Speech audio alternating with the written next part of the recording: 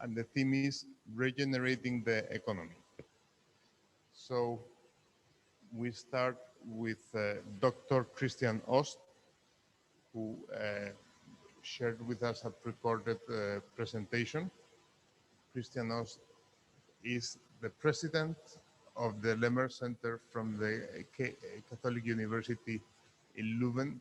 He has great experience in economics and cultural heritage, has a very extensive curriculum. Please, let's welcome his presentation. Good morning, good afternoon, but it's good morning, I guess, there in Cairo. And so my name is Christian Ost, and as maybe has been presented before, I would like to give you an insight in terms of economics of conservation, which is these days a mainstream, of course, option.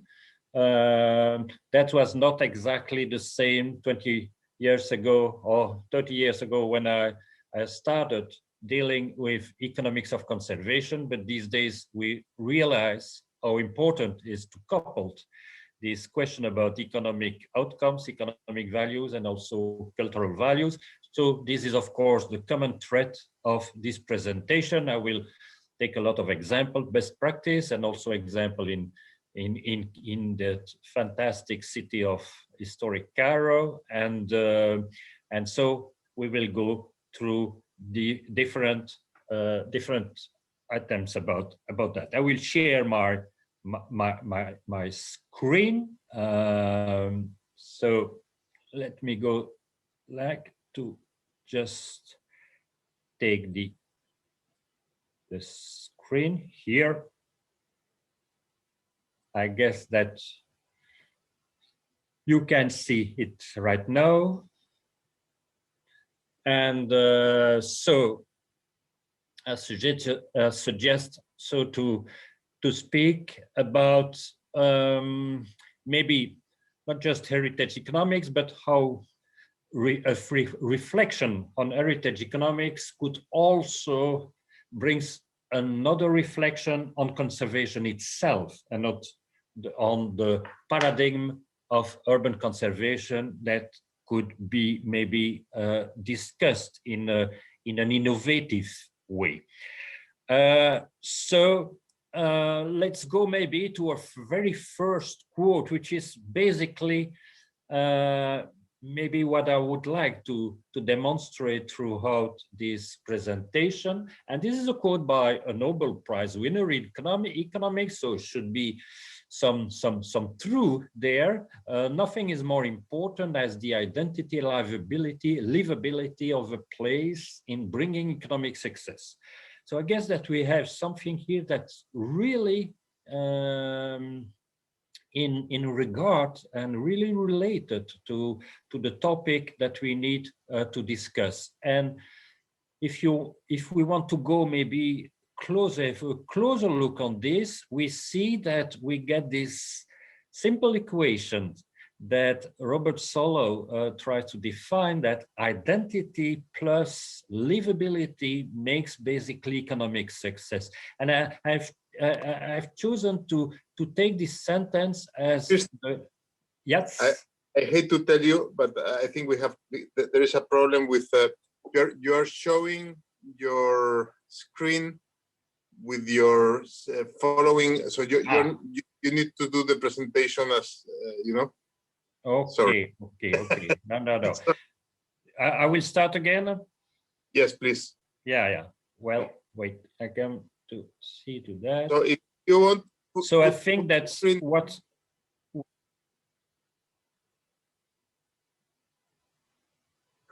Perfect. That's better. Okay. Sí. That is it. Yes. Pablo, como quieras, si no, yo lo puedo entrecortar. Si ahora si sigue donde estaba antes. Okay, so you have two options, Christian. You start all over again.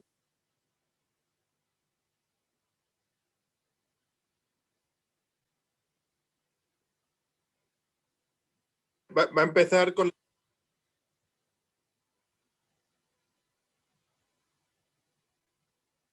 about Robert Solow. Robert Solow is a Nobel Prize winner in economics, and he used to say that nothing is more important as the identity and livability of a place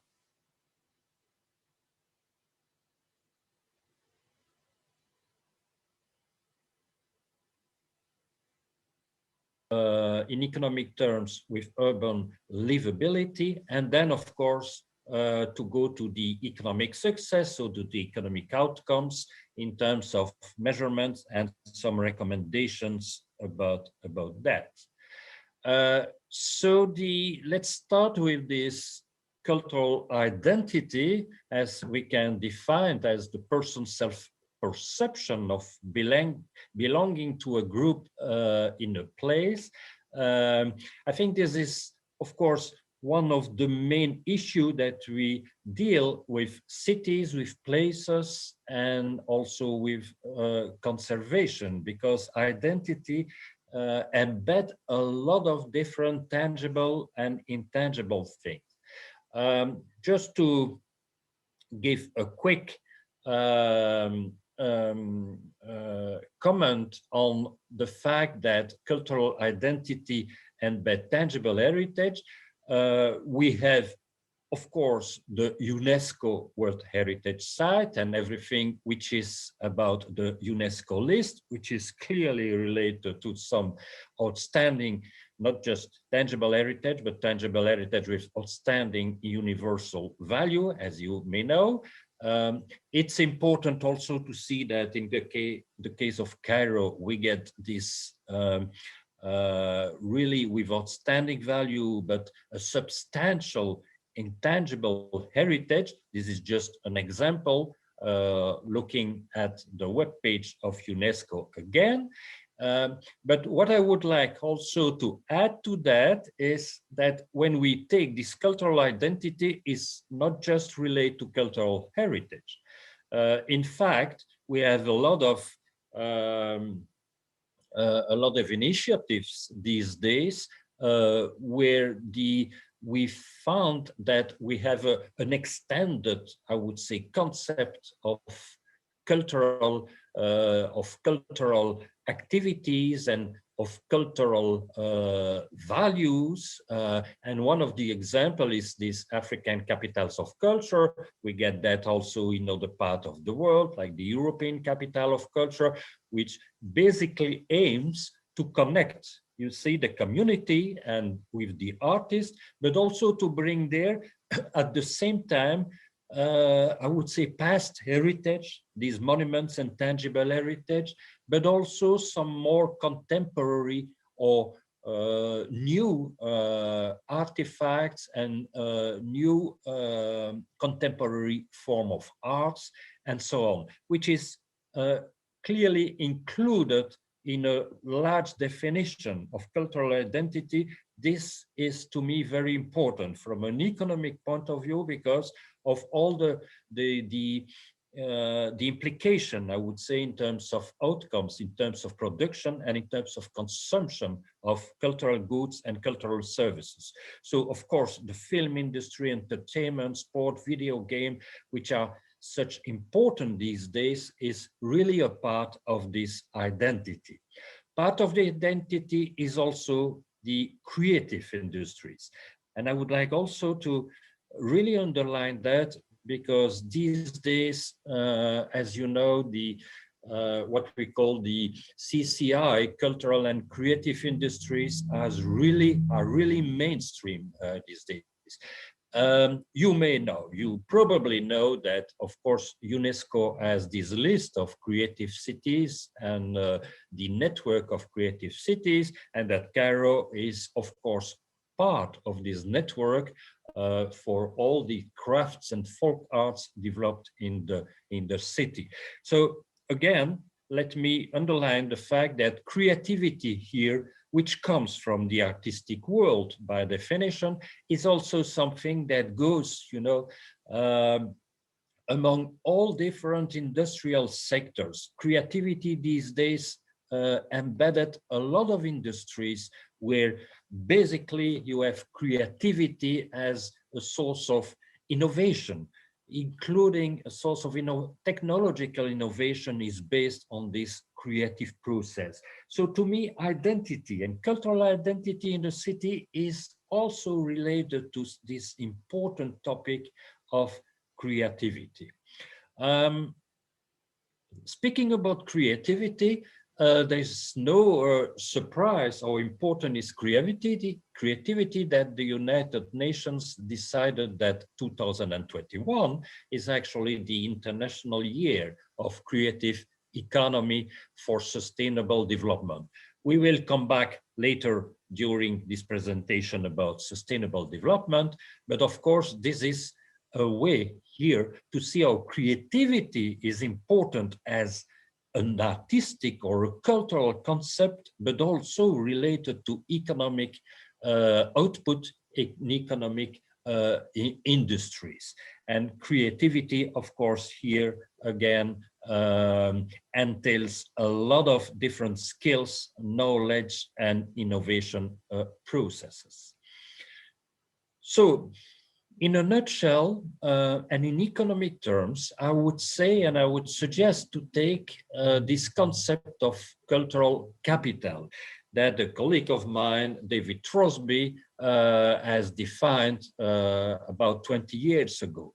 And we could say that Cairo possesses an outstanding urban cultural capital, which is another form of capital, like financial capital, human capital, social capital. Sometimes we speak about urban capital, but here we have this concept of urban cultural capital, which really emphasizes all, not just the tangible and intangible heritage, but this cultural identity that we try to look at in a city or in a neighborhood in the historic Cairo.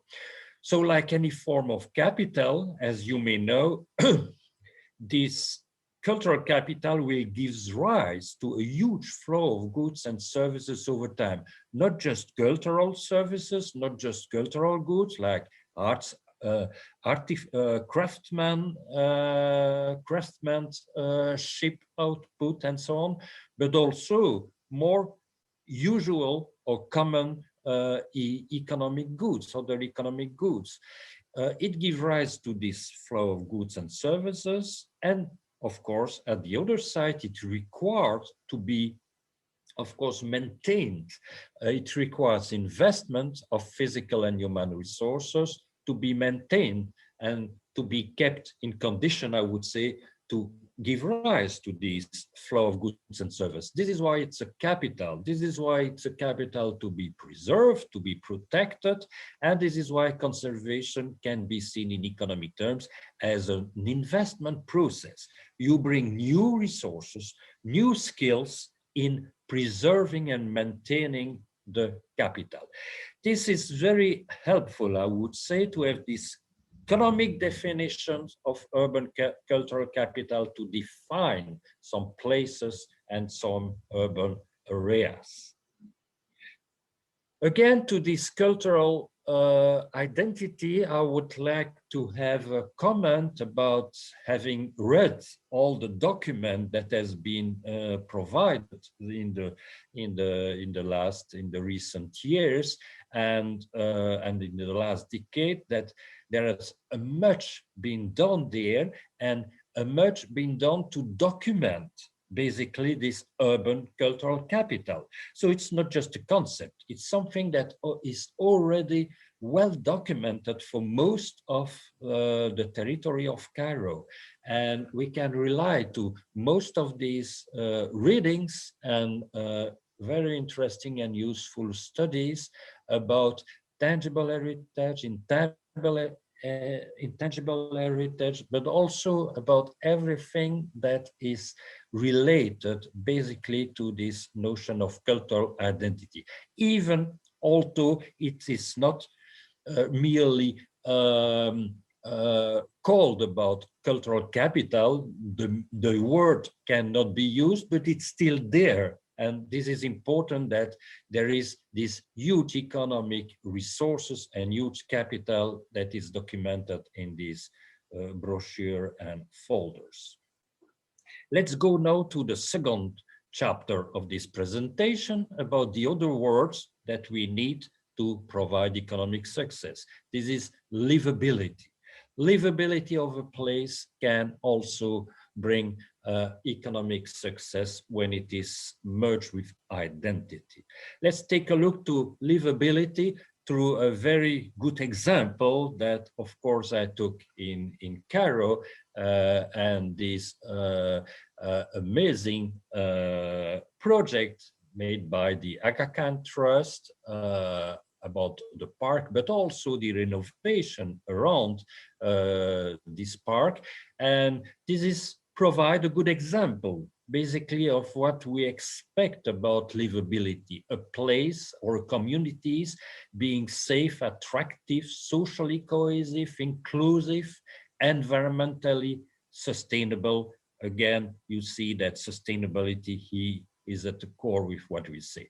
With affordable and diverse housing, which is a very important question about the city of Cairo, linked by convenient public transport, walking, cycling infrastructure, employment, education, public also local shops, health, etc. You see, everything is part. It's a multifactorial fact that we have livability. It's not just about a question of health, safety, or personal comfort. Is something that really is collective, I would say macro, social, or macroeconomic, and that we try to address that way. You will find, and we can find many studies about this quality of life, which is an indicator of livability, and the different score or the different factors that may explain if you get a very attractive city, if you get a quality of life city, if you get a livable city, and so on. Starting with housing, but getting in the different fields, you see that the perception by a community of the place they're living. So livability, of course, is important. Again, going into all the readings and all the studies being made about Cairo, we can find this livability almost everywhere. These are two examples that I took just to reflect for a few minutes about one of the factors of livability in urban spaces, which is the mobility, which is the walkability, and which is, of course, a challenge and a concern in the case of Cairo. As you see, we have two examples coming from two different studies about, for example, vacant lands used temporarily as parking, which is something, and the other thing is about walkability, about measuring, you see, how walkability is easy or difficult for pedestrians, for residents, including for tourists or visitors about the city. So this really this question of livability, just to take that as an example, is addressed in this different documentation. And I would say that it could also be related to economic or to other, I would say, outcome, not just cultural one, because here you get two examples of that, but we may find many other examples of that to relate walkability as a factor of livability to, for example, the real estate market. This is a study that identified the fact that the more walkable are the city, we could see the more livable are the city, well, the higher the added value, I would say, about the real estate market is gaining. And so how economic prosperity can be improved, not just by the improvement of the urban fabric, but by the improvement of the area and about the place around the building, which is important to have this comprehensive perspective or holistic vision about the city. The other example is far more important because it's related to health issues. These are one of the studies demonstrating that the better walkability you get, and that improves, the implication is an improvement in the health issues. So livability basically is something that is clearly related to many sectors of the social life or the economic life.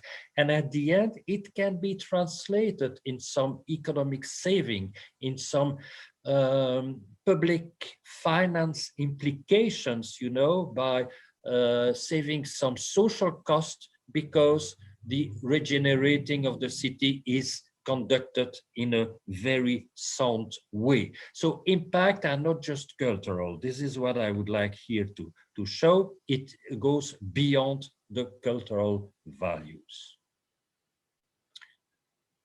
Again, another example that I found very interesting going in the study is the community-oriented activity patterns study made here in Cairo, with many examples in Cairo about the different places.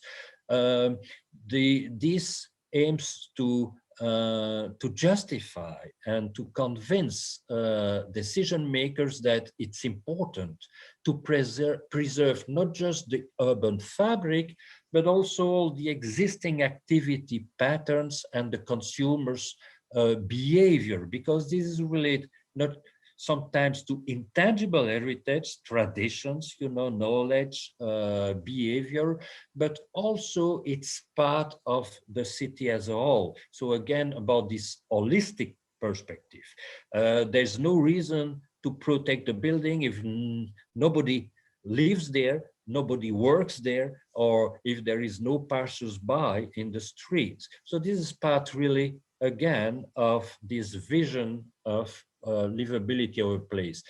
I've taken an example by a thematic markets, looking at the places where foods in the street is sold, sometimes in an informal way, but how important this is for the livability of the city. And I take another example just to convince you that this is not just an exception. This is a studies that were conducted in Penang in Malaysia. And the aim was exactly the same. This is called cultural mapping, because we try to understand a place, a community there, and the possibility, you know, to preserve some consumer behavior, some activity patterns, some commercial activities, street vendors, and a lot of things that can be related not just to livability of the city for residents, for visitors going there, but also to intangible heritage. Because if you see in the list that you get here on the screen, there is a mention about Hungry Ghost Festival sites and ritual, which is an important intangible heritage in Penang. So Penang, being an historic World Heritage Historic UNESCO city, has at the same time this connection with intangible heritage, the urban fabric, of course, the tangible heritage, but also all the behavior of. So it's a human-centered vision where everything is connected and provided this cultural identity plus urban livability. This is, to me, what the quote of Robert Solow is looking at. And I like also the quotation here: vendors and other informal workers make cities vibrant. Cities will be like dead cities without this worker, which is really true from a socio-economic perspective. I would like to to show you another example, which was conducted by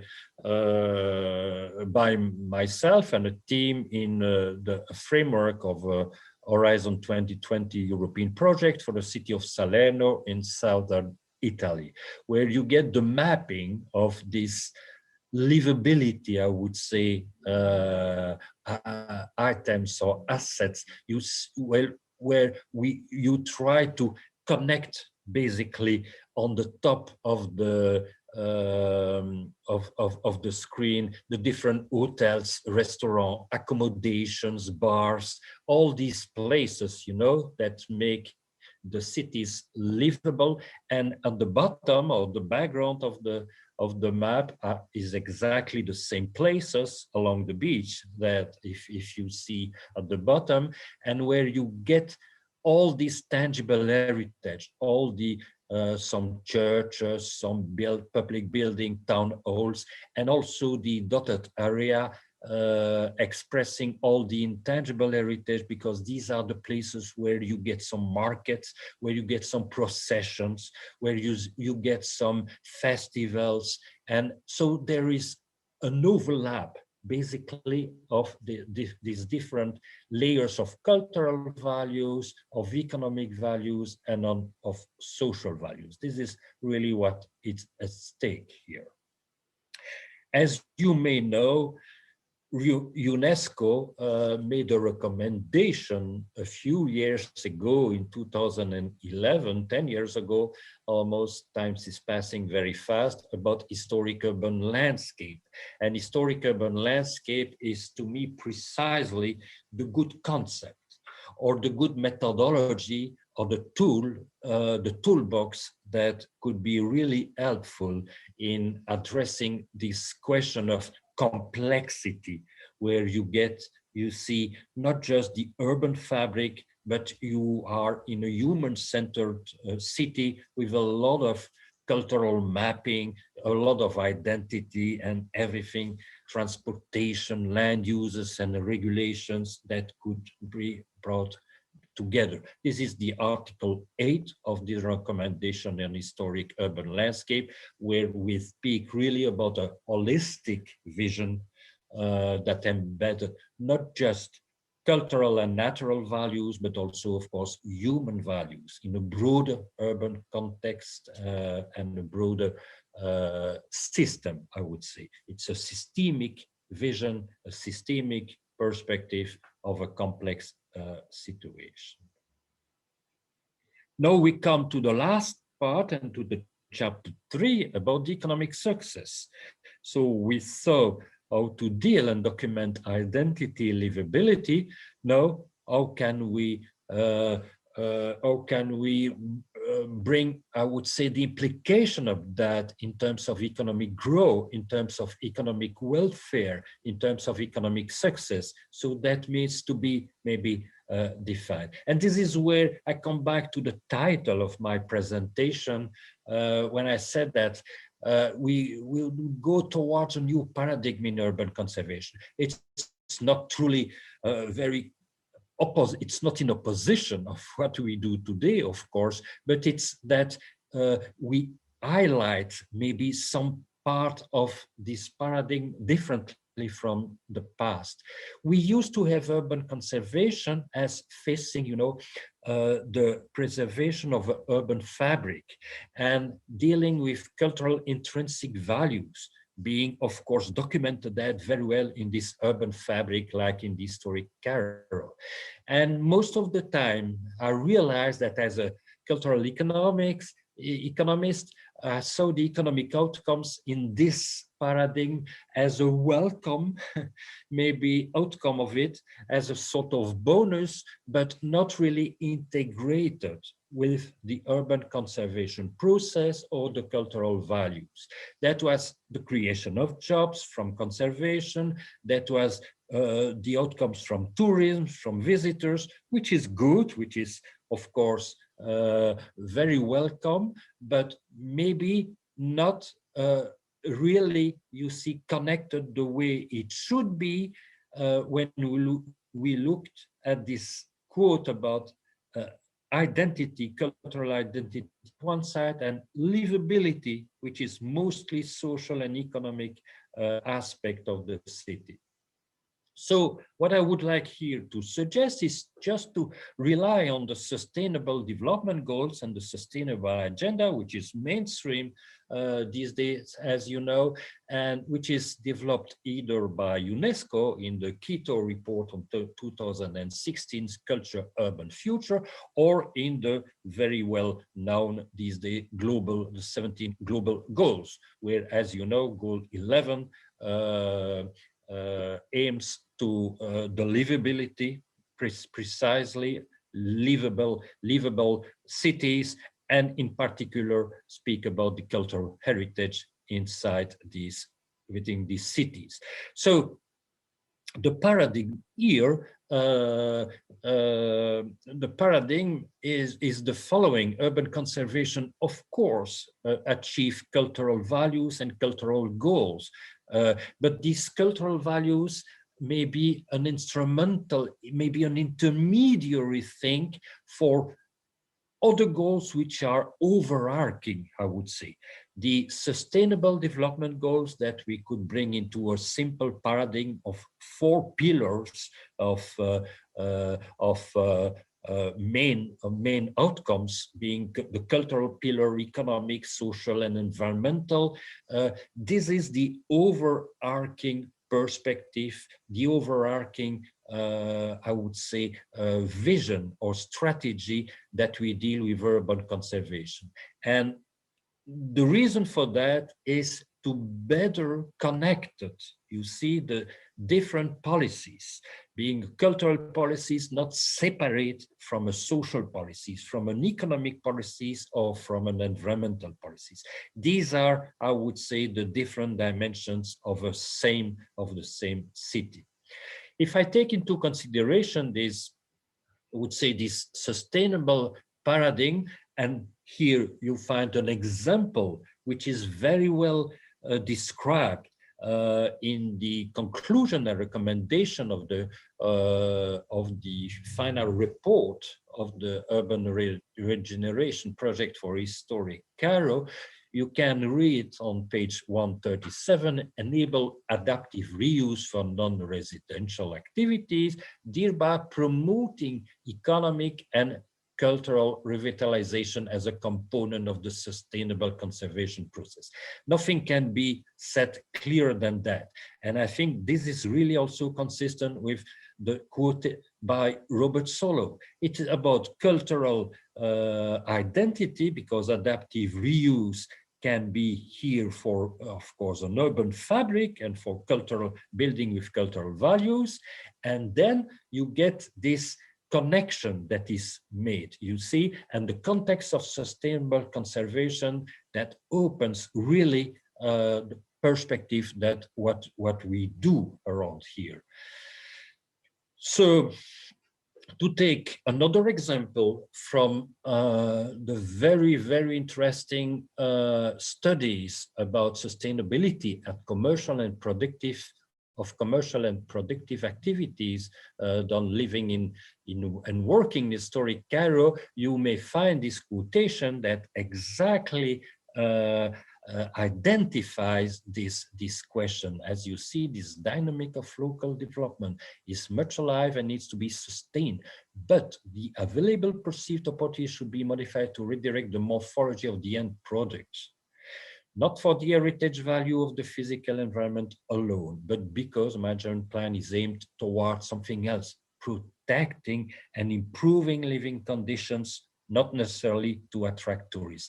This is of very greater importance, because this means that, you see, the goal is not just a linear goal of cultural values protecting with the possible outcome or the welcome of tourism after that, and the risk in a COVID time that these outcomes disappear. It's really more about that. It's more connecting everything in the process of conservation and providing also the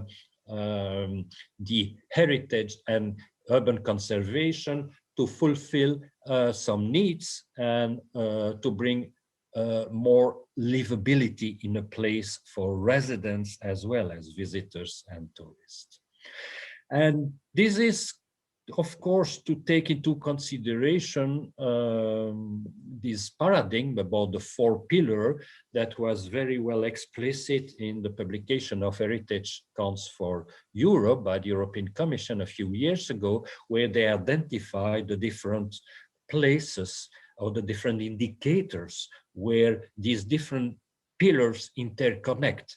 And that, of course, shows that it's a challenge to get sustainable development, because it's not just conserving the cultural heritage, developing social policies, economic policies, environmental policies, but to bring these together. So that means that to protect a building, to adapt it to a reuse, which is at the same time fitting social needs, economic needs in terms of real estate market, in terms of return on investment, and also in an environmental, framework, meaning that the decision should be long-term decision, of course, by definition, because we speak about environmental impact, also climate change and all the question of pollution, environmental risk that you know. So these go together, and bringing some of the indicators together is a way, of course, to achieve this sustainability and sustainable development. Again, everything I think is among all the projects, all the studies that has been done on historic Cairo. It's just a way to, reconnect some network, some systemic and some really, I would say, privileged network there to link important indicators.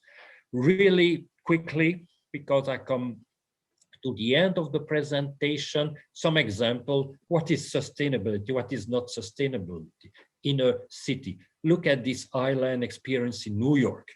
This is a social, was a social project by local people with their local means, no public subsidy. And it's also a cultural heritage, because this is the line, of course, of the metro, of the subway. And this is an environmental project. And at the same time, it's an economic project, because it brings a return on the investment. So this is how you connect all the things. Look at the best practice of the city of Bilbao in Spain. We may discuss about when I say best practice, but from the point of sustainability, you don't get just the museum. The museum is an iconic thing, but more in the surrounding of that. And there was a huge regenerating program that includes social housing, mobility, transportation, attractiveness, of course, accommodation for tourism. So this is what I would like to stress, even if the practices are not the perfect one, it is complex situation that were dealt with complex and multifactorial tools, I would say. Good example to me about also the Aga Khan Trust initiative, because you get also these different dimensions. The four pillars are there.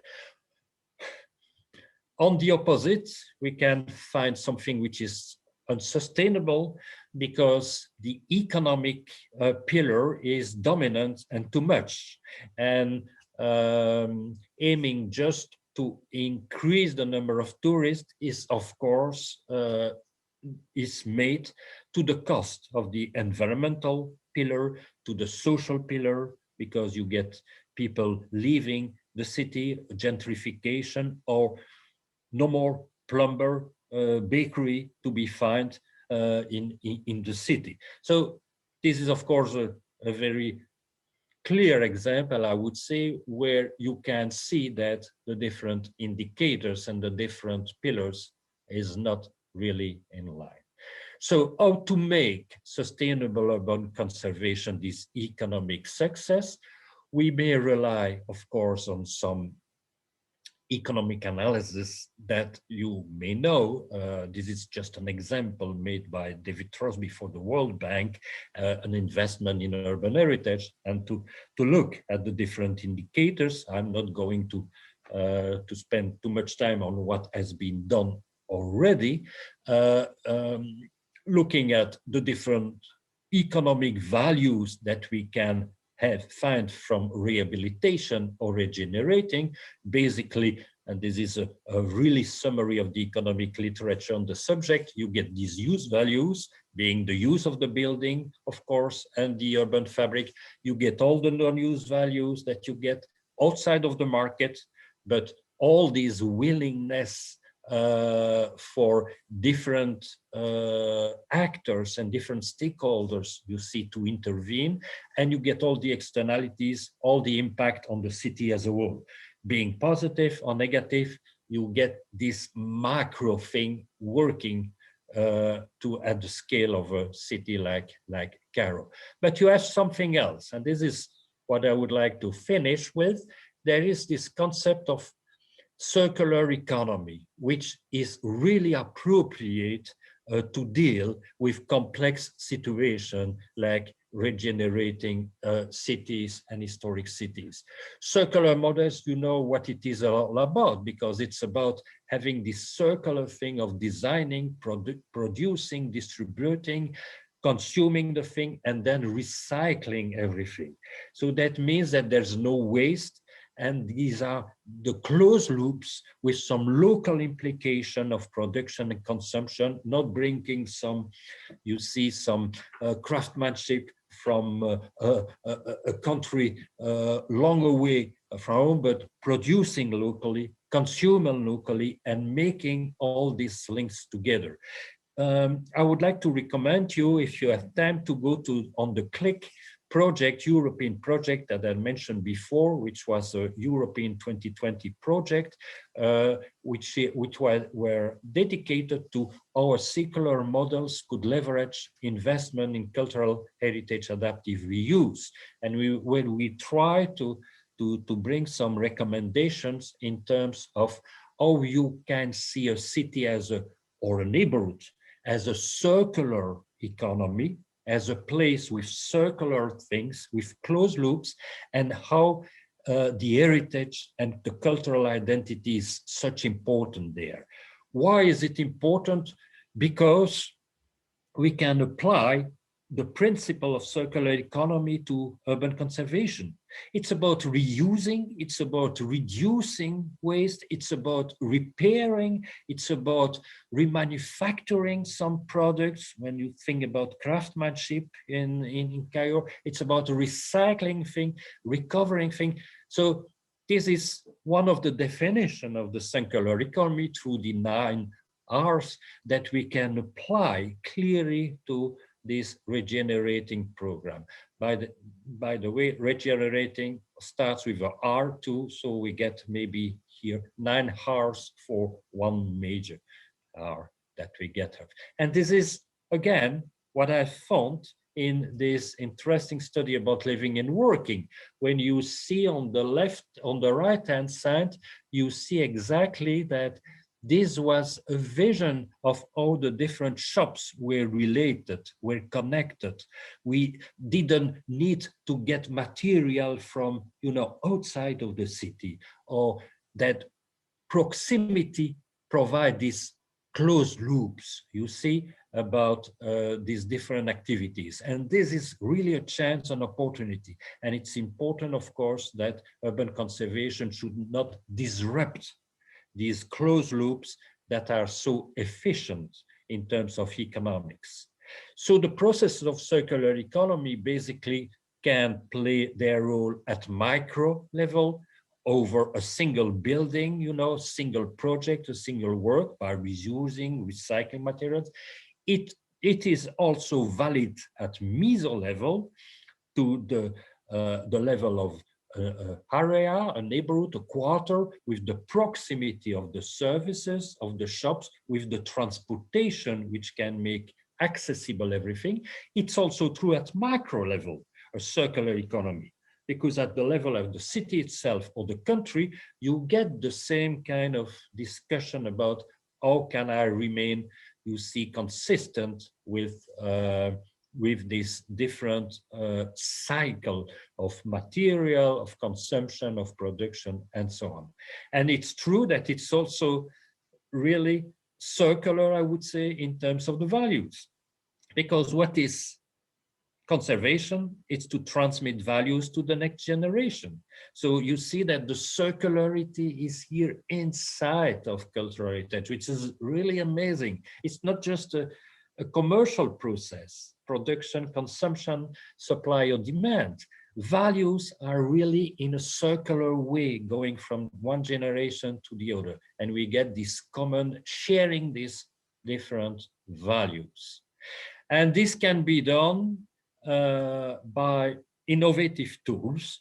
This is what in the CLIC project we try to develop. One of the innovating tools is about governance models. We need to change the governance models. We need to have a participatory planning, stakeholders consultations, and making some stakeholder mapping the way that you have an example there, where the different stakeholders in the city have different powers and different interests, and to see and to look how to communicate with them, how to bring them around on the round table, and how to address the different issues, because the stakes are so different, sometimes conflicting. So it's important that visitors and tourists are there, but it's important at the same time that the residents could have this. This is how sustainability works, because you get different pillars about that. You may also be innovative, and this is a very important deliverable of the CLIC project, about new financial models, which are circular also, in terms of revolving funds, in terms of funding that could be reused. And basically what we have on this screen is to say we get these three sources of funding, either the government or the market, the private sector, or the third informal sphere, you know, through donation, volunteering.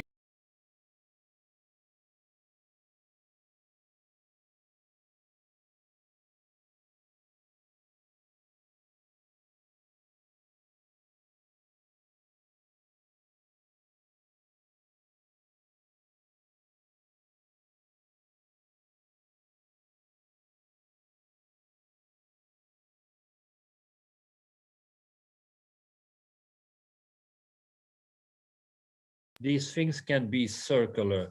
The same about the market sphere, and the same about the third informal sphere.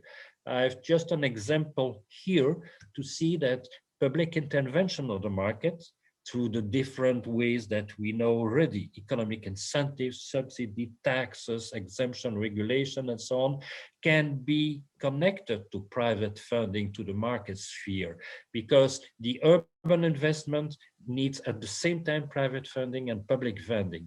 And the way that we do this to make them sustainable is different innovative tools: land value finance, perpetual rents, tax exemption. Of course, I don't have the time to do that, but this is how to make sustainability circular and economic success, and make sure that this happens.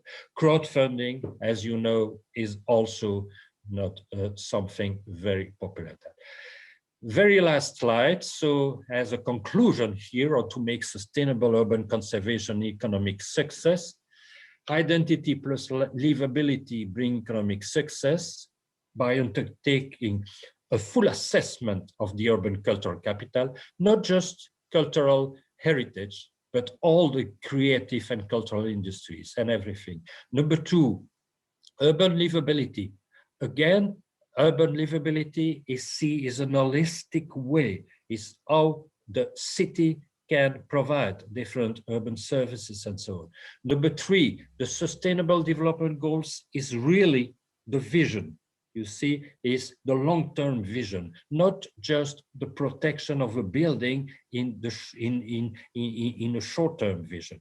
Number 4, innovative governance processes, like I mentioned. Number 5, public-private partnerships that I haven't mentioned that much, but which is important. And number 6, about these innovative financial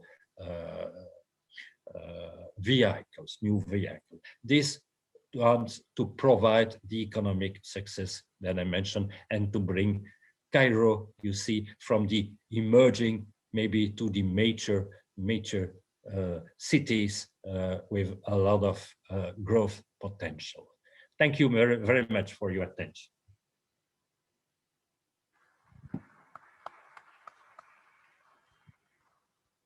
Thank you very much, Professor Oz, for this great presentation, which includes all these aspects on how cultural heritage and the sustainability of the rich values of historic Cairo can help on the economic development. We will have a debate after our next presentation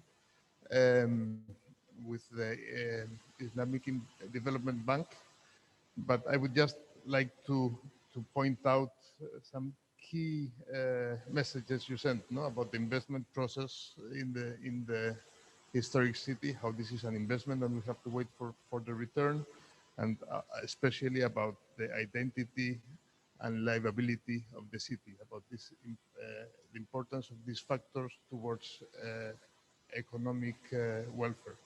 So now let me welcome my colleague Ala El-Habashi, that will introduce our next participant. Thank you, Pablo. Before introducing our next participant, I would like just to thank Pablo to give us the opportunity to get Christian Ost here in Cairo, at least virtually. This is a great, I would say, an asset for our workshop, for such an well-recognized academic figure to be among us in this workshop. We have read most of his work, most of the academicians, and in all of our universities, we know of Christian Ost quite well. Just to make the debate afterwards with him, that will be a great asset. Already noted hell amount of number of points, which I would like to talk to him about, especially on how to make informality of cultural identity and cultural values into more economic figures. We'll get to that, but it's very much related to our second speaker of this morning, Brother Idrissa Dia. Before I introduce him formally, I would like just to remind you with the experience of Muharrak Noura Sayah has actually presented to us yesterday in the morning.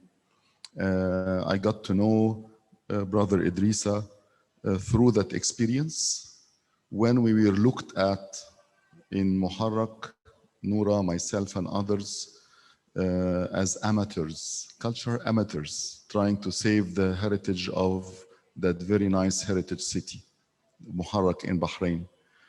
But then we were faced with the reality that we need the economic aspect with us. We need the support. So we approached the IDB, the Islamic Development Bank, and thus meeting Brother Idrissa, who will be speaking to us today about this experience of what we were regarded as being cultural amateurs in getting us into the domain of the real world, the real numbers, how cultural heritage can actually be feasible. That was the very first task we were asked to do. What's your feasibility? The Islamic Bank of Development has asked us. What is your feasibility? Give us numbers. Then we faced this dichotomy of being attached to cultural heritage emotionally to the reality of getting things done through numbers. Hence, introducing Brother Idrissa Dia, the strategic coordinator and the vice presidency for country programs, operations of the Islamic Development Bank in Jeddah, in Saudi Arabia, who have actually granted us the quite a big support in Muharraq to be one of his very first cultural projects that the Islamic Bank, the IDB, would have support in its journey of supporting development projects. Idrissa, the floor is yours.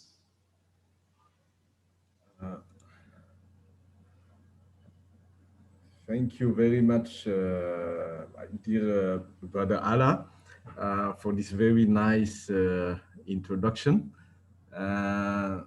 Good morning and Assalamu alaikum to all the participants that are attending today. And I can't hide my pleasure to be associated with this big and important event for the regeneration of the historic Cairo.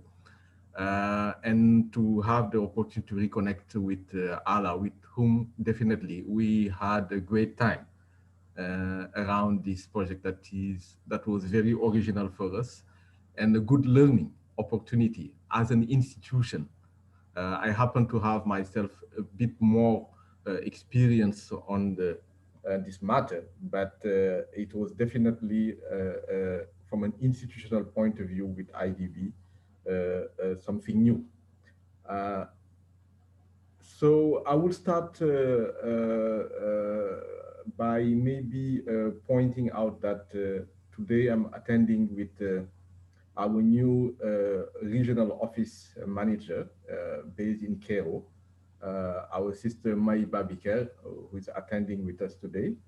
The bank has opened a year and a half ago a new office of representation for Egypt and 5 other countries in the region.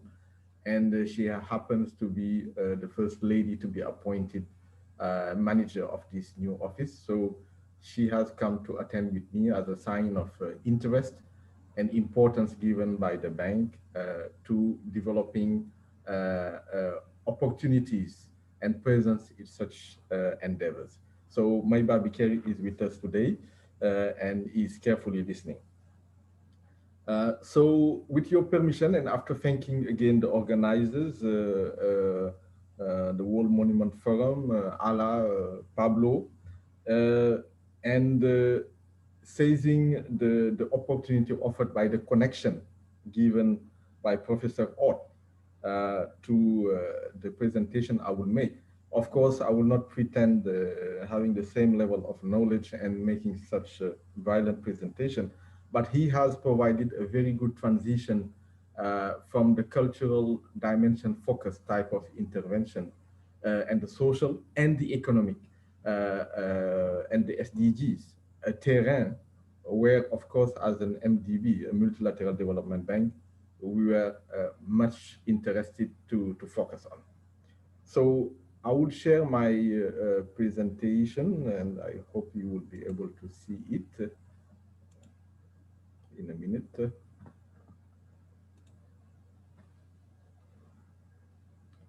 Could you see the presentation? Yes. Okay. So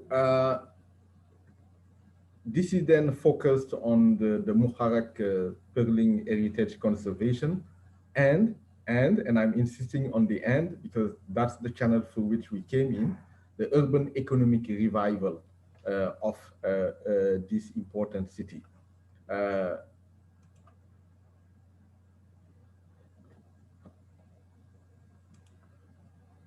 So Muharraq is the former capital city of Bahrain. So I'm trying just to close the window. Muharraq, as many may know, was the former capital city of Bahrain, and retains up to now a lot of authentic urban characteristics of the ancient times, of a time where the pearling trade was flourishing and has been one of the landmarks and elements through which Bahrain was known since the early 1900s.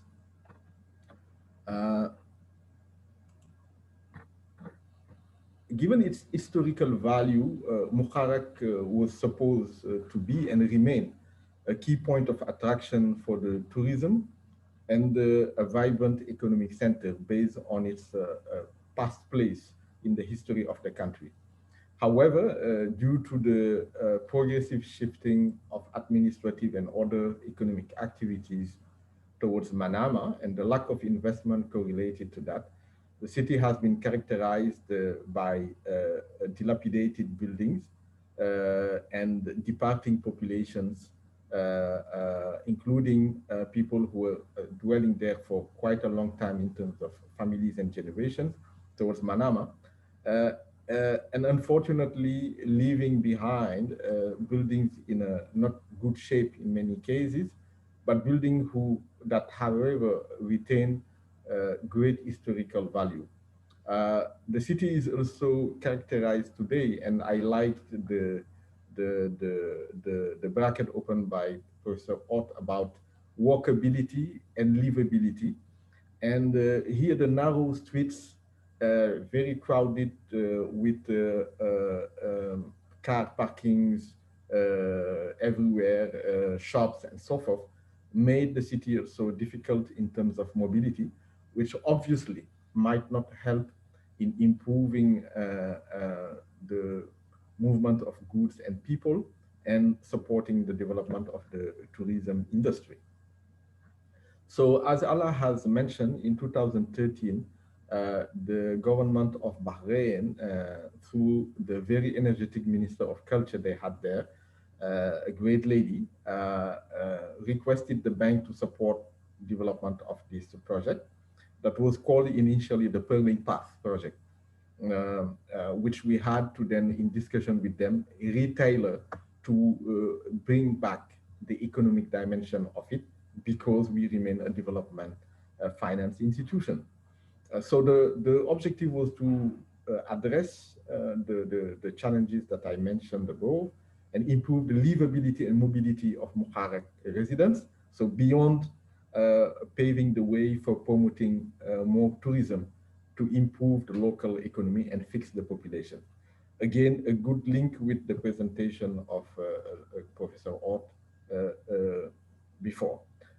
Eventually, the bank prepared and approved this project, and it was approved in 2014. The project objective, I will not dwell too much on it because, again, our friend Noura may have already dwelled on this subject. But fundamentally, the project was exploring from IDB side. And that is what attracted me a lot as the sector manager for urban development of the bank at that time, was this concept of development through culture, which was something relatively new, or if not totally new for us as a development banking institution that was mostly focused on bringing development through hard infrastructure, be it in health, education, transportation, energy, or urban development.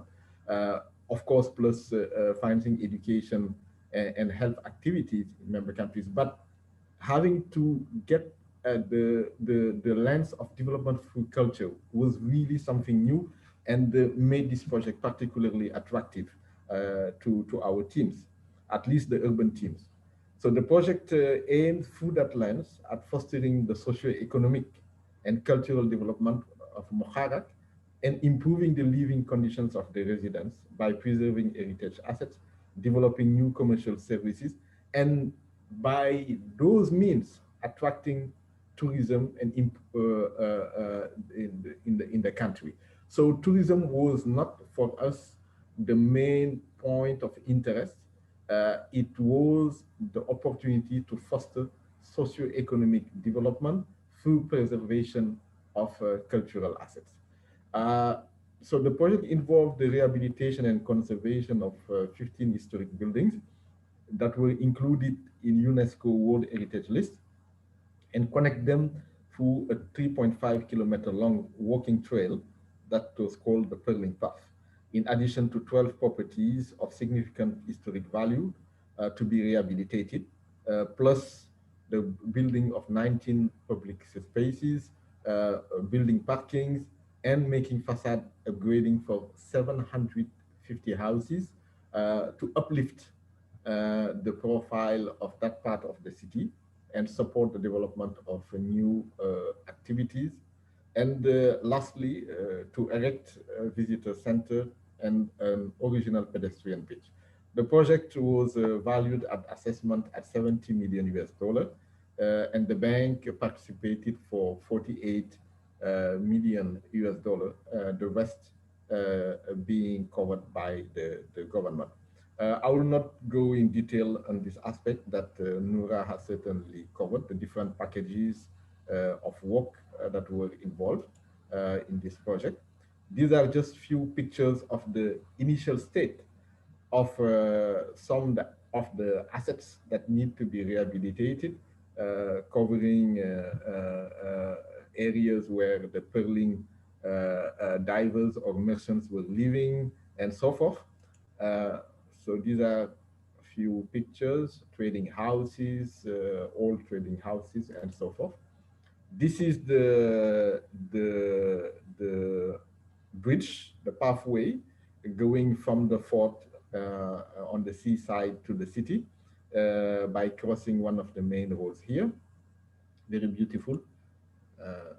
This was one of the merchant galleries that has been fully rehabilitated and conserved. I'm sure Hala and Noura had more beautiful pictures of the current state of it.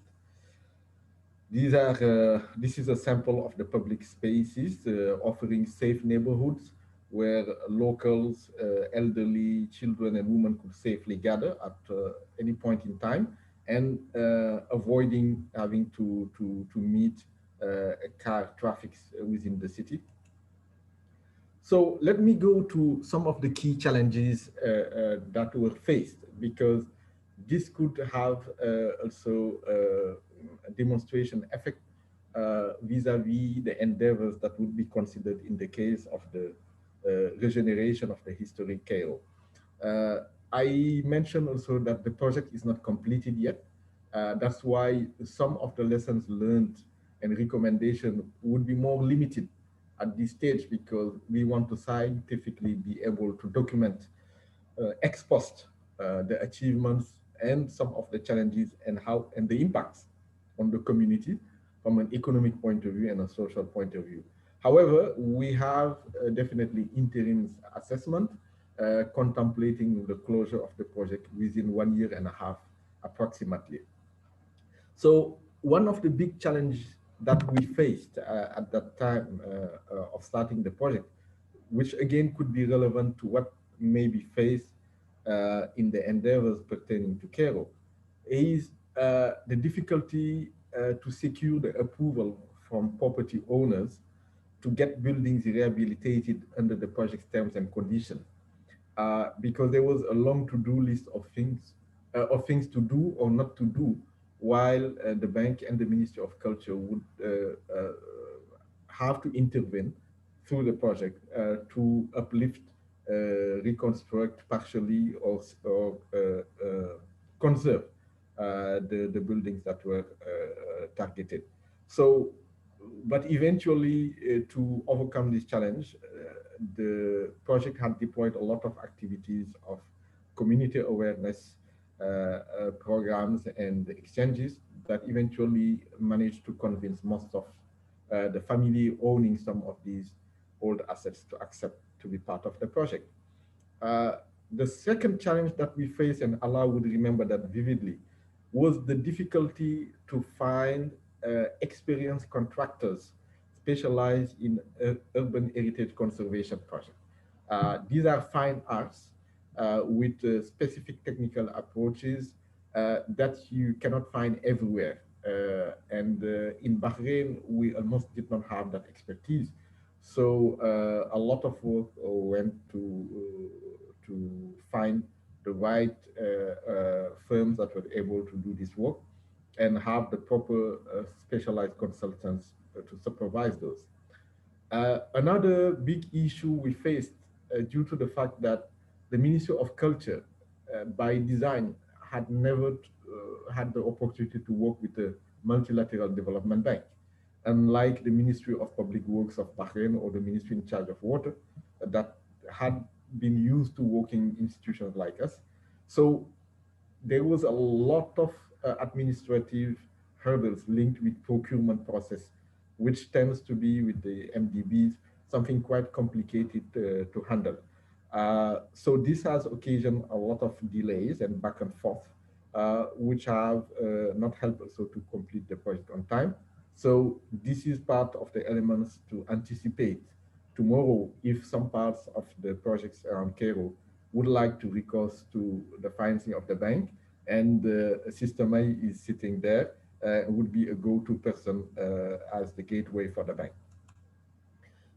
Some of the lessons learned also were related to the fact that we believe that as an MDB, Multilateral Development Bank, that planning the restoration, conservation of a given area in an old city should not be seen in isolation, but those types of projects should be embedded within a broader view of the global urban development of the city concerned, so that we avoid having inconsistency in global urban planning affecting that city in itself.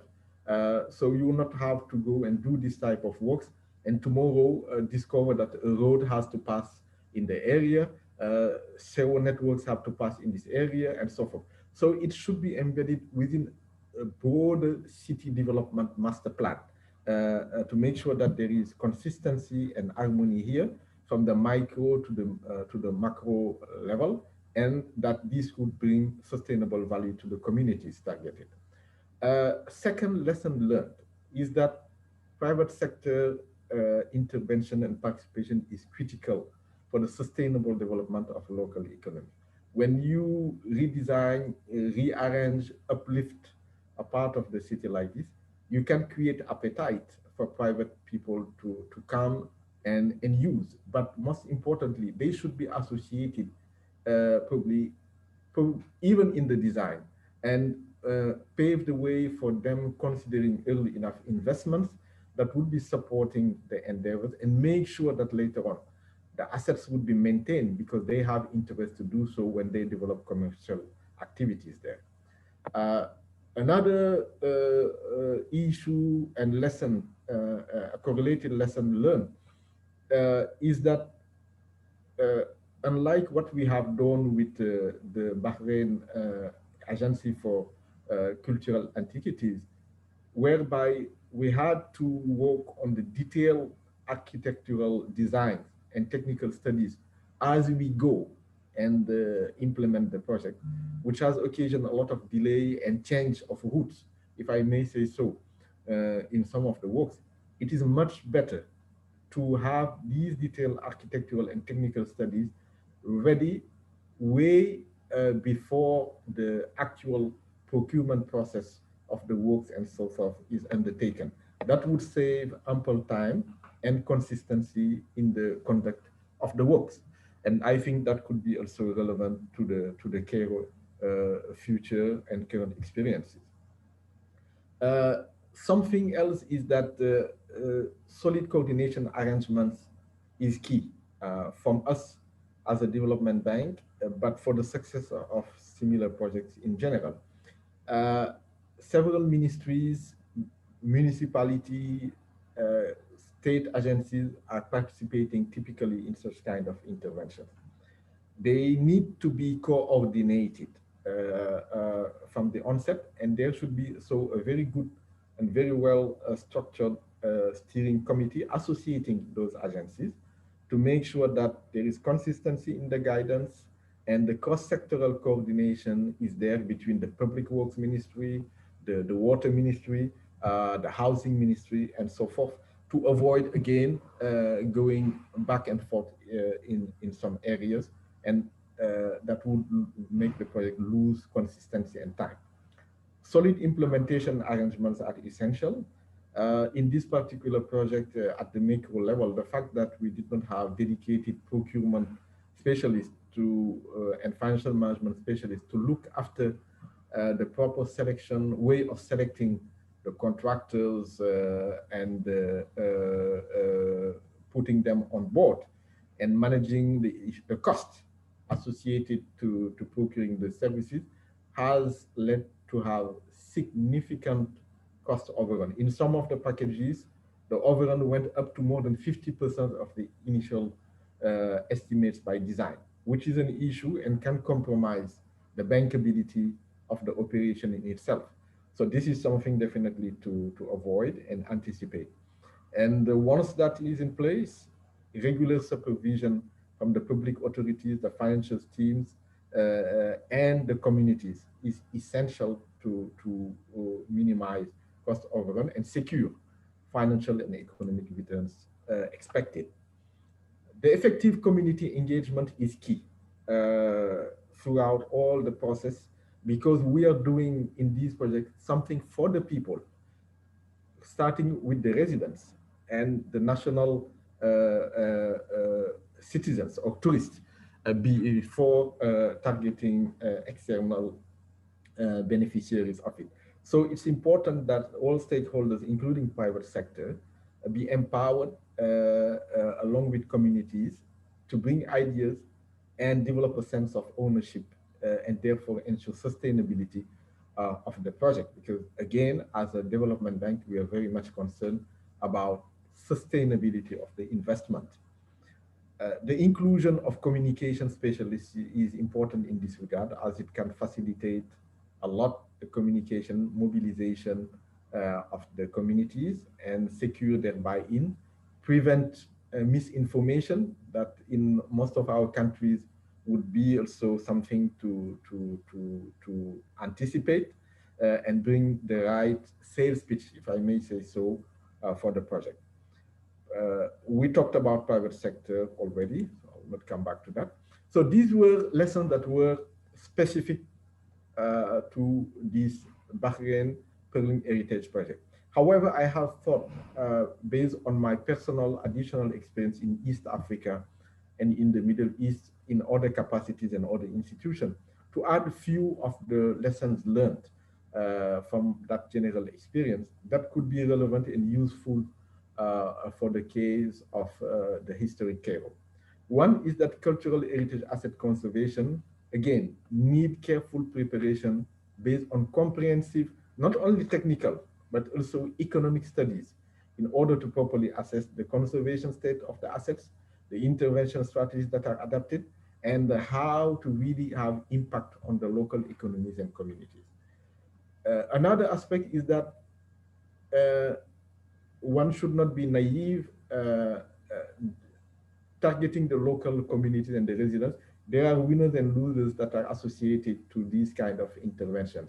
So the state and the concerned agencies working around this project should have that in mind in devising the proper also strategic messaging to the city residents, because some will gain or benefit more than others do in redesigning the space. Some may even lose in that. So this needs to be anticipated and not have a kind of too candid communication that would make the people think that everybody would be a winner. Public-private sector and the NGOs involvement, I have already touched point on it, so I will go quickly over that. Public-private partnership should be explored as much as possible in building the additions that would come to strengthen the economic potential of the sector to be rehabilitated, because that can definitely, again, improve the sustainability of the project through reinforced ownership when private people have their money invested also in some of the endeavor. We have also to be mindful in devising these kind of urban regeneration / conservation project that we have to work in arbitraging the interests and different or divergent interests of different groups of people and beneficiaries. The city residents, the part of the city that is targeted, there its residents would usually basically look for improvement of their access to basic services in areas that are old, usually not well served with basic infrastructure and services. They look for improvement of their transportation ability, the mobility. I will add the walkability and the movability, if I may say so, to link with the previous presentation. How to better access health centers, district markets, mosques, churches, and so forth. So that's important for the local residents. And they also aspire to get gathering places like cafes, traditional meeting areas, and so forth. While the external visitors from other cities in the country or from outside the country would be more looking for shopping areas, handicraft boutiques and souvenirs, museum, restaurants, cultural centers, and so forth. So the planning then of the intervention should be holistic enough to make all these categories of people see their interests represented in the endeavor. Another lesson learned is that as much as possible, there should be poor housing and welfare programs accompanying the projects, because you come again in all parts of cities, usually inhabited by people of that are economically deprived. To give them incentive to adhere to the project objectives and be full-fledged participant to that, and to preserving that, they need to see also some personal particular interest secure in that. And one of the vectors is to help them uplift their houses or have a new modern housing program adjuncted to the project that can bring also for those residents economically deprived the value contemplated. This is very important for the sustainability again and conservation of those historic cities.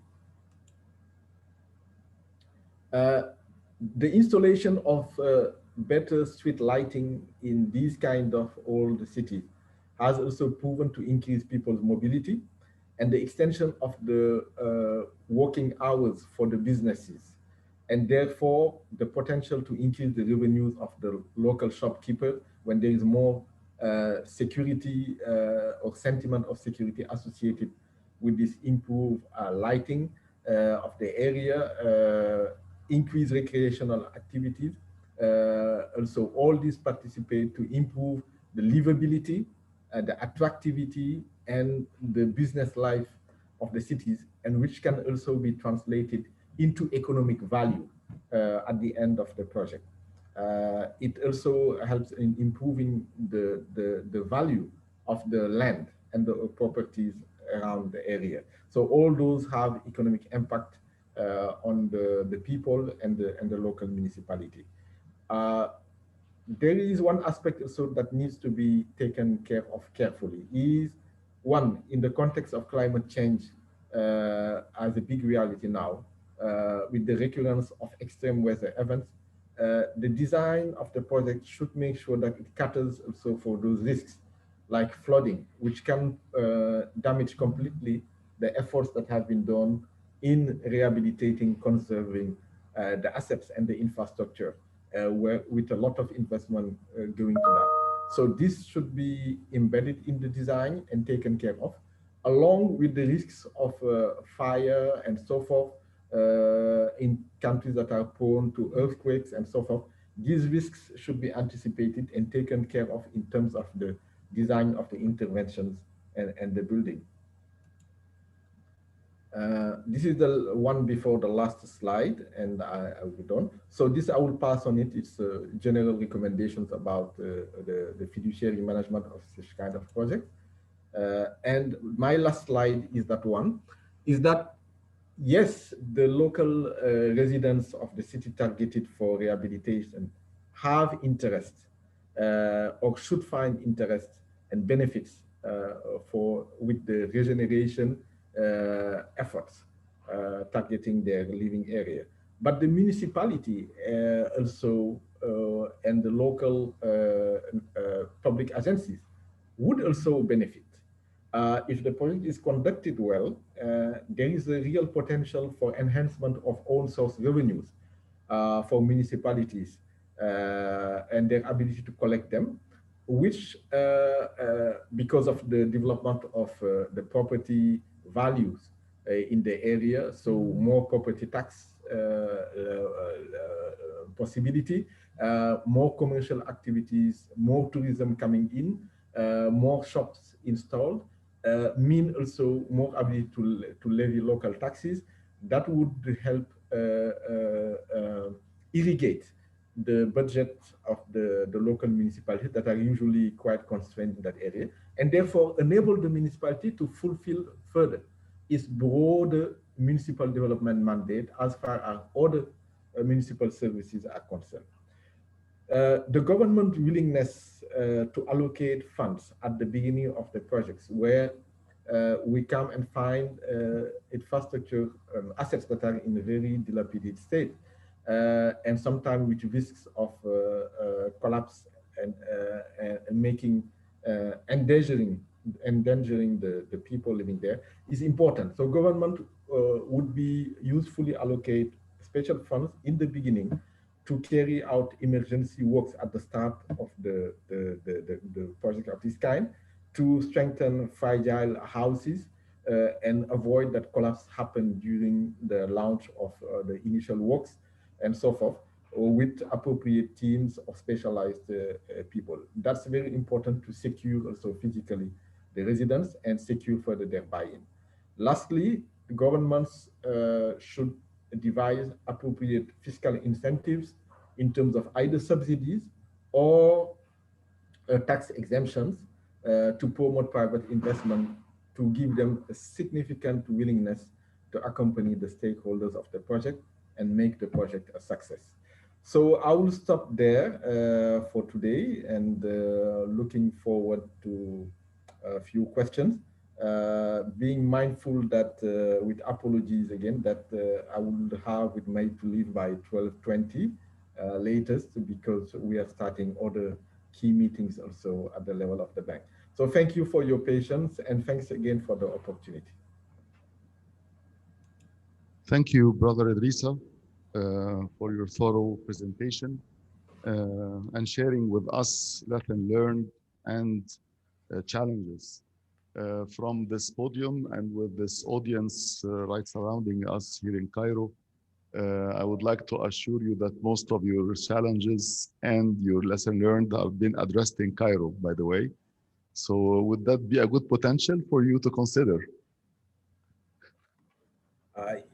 Definitely, I think that if there are trenches of projects that are already ready and taking into account the lessons learned in terms of readiness of design, especially readiness of design technical studies and issues of land ownership, title ownership resolved, I think it could be an opportunity to approach the bank and consider how we can eventually support.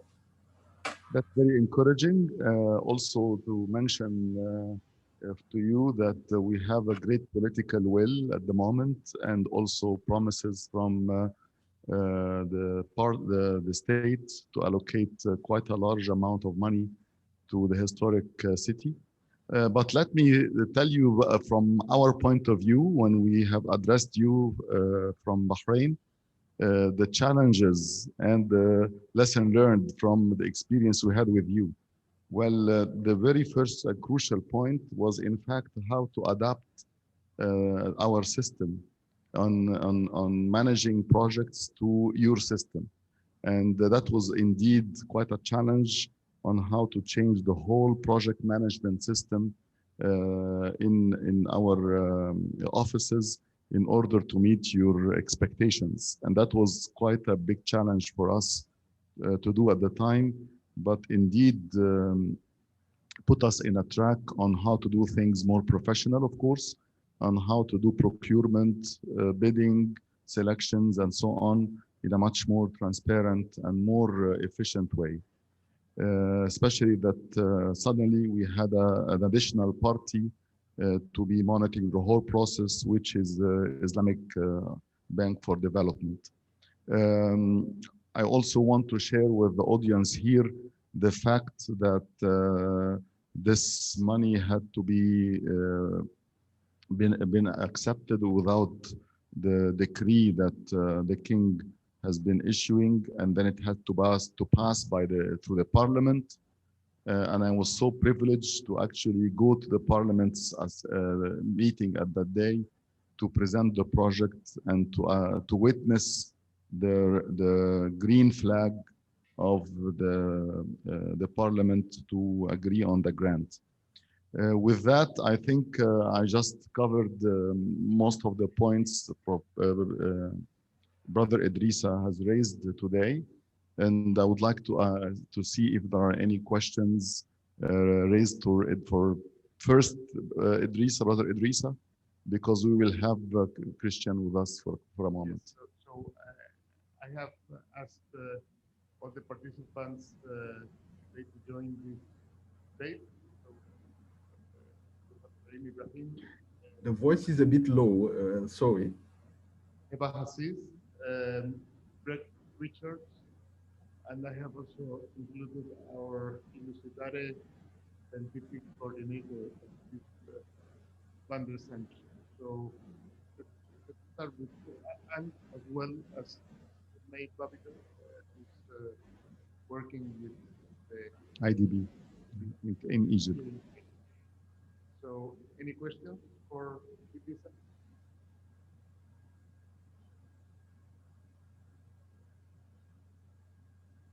From the participants or from our guests online? Any observation, any question, any remarks?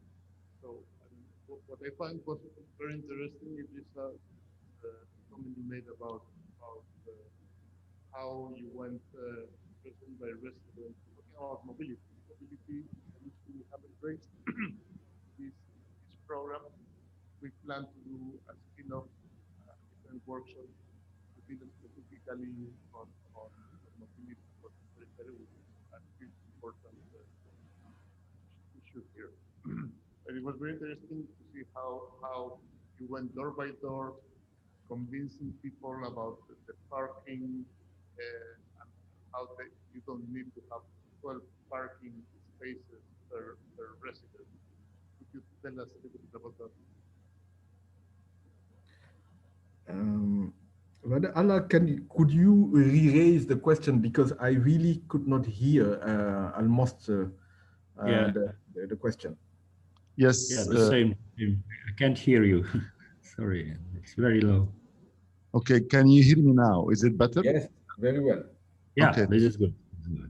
Thank you. I mean, the question that Pablo was raising is that that you've been through the painstaking process in knocking the door of every resident and every property owner in order to be integrated in the whole process.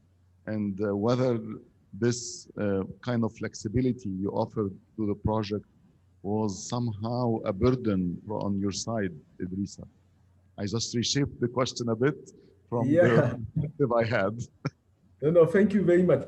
Actually, it was not directly a burden on us as the bank. It was a burden on the project, definitely. And maybe Allah would be able to better respond to that question. The fact is that for us, the impact was mostly in terms of delays in starting the actual activities on the project, because that issue of securing the adherence and full agreement of the owners had a material impact on the on the legal covenants attached to this project, because the bank being an MDB, of course, always is mindful with reputational risks if the things are not done properly, also from a legal point of view, and people tomorrow come and have issues from a legal point of view with a project financed by the bank. So we wanted to make sure that the legal agreements were in place. So our teams of legal experts had a lot of sessions with the legal expert of the agency and the ministry at the beginning and the agency later, to make sure that they understood each other and that the documentation was sufficient and that there was a full buy-in and understanding with the property owners. So this had impacted us in terms of delay in putting the project in place, disbursing it, and of course then in terms of the performance of the project in our portfolio at some point. That was on the bank side, but I think the actual pain was on the project team itself, Ala, Noura, and the Baka later on to go through that and be able to actually launch the project. So maybe Ala may want to add something on that because they live the pain on a day-to-day basis while the bank was sitting in Jeddah. Indeed, Brother Idrissa, it was quite a task thrown on our shoulder, all being, as I have introduced ourselves earlier, as amateurs in the field of cultural identity and cultural heritage, suddenly trying to meet the requirements and the objectives of the IDB. But in fact, it gave us more challenges, and it was quite an eliminating moment for us that actually made us more determined to have the local community engaged in the whole process, which is in fact the very the very asset of the project that is being recognized afterwards. In fact, I wanted also to point out to the fact that following the Islamic Bank the Islamic Development Bank procedures in transferring the ownership temporarily to the IDB, to the bank, until the project is implemented, and bring it back towards the families and the owners after the completion, was quite an innovative process as well. You know, something that is a bit different than the way projects elsewhere, such as we learned from New Mexico last night, and others have been also talking about Solidaire in Lebanon, in Beirut, was totally different in that very approach. So we are very appreciative of the IDB's approach in maintaining ownership, which was quite a big deal to saving the memory of the place. Can you give us a little explanation on this process, Idrissa? Yes, Ala, I'm glad that you raised that point. You see, which I definitely omitted to have on one of the key elements of originality. So thank you. I think you can join IDB now, because that's an important point of our modus operandi. Because the IDB, unlike the Asian Development Bank, the World Bank, or the African Development Bank, is how do we call it? Has to operate with a Sharia compliant approach, meaning our operations should pass the test of compliance to the legal requirement of the Sharia in terms of economic and financial transactions, whereby there is prohibition of interest and the elimination of uncertainties for the beneficiary from day one. From day one, the beneficiary of the financing should know exactly what it can expect in terms of financial obligations, with no variation up to the end, which is not the case of the conventional finance, where depending on the delays, you might encounter, the quantum of money you will owe to the financier would change. A second aspect is that in Islamic financing, you can't, meaning to avoid the trap of the interest, the financial transactions have to be transformed into commercial transactions to remain licit from the Islamic point of view. And with the caveat that in Islam, you cannot sell what doesn't belong to you. So the process through which we are building assets with Islamic financing is that we, between quote, buy the asset to manufacture it according to the specification expected by the beneficiary. And once it's completed, we resell it to the beneficiary with a margin. And therefore, here we had to make legal engineering to resolve that issue in the particular case of the peddling trail, that we could not work on an asset that we will resell if we are not owner of the assets, while this asset was belonging to some private people.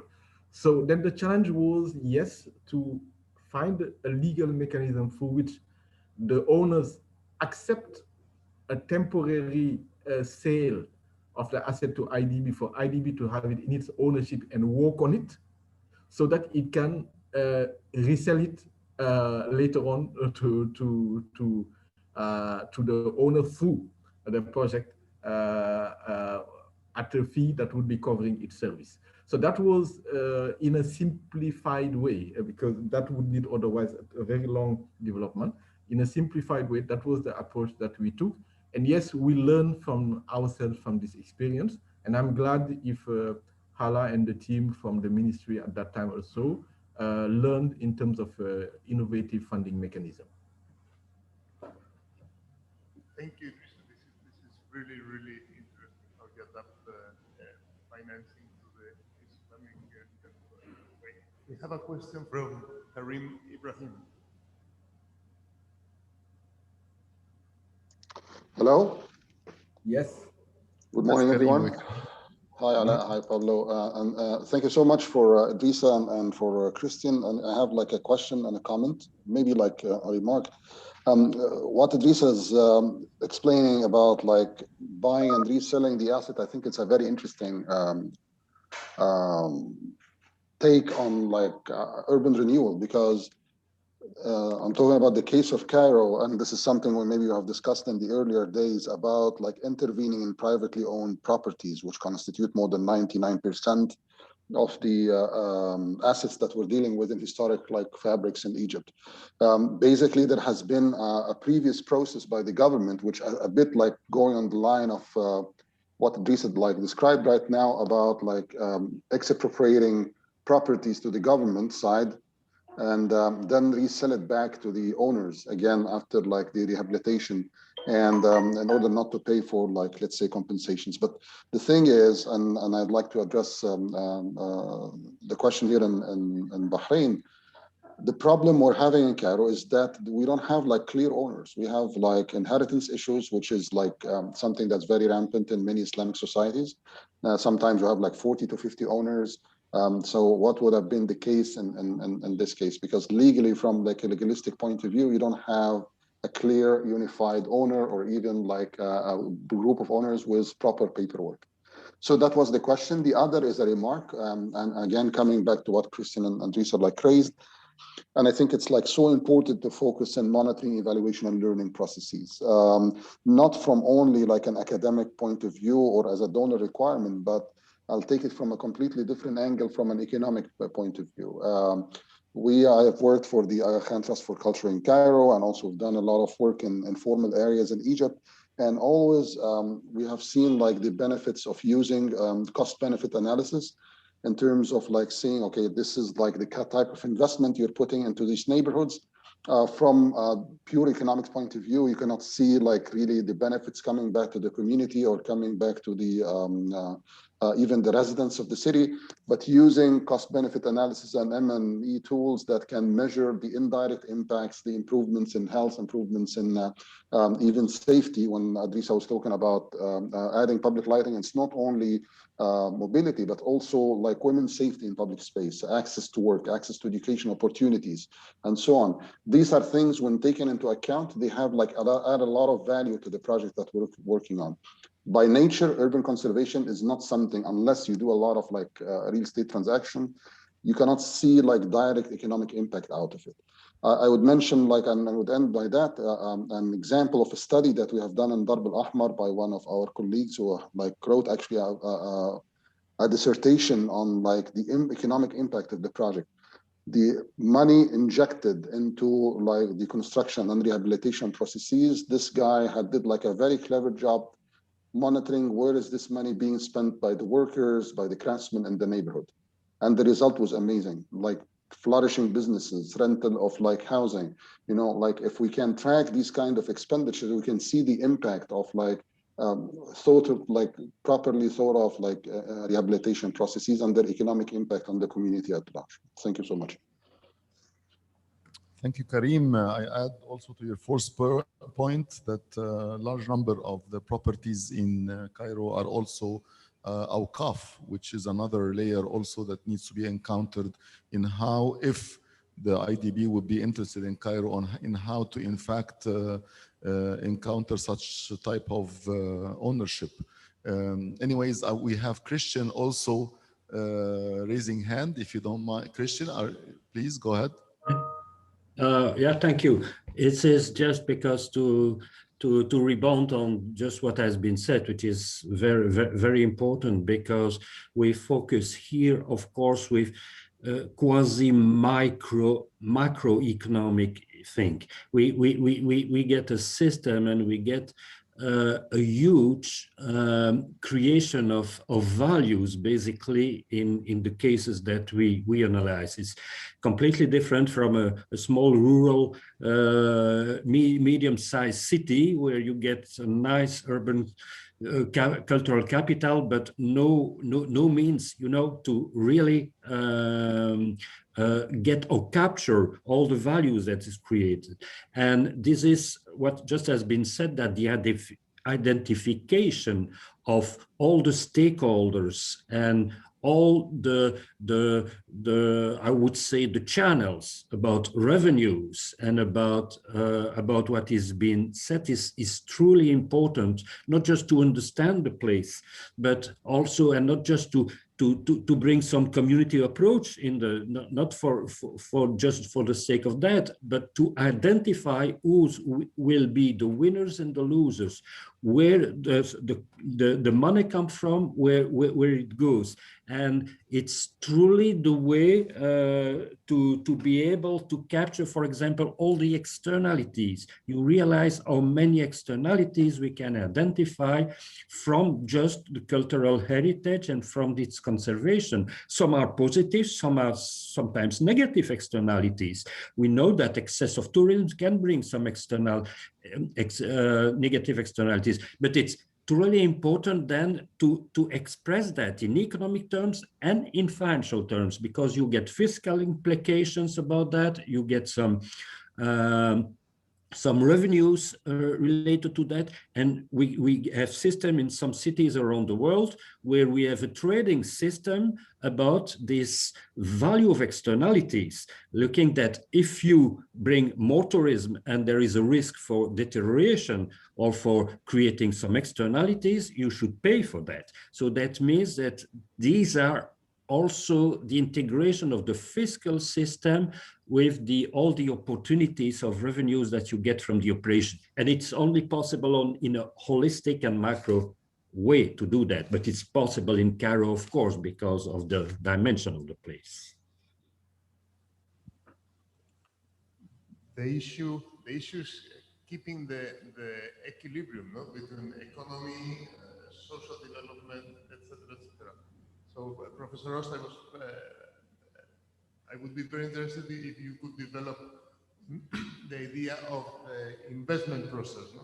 How we need to see the investment in historic Cairo as a long-term process. So it's not about immediate results, but good planning and waiting for results to come. Well, again, the question of is in investing in the long term is the question related to what is the strategy that you get, the vision in terms of the municipality, of course, but also about the project itself. What do we need to achieve? And this is where I made this, to me, important reflection on what do we do with urban conservation? Of course, we achieve a long-term objective in terms of cultural values. There's no question about that. But the question is that today enough to get it done and to bring, you see, the means and the revenues that we needed? And this is not completely sure. So the investment process being a long-term and I would say a long-term commitment from the stakeholders, this is where the market is not that much efficient about that. And this is also a question or something that I would like to address to Idrissa, because I was very interested in the thing that he spoke also about this holistic vision, plus the peculiar things about Islamic finance that I'm aware of that, but it is important to have this long-term commitment. And to me, only the government can, of course, or the municipality can provide this commitment. And in terms of guarantee, the fact that at the end of the lifetime of the project, you get a fabulous amount of residual value, because you still have the urban cultural capital there, and you can, of course, go forward. But we speak there about decades, maybe, and it's difficult in financial terms to where you get this short term is to see investment as this long term and this holistic vision. This is my difficulty. Idrissa, you want to make a comment? Yeah, I cannot agree more with Professor Ost about the issue of the market failure that makes that it's difficult to envisage, for example, an absolute model whereby, for instance, the intervention would be left to the private sector, for example, only, because that's gonna that won't work, because of the too many dimensions to be integrated together, and the dimension of public goods that also exist in this type of intervention. Therefore, yes, as I said in one of the points of the lessons learned, is that although all the parties, meaning communities, private sector, should be involved because the public sector cannot do everything, but at the same time, the public sector is the only one that can convene all the stakeholders together and arbitrate the different interests that are involved in a vision of long-term development. So that remains the fundamental responsibility of the state at local and central level to do so. Second, I can't agree more with him on the negative externalities. The positive externalities are much more known, but the negative externalities, the ones he mentioned, are important, which makes that, again, as one of my points of presentation said, there are divergent or different interests of different stakeholders. So the state should continue to arbitrate those different interests and the different risks that are attached also to uplifting those parts of the city and attracting tourism, new activities, and so forth. And that's what I was also alluding to, saying that people should understand that it's not all winning process an investment. There are beneficiaries, there are losers. Professor Ost know that there has been an abundant theory in which I would not want to dwell today. What we call the Hicks-Kaldor principles and the Pareto principles regarding the optimization of interest of the different stakeholders in an investment project of this kind touching the community, whereby in some cases, some parts win or benefit enough to be economically able to compensate a party or to compensate a bigger number of people compared to those that are losing. So these are considerations with repartition effects that have to be taken ideally into account when designing this kind of intervention. Now, to touch quickly upon the very pertinent remarks and question of Karim Ibrahim also, I think he touched a point that is important. In the project of Bahrain, what we did in the context of the legal engineering revolving around this issue of the property title, and Allah may remember, is that in order not to block the project, we define a two-step approach to resolving the issue of acceptance of the owners to be part of the rehabilitation project. We said we go with a positive list of the owners of the assets to be rehabilitated and conserved in the beginning, but in which we will define a rule of non-unanimity, which makes that if within 15 owners, there are 3 that do not want to be part of the program, we should find a way to exclude them, legally speaking, from the endeavor, because again, you cannot force a private owner unless you apply other approaches that we would not be willing to support to get into the framework. So we did not want to have a firm list of these assets to be rehabilitated in a absolutely binding way. So this is what we did.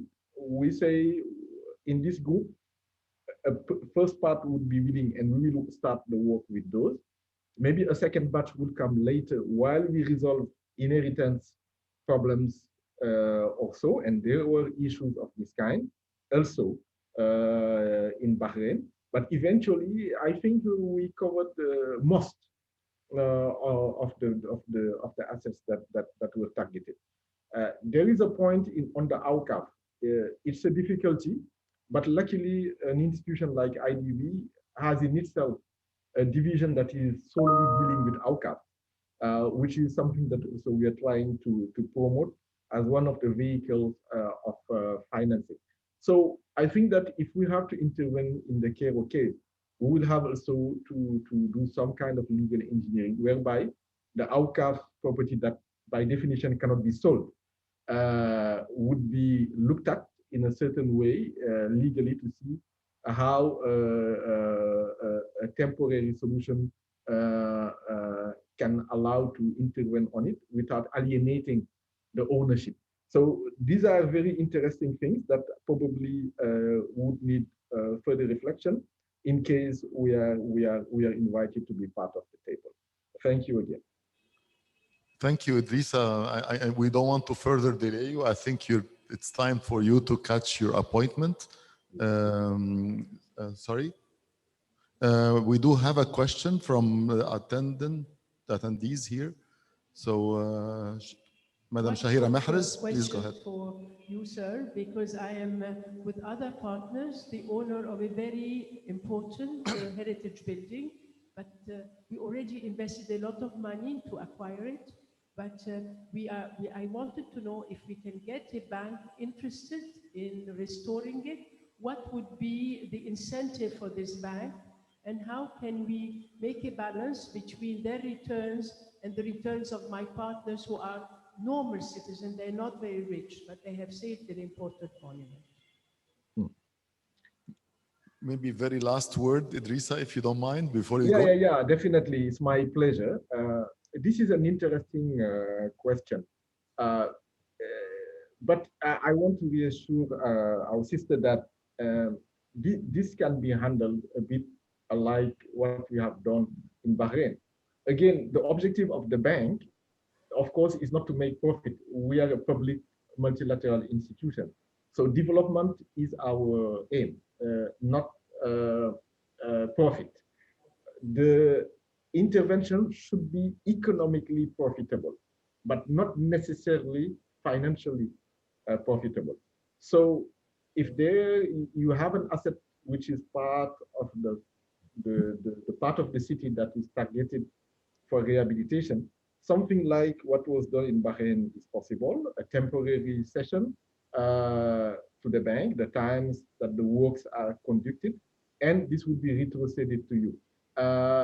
Again, when I say with a fee, it's not a fee to be paid by by the owners. In similar cases, it's the state that has received the financing from the bank that should bear that part of the cost of the funding. So the incentive for the owner is to have an asset that is often in a dilapidated state or old and fragile state, to see it get into the hands of the project, rehabilitate it, and retrocede it. And it can be without any cost to the owner. The benefit then is obvious. And the government that is receiving the fund will take care of the financial part, which makes that at the end is only beneficial to have a house that is restored, cataloged, subject of positive attraction, and gain value. Of course, there would be probably covenants that make that those houses cannot be sold in a certain period of time in order to maintain also, or in certain conditions, to maintain their significance to the overall project. I don't know if I have answered properly your question, but I will be happy also to continue the discussion, even in parallel.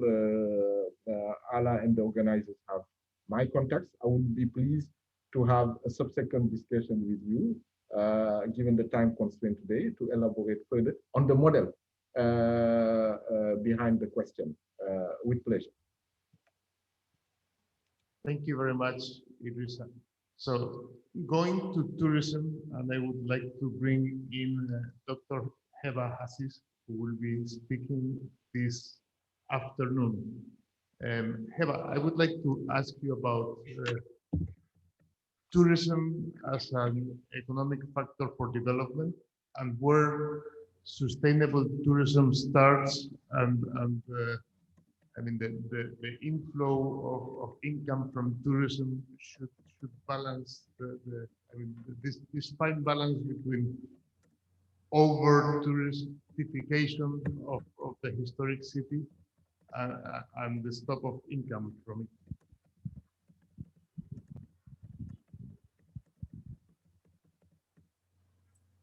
Yeah, do you want me to maybe a quick answer on that? Just about, of course, there is some experience and some literature about sustainable tourism. This is one thing that the World Tourist Organization, if you go on the website, you will find a lot of things. That was, of course, before Corona, but we get these different forms of tourism.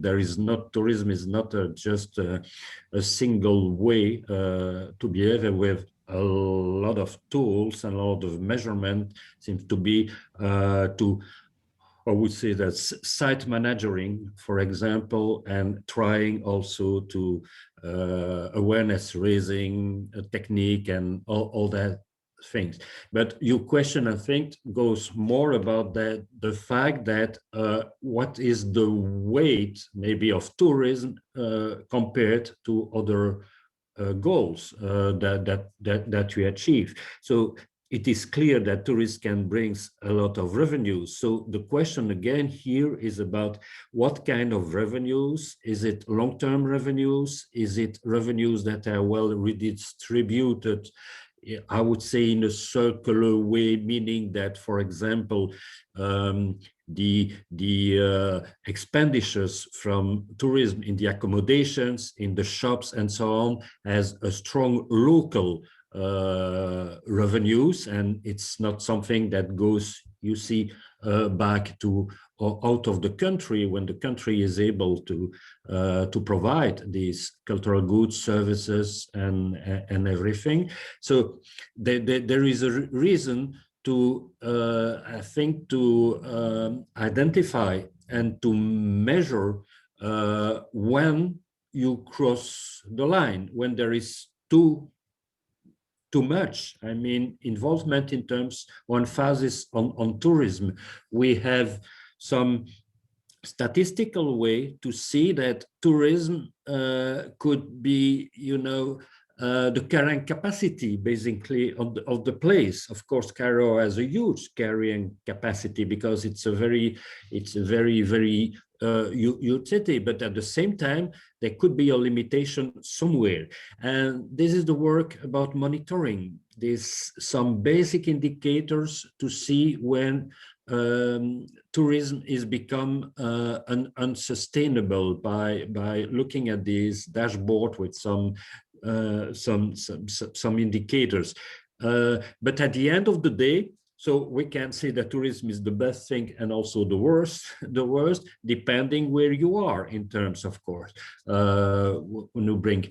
And the best way again is to think about, in terms of strategy, about the goals that we want to get. If tourism provide gentrification, you get a short-term economic benefit with a long-term social and cultural negative externalities, and this is where you see where some of the balance could be done. And it's again about the question about winner and loser in this case.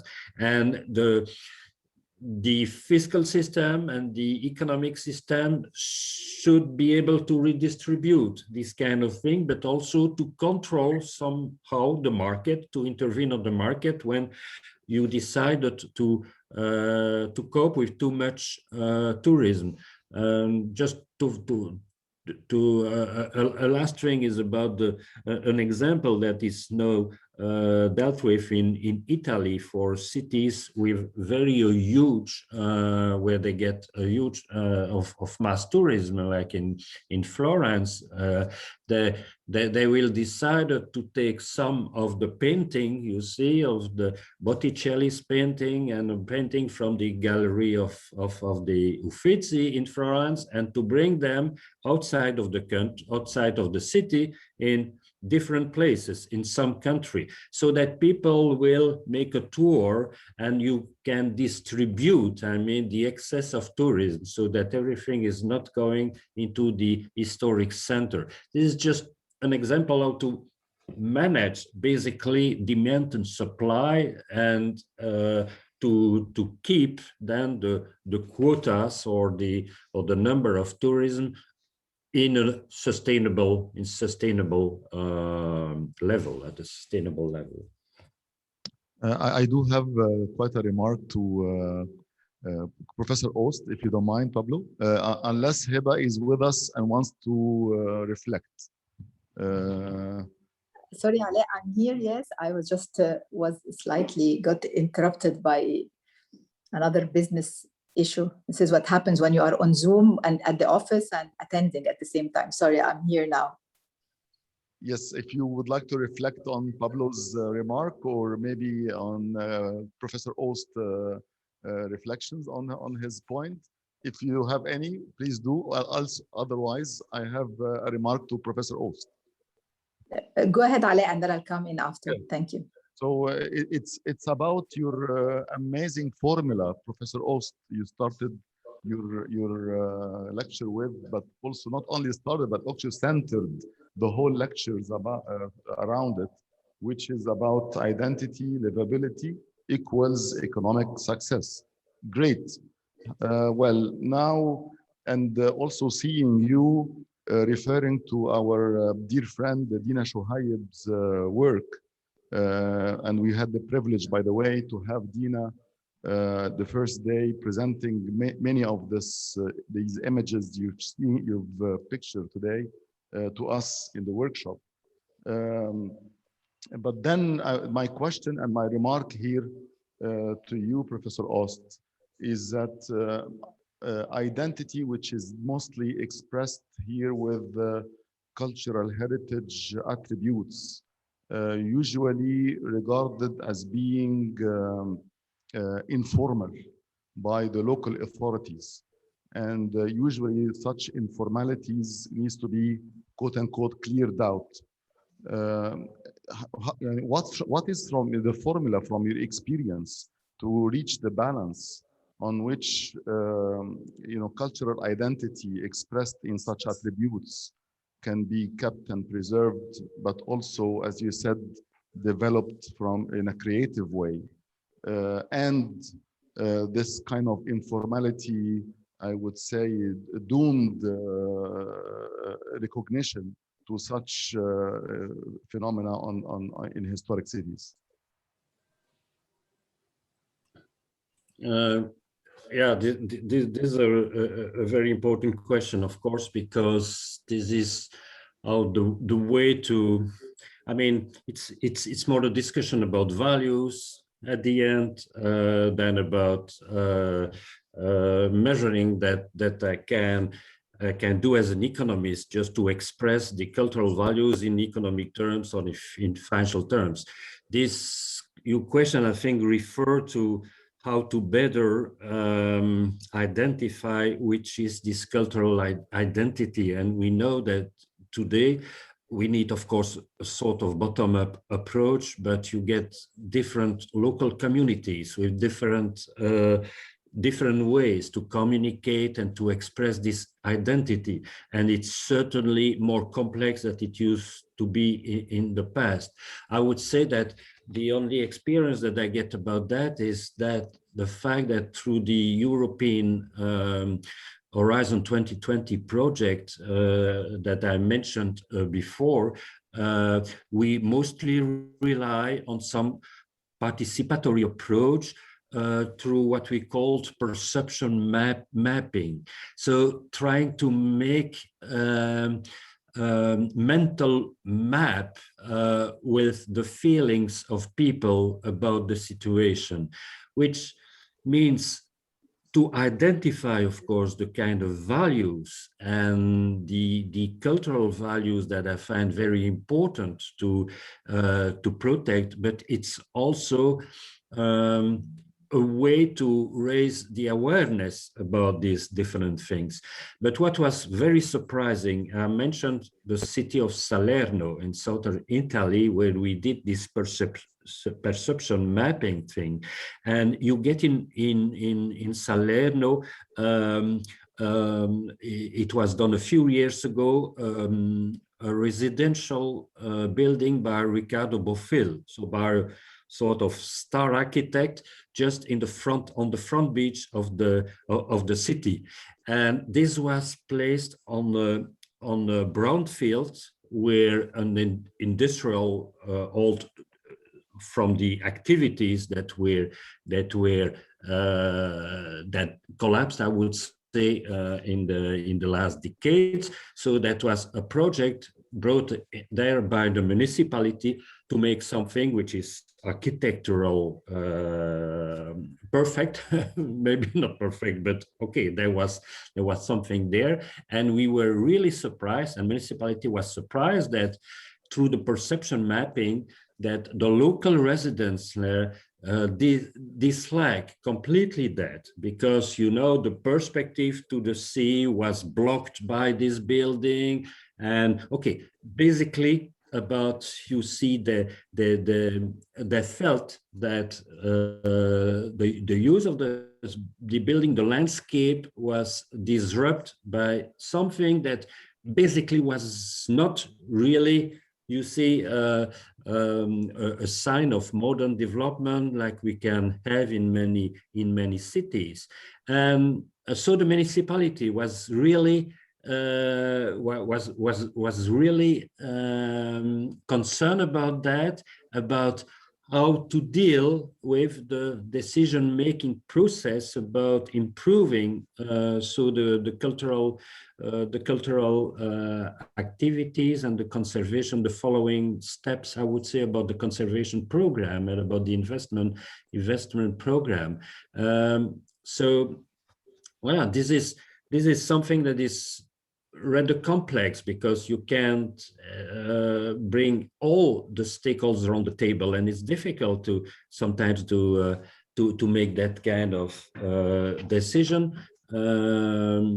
But I think that we rely today on some communication. We have some communication tools and some decision-making tools that maybe could achieve this very complex decision-making system about. So yes, so coming back to tourism and this case of Salerno, but also on Bilbao and the Guggenheim, no? the famous Guggenheim effect, where this building regenerated the city. This was a positive case, but we have seen so many other cases where these huge investments have gone nowhere. No? Taking the examples through, I mean, Bilbao was lucky; they were the first one. They had Gary, but then other investments have not gone that way. In the end, and to be realistic, public authorities rely on tourism as for historic cities. They see it as the sole solution to their economic problems. They bring these investments, and in the end, sometimes they work, sometimes they don't. We see in Santander, beautiful building by Renzo Piano. There was also opposition from the city. Now that it is built, this opposition is melting away, because the truth is the building is fantastic, and it has created its own place in the city. But it is about keeping this equilibrium. No? We see that Dr. Heba has a point to make. Please go ahead, Dr. Heba. Thank you very much, Ale. And sorry, I was not there when you raised the first point. And it's been really interesting listening to all the presentation, especially Professor Ost and all the team. I just think I would like to make a point regarding the sort of over-marketing of certain historical cities. And I think this is what has caused over-tourism. When there is a concentration, because of the lack of social investment, because of the lack of care for other, since the beginning of tourism, we are almost, there is certain centers, and these centers are constantly being promoted, are being highlighted by the countries themselves and by the international tourism operators. And I think now the point is to really get over this concept of over-tourism, is to create new attractions, is to sort of shed the light on that there is cities beyond Amsterdam, beyond Barcelona, you know, to sort of diversify the tourism. But I think the idea of the lack of, in order to motivate and in order to energize this other very interesting centers that maybe has got elements of intangible heritage, maybe need a little bit of innovative approaches in their heritage management and not readily available as in Venice or as in Barcelona. And the reluctance of authorities to really invest in that and to just keep reaping what is already existing is a very big problem. And this is something that needs to be addressed. It's about time that we look into new, to widen the scope of tourism into, especially in Europe. I think in Europe, this is a very noticeable issue that needs to be addressed. So I just really wanted to raise this point in reflecting on over-tourism. Anyway, now we don't have tourism at all, so we don't have to worry about that part. But maybe before tourism returns, we have some time to really reflect on widening the supply that we currently have for historic cities around the world and specifically in Europe. Thank you very much.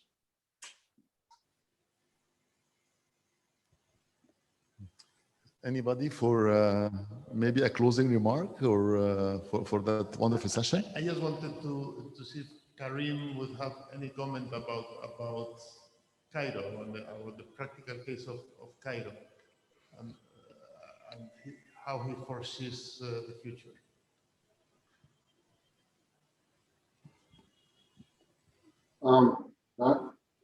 Sorry, Pablo, can you repeat the question, please?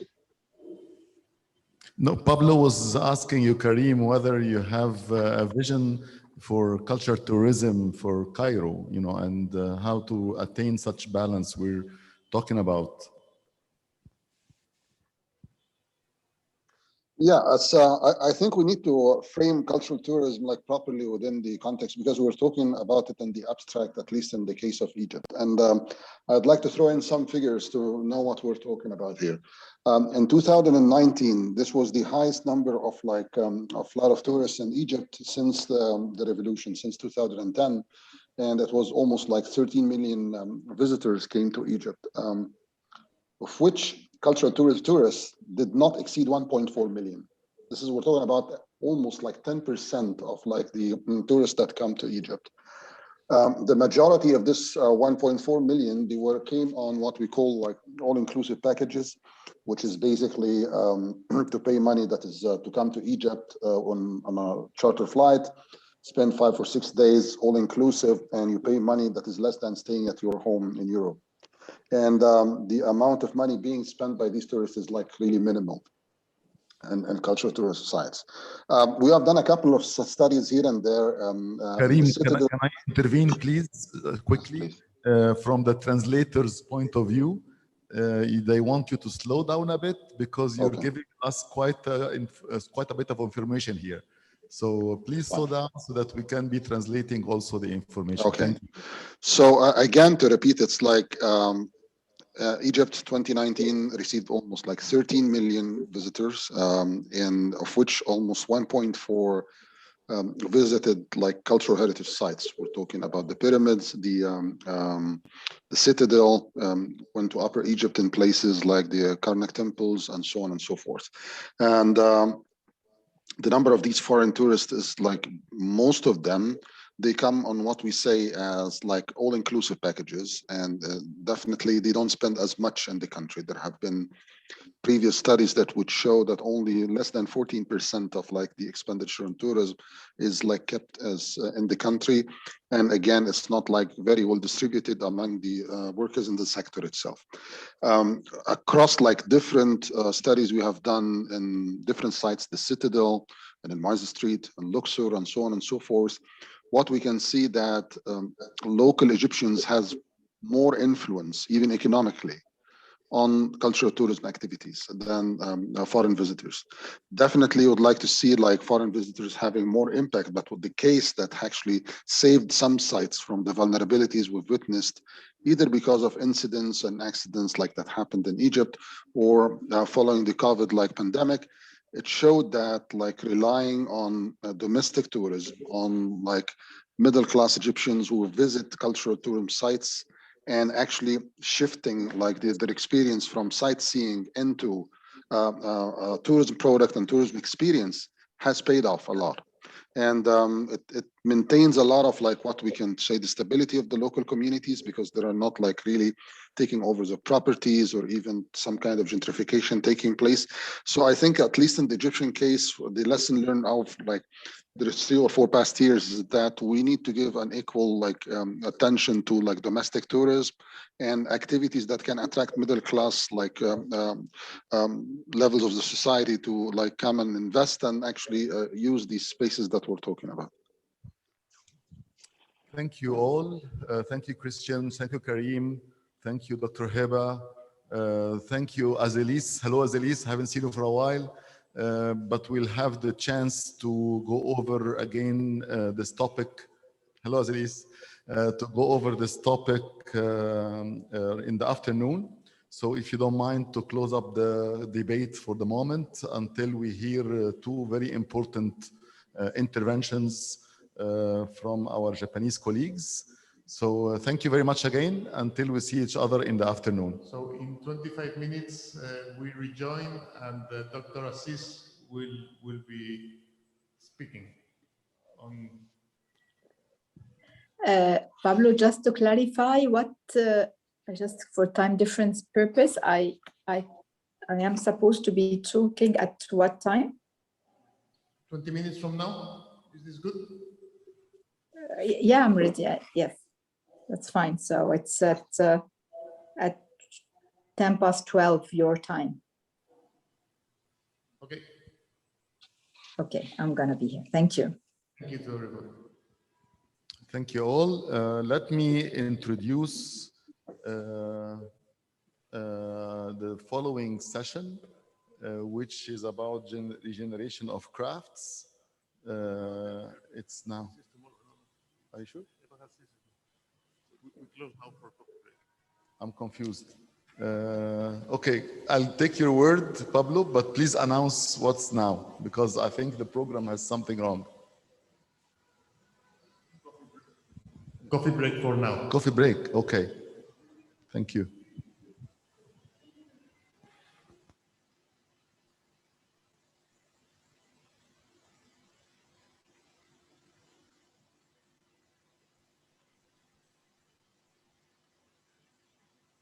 I was correct. Thank you, Pablo. It looks like you had a very nice sleep last night.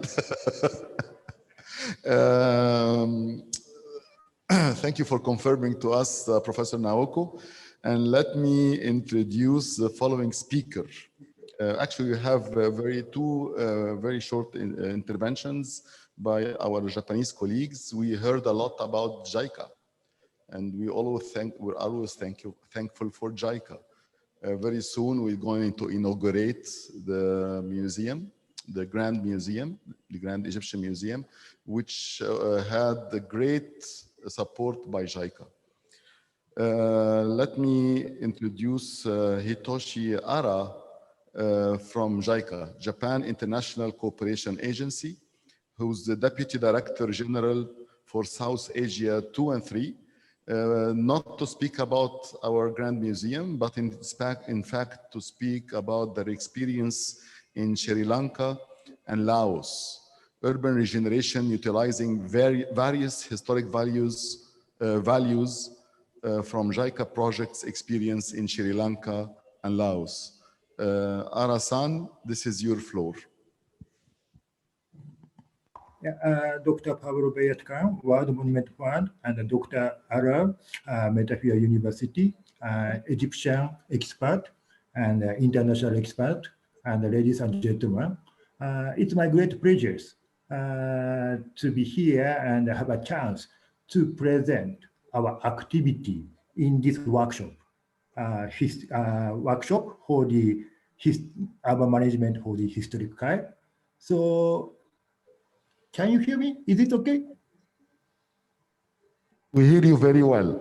Yeah, okay. I want to share my slide. Please give me 1 minute.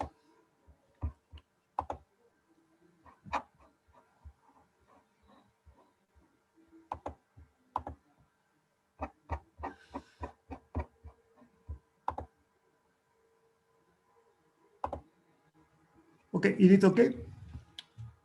Yeah. Today I'd like to talk about the urban regeneration, utilizing various historic values. So actually, from 2018 to 2020, I was in charge of the urban development and the management in JICA headquarters. And at that time, so I'm in charge of the various urban development projects. And some of them is targeting conservation and urban management of the historic area. And the typical experience is that Sri Lanka, we conducted one project targeting a candy in Sri Lanka. The other project is that targeting Luang in Laos. So, but today, so at the beginning, but I'd like to utilize this opportunity to share what is a JICA. And then, so I'd like to explain about the JICA's project. Next, so I'd like to talk about the importance of the capacity development. So this is the main content of today's my presentations. Yes, and this is some kind of a JICA's mission and vision. So almost of you may know, so JICA is the implementing agency of Japan's ODA, Official Development Assistance. Sorry, just a moment.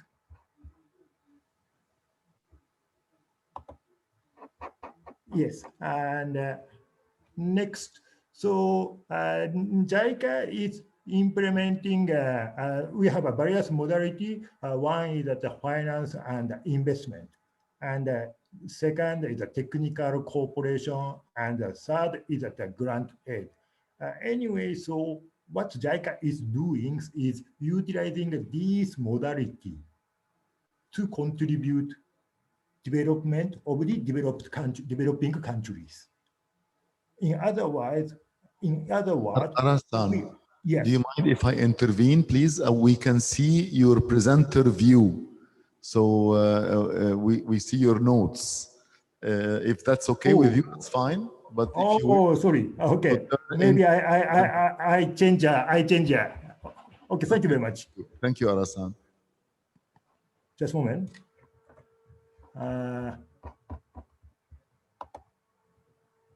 Is it okay? Now, okay. Thank you. Yeah. And so next, so I'd like to talk about our main activity in Egypt. Thank you very much for mentioning about our project for the Grand Egyptian Museum. In Egypt, we have three pillars. One is the inclusive and sustainable growth. And the second is the poverty reduction. And the third is the human resource development and improvement of public sectors. So under each pillar, for example, in inclusive and sustainable growth, so we are supporting, we are cooperating in the electricity sector or transportation sector and the tourism development or private sector development. Yes. And this slide shows our major project in Egypt. So maybe you can find out, we are implementing various projects from electricity, transportation, education, and health sector. And in here, we are showing our project for the Grand Egyptian Museum. So, and this slide shows JICA's assistance schemes and the result in Egypt. So the total amount of the ODA loan is at 715 billion yen. Regarding on the ODA grant, total amount is at 132 billion yen, and so on. So, and next, so I want to talk about a little bit about our activity for heritage and tourism in Egypt. So all of you know about we are cooperating in construction of the Grand Egyptian Museum.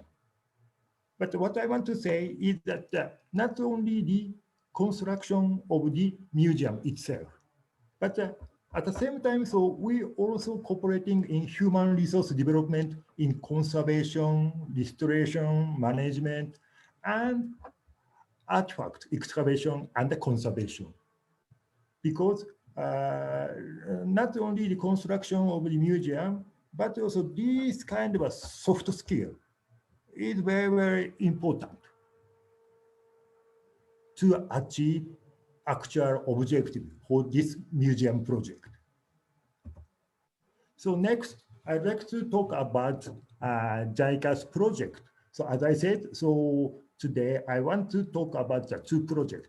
One is that the project for formulation of the Greater Kandy Urban Plan, and the next is that the project for capacity enhancement. Oh, sorry. Capacity enhancement for sustainable World Heritage Management and Preservation in Luang Prabang. So first, so this is the objectives of our project for Kandy. Objective is that to contribute to enhancement of the value and attractiveness of Kandy as a historical and tourist city through restoration of the historical landscape. So in this project, we set 3 outputs. But in this series output, please focus on the second output. Second output is that to formulate the detailed plan for the heritage area of Kandy. So today, I'd like to talk about mainly what we did in this second output.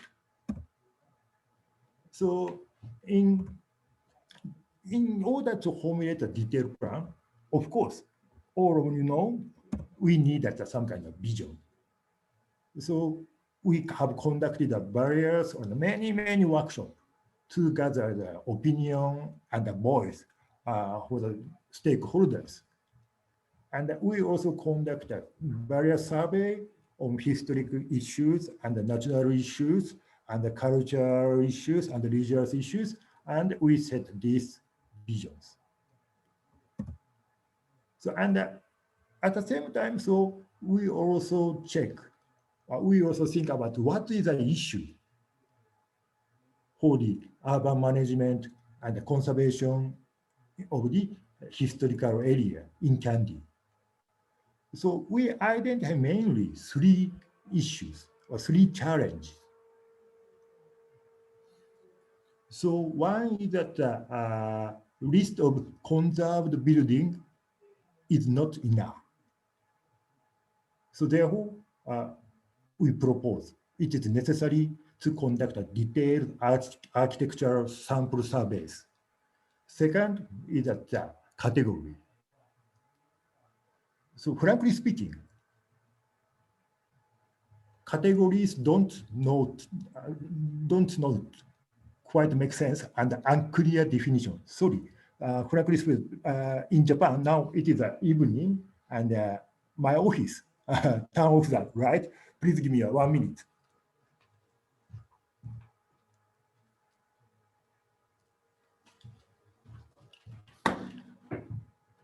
And the third issue is regulation. I suppose in many cases, we talk about that it is necessary to prepare, to formulate, or to improve the regulation. But in Kandy case, we found the regulation is too restrictive and creating hardships for owners. That's why we think about how to make it realistic regulations. So, and in our project, we propose to change category. So we propose just 2 simple categories. One is that individual historical building, and the second category is contributing building to the group of historic building. And we also propose a simplified regulation. So, and this is the outline of the component of the detailed plan. So what I want to highlight is that the content of guideline. So as I say that it is also necessary to relax regulation. But at the same time, so to keep good atmosphere or to realize conservation of the historical site, guideline is necessary. That's why so we propose these kind of guidelines. One is that a street line, and the other is that a segmentation of facade design, and the other is the color and the sign. And also we propose additional portion of conserved building. So this guideline means that this guideline and the sign is that something guideline which relaxing of existing regulations. So this is the image of the guideline for the street wall and segmented facade design. And this is also a image of the proposed guideline for the heritage building conservation regulation. So actually, in Kandy now, maybe you can find these portions. Regulation, based on that regulation, we cannot construct building in this way, this second story building, but we propose to relax regulation because sometimes we can say that descent setback enough to preserve or to conserve atmosphere of this area. This is something what we propose in Candy. And the next is that guideline for the color and the guideline for the sign. So regarding on this guideline for sign, so the regulation are slightly altered from the existing regulation to harmonize with historic streetscape. So we check existing sign and categorize to the 3 categories, and then so we prepare some kind of image of the ideal sign. Next, I'd like to talk about in detail another content of the detail plan. In detail plan, we propose special planning area and urban design orientations. So, former session, you are talking about the tourism. In Candy, it is also important issues. So, how to make Candy attractive for tourists. And maybe I think you have already discussed on these issues. In Candy, we also propose to make Candy urban area pedestrian friendly areas. So, Candy is very, very famous for its old and very famous temple, this temple. And that's why so we propose to formulate or to develop spiritual street in pedestrian-oriented zone. And we set a heritage project priority area. In that area, we propose to conduct various public space improvement projects and construct or develop public transportation hub and set a pedestrian priority space. So anyway, so in this project, we propose the guideline for the urban design to make clear or to ensure good working improvement. So next, I'd like to talk about one-stop service. So as I say that in this project, we propose some kind of plan or guideline. But what JICA is doing is that to contribute to realize good urban management. So that's why so we also cooperate in the implementation scheme or how to implement what we propose. So in Candy City, we propose one-stop service by relevant organizations. I suppose you also understand that the importance of the related organization with the conservation issues. So in Candy or in Sri Lanka, there is a mainly 4 organizations who are in charge of the conservation issues, urban conservation issues. One is that the UDA, UDA means that the Urban Development Authority. So central government in charge of the urban development, overall urban development. And second is that DOA. DOA, Department of the Archaeology. And Kandy Municipal Council. And CCF means that Central Cultural Fund. So we think, of course, the Sri Lankan people also know importance of this collaboration of these organizations. So through the discussion, we defined that the importance of the collaboration of these organizations. Therefore, we propose one-stop service center, and we also discuss and set this table, which shows that the necessary point or necessary works in the management, technical support, research and advocacy, and the financing and revitalizations.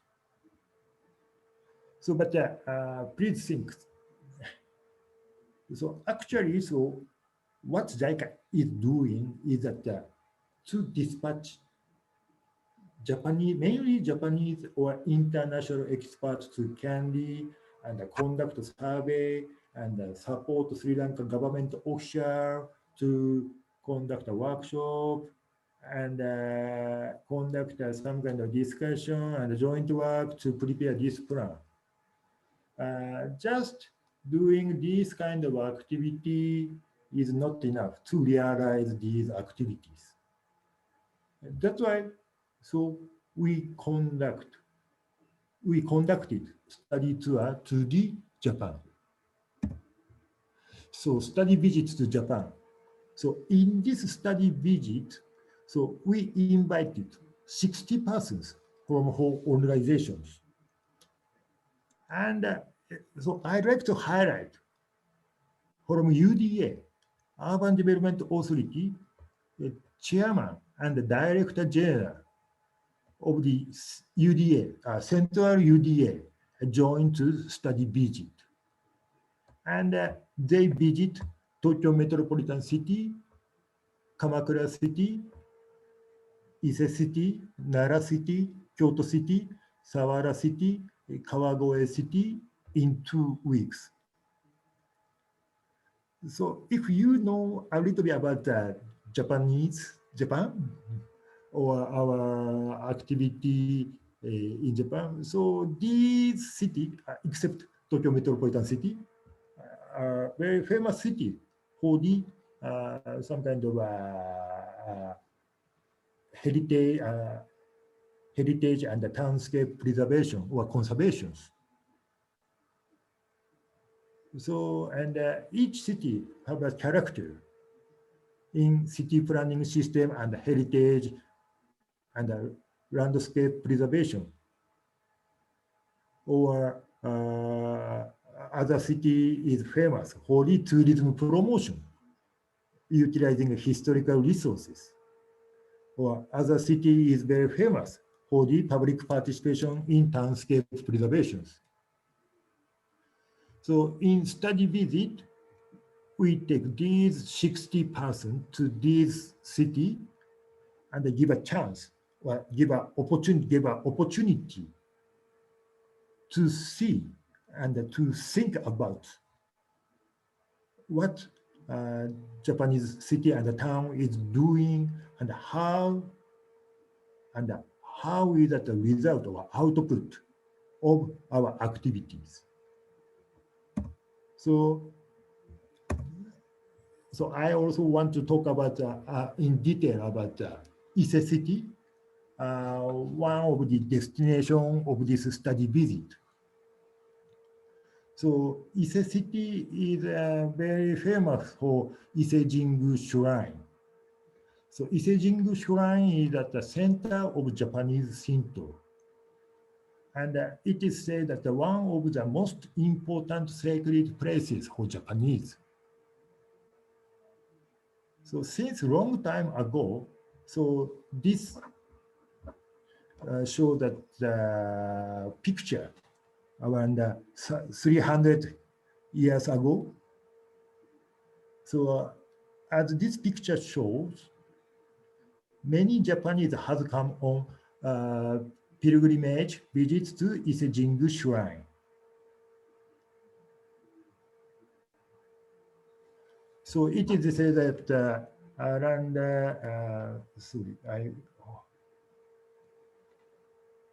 so in Edo era, about 300 years ago, 1/5 of the total Japanese population came to visit to the Ise-Jingu. So anyway, so what I want to say that the Ise city is the main tourist destinations for long years. But at the same time, so after the World War II, so it is usually said after the 1916, pilgrimage had been continued, but the visitor of the surrounding area is decreasing rapidly. So this is a map of the Ise city. So this area is at Ise-Jingu Shrine, and this is at the nearest town or another tourist spot. So in this area, there is many shop or restaurant targeting a tourist. But because of the motorization, many tourists continue to visit Ise-Jingu Shrine. But the park car near the Ise-Jingu Shrine or came through the Ise-Jingu by the big bus or something. That's why so many visitors skipped at this area. This is a reason for the decreasing of visitor to the Oharai Machi. So facing these issues,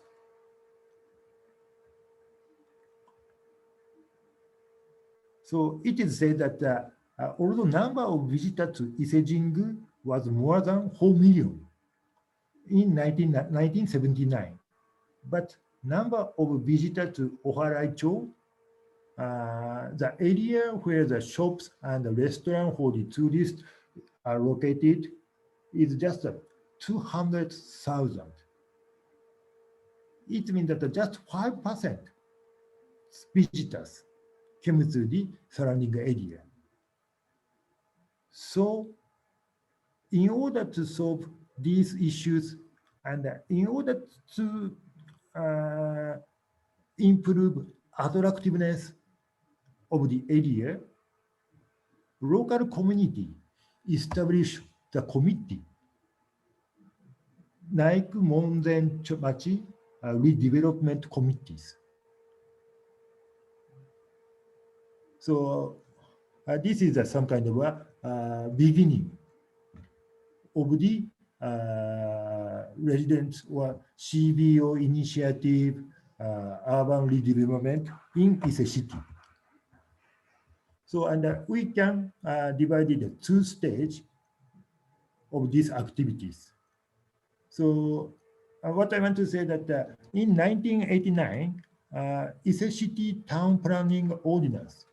So this ordinance became a basis for the town planning activity or town management activity. So this ordinance enacted in 1989. So as I say that first action initiated by community started from 1979. So it take 10 years. So first 7 years, mainly effort was conducted by citizens themselves, getting a support from the academic professors. And the last 3 years, the period, that stage that formally conduct or formally discuss or prepare this town planning audience. So this is some kind of this slide show relation between the citizens and the expert and the local authority, necessity. So anyway, in this necessity, collaboration among these three stakeholders. And I have to say that when we talk about the necessities example, so citizens, local community, CBO, community-based organization in necessity, and local company also play great role in formulating and in implementing these kind of activities. So I'd like to skip a little bit. So this slide show before beautification and after beautifications. So you can find how they improve atmospheres or scenery of the street scenery in the area. So what I want to talk is that content of the necessity, but through this study visit, we asked all participants this whole question. What is the best landscape you have visited during this trip, and why? How will you achieve the balance between preservation and the development of Kandy? How will you improve guideline, regulation, which all stakeholders should follow? How does the government work together with the private sector and the citizen in Kandy? So, as I say, in this study visit, we choose these cities so that participants can deepen their understanding or their image on city planning system and how to utilize or how to integrate religious and cultural conservation and industry promotions and the tourism promotion and the public participation or collaboration among the stakeholders. Therefore, at the wrap-up session, we request participants and conduct small workshop to think about these whole issues. Because, as I say, what JICA is doing is to give chance or to give some kind of a chance or opportunity to restart or to accelerate their own activities. Therefore, we utilize this study visit to Japan, and in study visit, we conducted these kind of wrap-up sessions, wrap-up workshop. So I think these issues are something common to all the other cities. So anyway, so maybe in this time, I cannot talk about fully about the Japanese example, but maybe there is a Miss Fukawa or other colleagues. So it's my great pleasure you to continue to study on the Japanese example. And the next, I'd like to talk about our project in Luang. So overall goal is to. And the project purpose is to enhance the capacity development of related organizations of Luang in preserving and managing the World Heritage Area.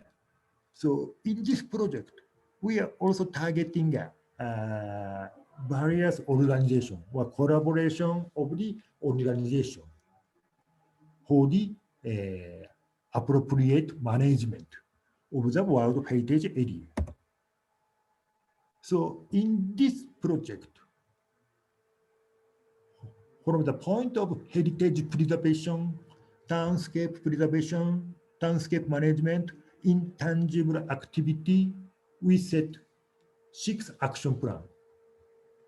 So one is that the activity for heritage building rehabilitation, crowdfunding, activity for public toilet management, activity for public garden improvement, and activity for community-based management.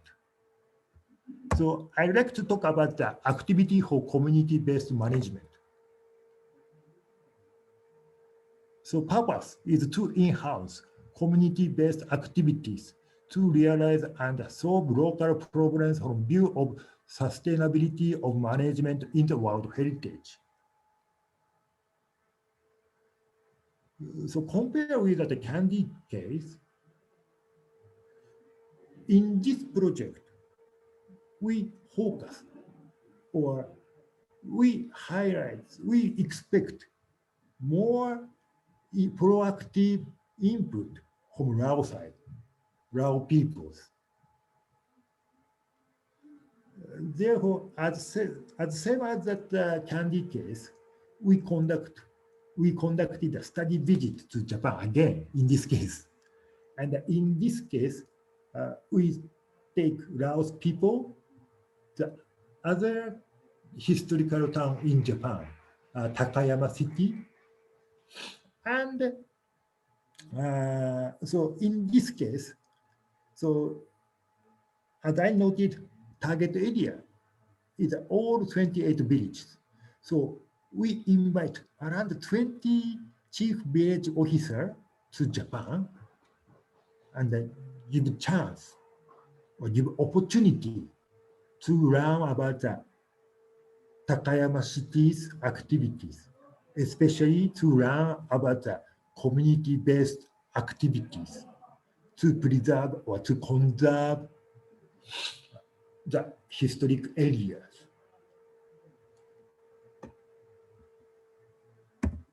So, and in this case, in this project, not only inviting Lao people to Japan, but also we ask city officer in Takayama City to visit Luang Prabang and conduct a workshop and to do some kind of technical advice to Lao peoples.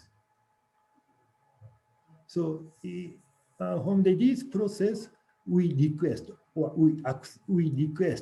Lao people to prepare or to prepare some kind of concrete action plan for the community-based management. So this is one example. Frankly speaking, I don't know why, but Lao people show big interest in the firefighting system in Takayama City.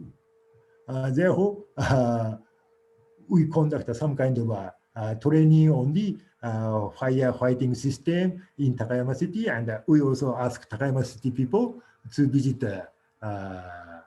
Luang Prabang and to give some kind of small lecture or small seminar on this thing, on these issues. So, and in this project, we also targeting some kind of fund issues.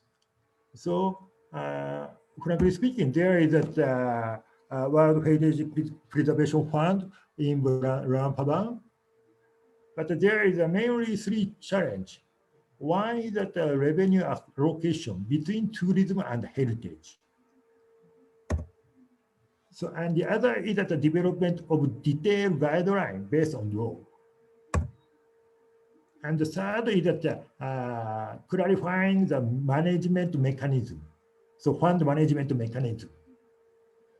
So frankly speaking, this issue is still ongoing.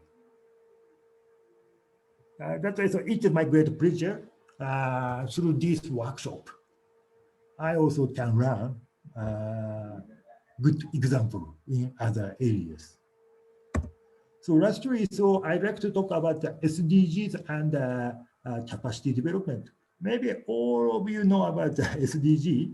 But what I want to say is that JICA is also proactively implementing various activities to contribute to achieve SDGs, especially regarding on the city goal 11 is very, very important for us.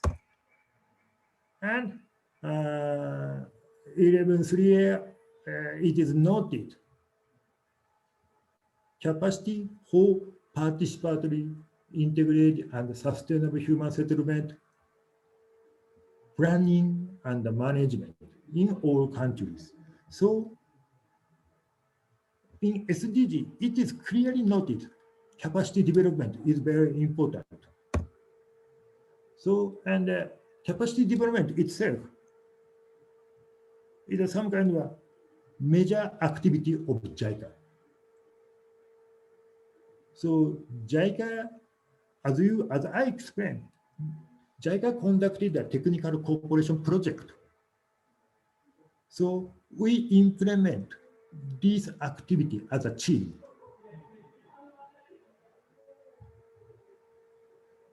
In order to achieve social and economic development of counterpart countries. And we think just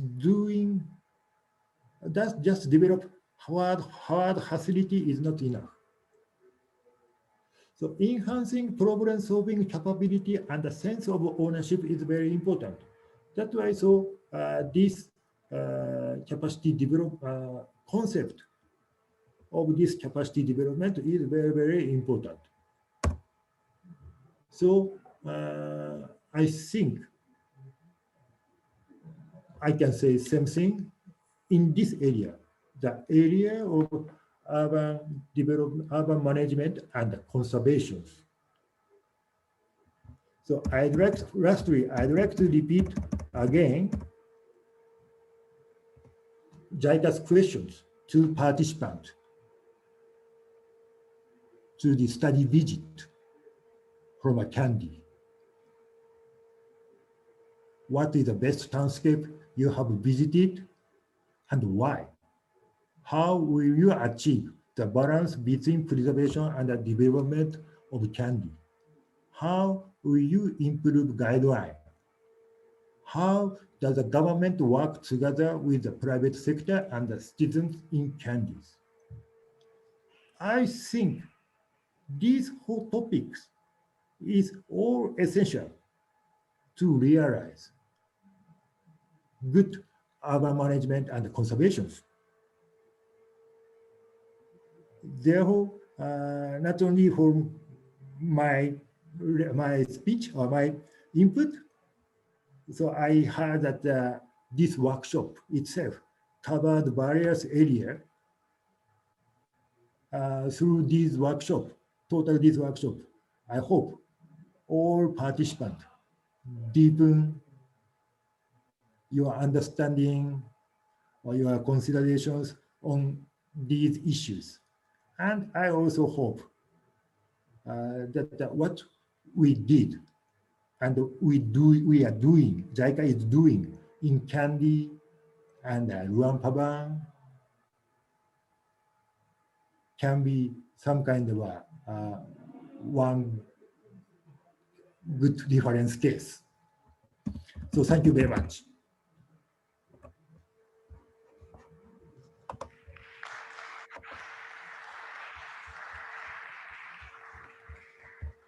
Thank you so much, Ara-san. We really appreciated your presentation.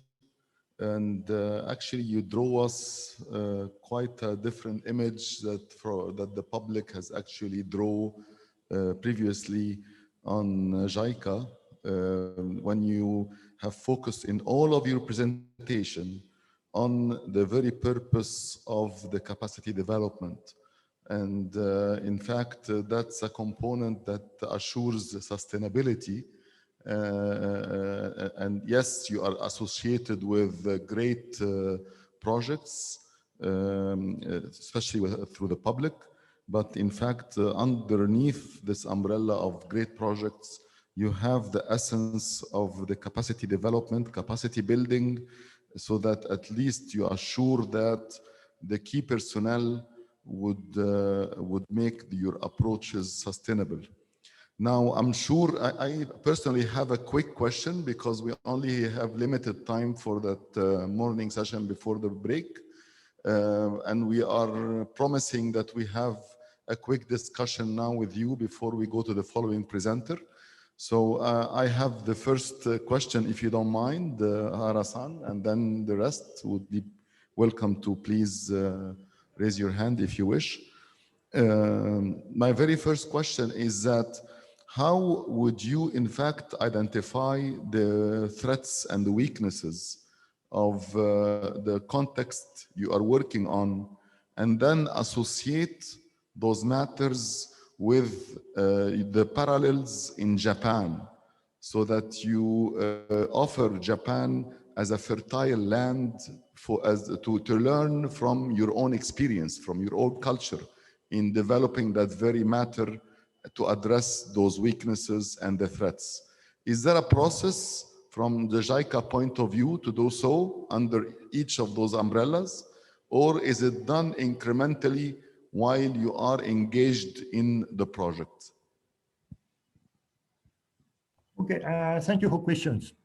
And actually, so JICA is that official agency of the official development assistance. So we implement our project based on that request from the government. And in Sri Lanka case and the Laos case also, actually, so we have a office, a JICA office. So in Cairo, we also have a JICA office, and the major countries, we have an office. And in office, there is a Japanese staff and local staff, and they always they are discussing about the needs of each displayed countries. And in Sri Lanka cases and the Laos cases, the government officer has an interest to solve the urban issues, utilizing the Japanese experience. And then so based on that request, we start this project. And in the stage of the implementation of the project, to identify the issues. So first identification should be done by government side. So and but after we started our project, we dispatch expert and we conduct a joint survey and identify the issues.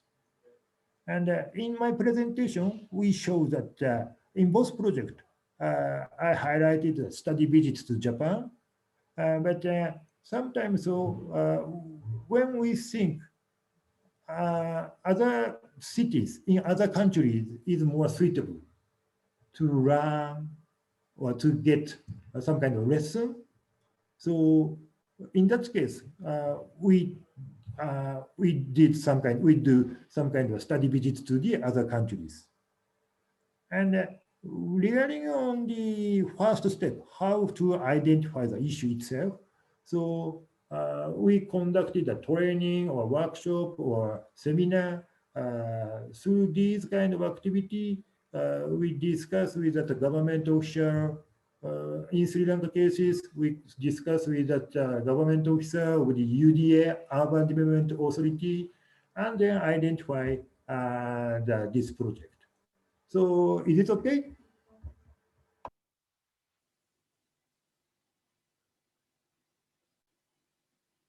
Thank you. Of course, my question was basically driving attention to the need of historic Cairo, because we're all here to talk about the case of historic Cairo, and seeing all your projects in Egypt and supporting major infrastructure as well as major development venues in the country would be also very much appreciated if you give a glimpse through JICA and the Japanese government to historic Cairo. You have already seen your Japanese colleagues represented here by Professor Fukami working very hard in historic Cairo, trying to engage community in the process of decision making, and also in future development of this historic city. Would love to see you as JICA very soon also having an impact on in the process of developing historic Cairo, especially because it gained so much of political will lately. I'll leave it at that. And if you have any question, the attendees, or maybe in the Zoom, if you have any question, Professor Naoko, maybe you want to give a word. Can you pass the microphone to Professor Naoko, please? Thank you.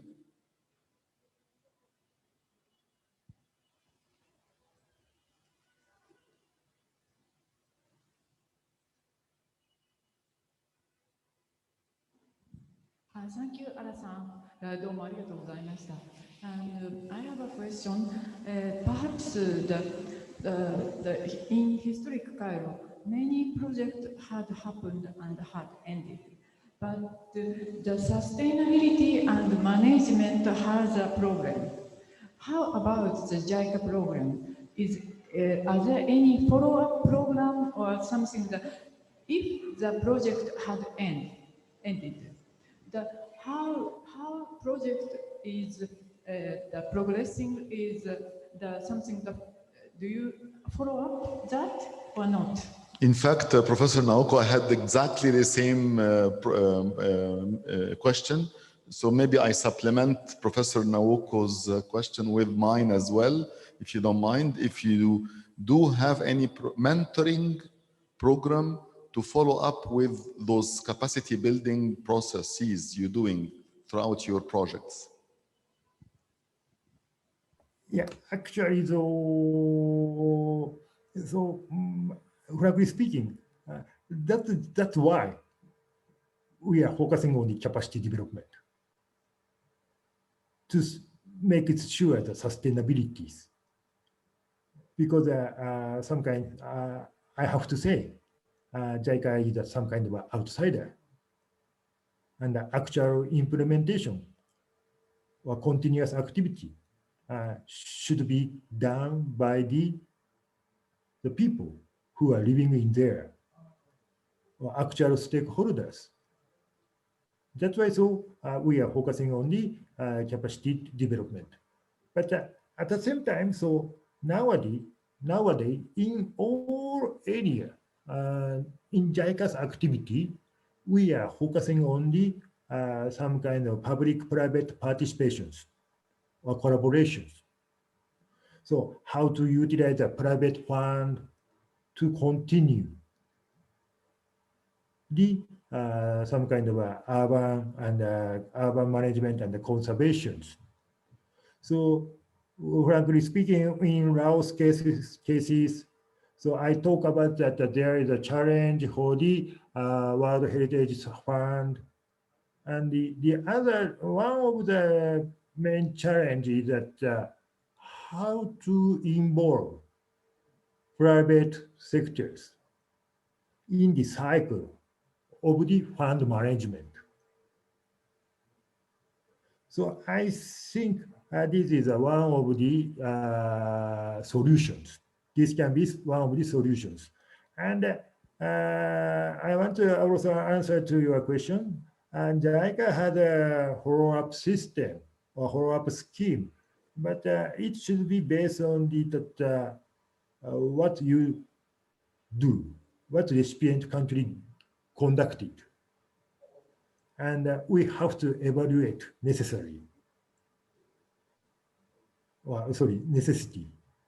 So that's why at the first stage that what I want to say is that in order to make it sure, we are focusing on the sustainability, and nowadays we are also focusing on the private sector involvement. So in Cairo's case, maybe I think in Cairo's case there is many trial or many good example. So I think it is better to continue your activity and to improve your trial. Thank you very much. Thank you, Ara-san. We do have recommendations actually being drawn for this amazing workshop. And one of the key recommendations we're actually adding after your presentation would be the public-private partnership for the sake of historic Cairo's future. And would love JICA to give us a hand in such a venue. Thank you again, Ara-san. And allow me to please switch to the last presentation of the morning. Can you switch with for Kayo Murakami? Thank you very much. Kayo Murakami, who works for the Agency for Cultural Affairs in Japan, senior culture property specialist, and promotion for international regional cultural tourism and regional development in vitalizing regional cultures for the Ministry of Education in Japan. Murakami-san has a major her major is tourism and community development that makes use of cultural resources. She has been previously assisting professor at the Center of Advanced Tourism Studies at the Hokkaido University. I hope I pronounced the names correctly. I'm sorry if I didn't. The floor is yours, Murakami-san. Good afternoon, everyone. Can you hear me? So, yes, we hear you and see you very well. Okay. Thank you all very much for joining today. I'd like to thank you for giving me the chance to speak here today. I'm Kai Murakami. I work for Agency for Cultural Affairs now, but I had worked for Hokkaido University until 2017. At that time, I was participating in JICA's tourism project in Salt City in Jordan. So today I'd like to talk about that tourism project. Let me prepare my presentation.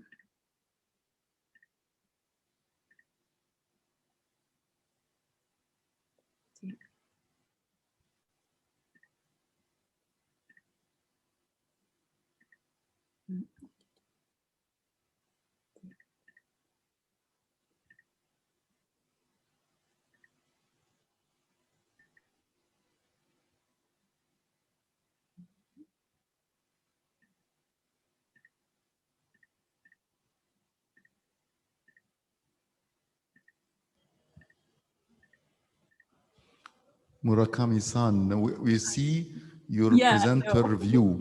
Yeah, I know. I wanna wait a minute. So just switch to normal presentation view if you can. Thank you. I'm sorry, I don't know how to do it.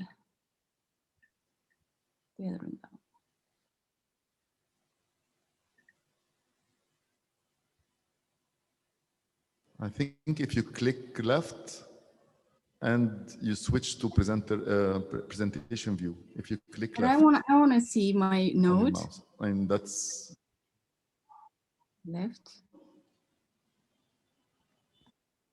Which one? This one. Sorry, click right, I was told. Click right.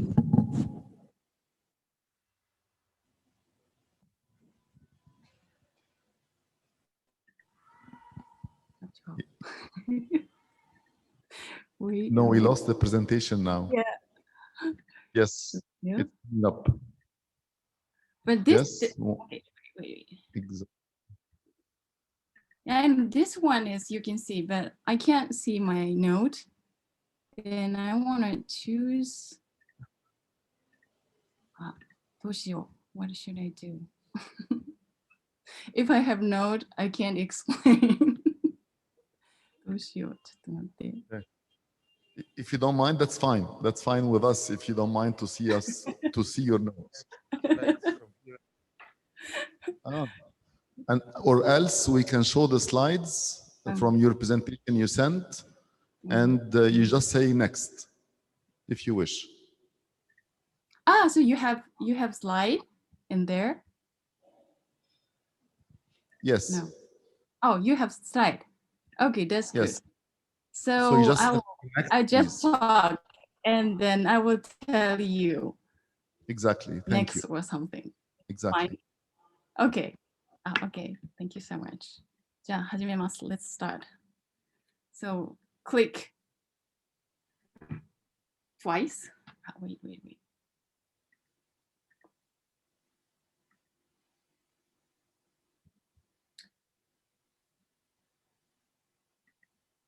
Yeah, click, please.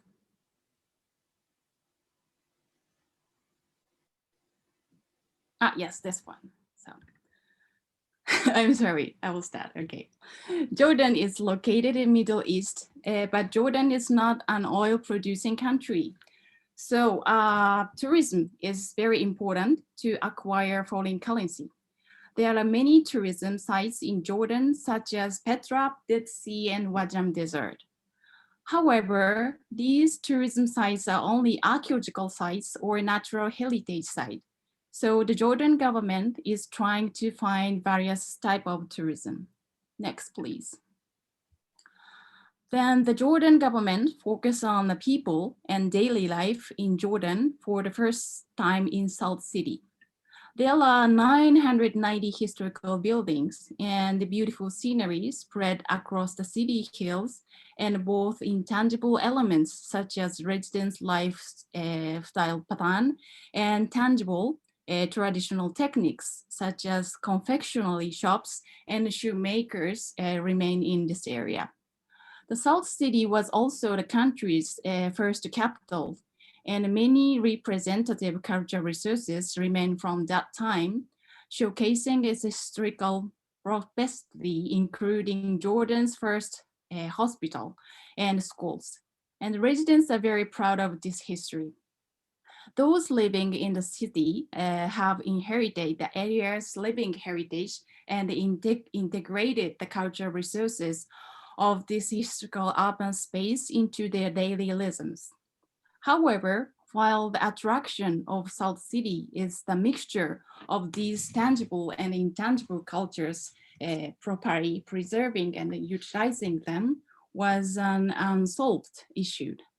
Jordan has had the experience to develop tourism sites such as archaeological sites or natural heritage sites, but there was no experience to develop a place like Salt City. Next, please.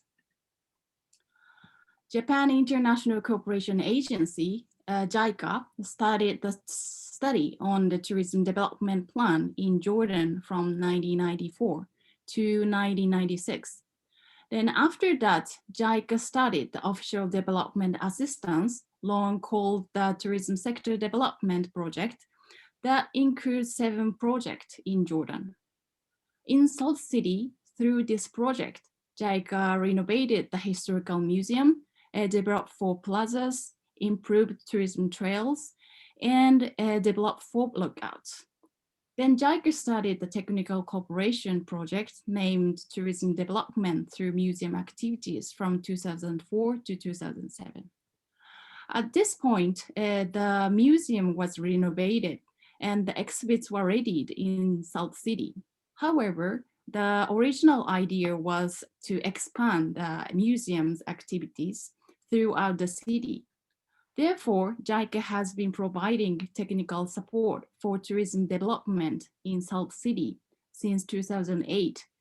using the Japanese community development model. Next, please. Salt City began the Salt Eco Museum, SEM project based on the Eco Museum concept, which has its origin in France.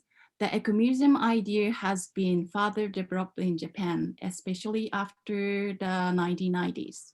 Next, please.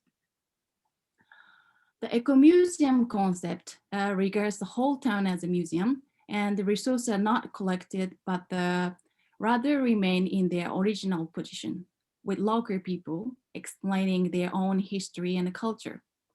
It means that when you imagine the traditional museum, there is a building with specialists like curators. Then objects will be collected and exhibited, and the visitors visit the buildings to see those objects. This is the typical museum you can imagine. On the other hand, the eco-museum concept regards the whole town as a museum, and the resources are not collected, but rather remain in their original positions, with local people explaining their own history and culture. Our project utilized the eco-museum concept as a tourism development method, but originally the eco-museum concept is a museum activities, not a tourism development method, but we thought that we could be used for cultural resource management and tourism development. Next, please. As I mentioned, the eco-museum concept is a whole town as a museum, but the area is large and the visitors don't know where anything is.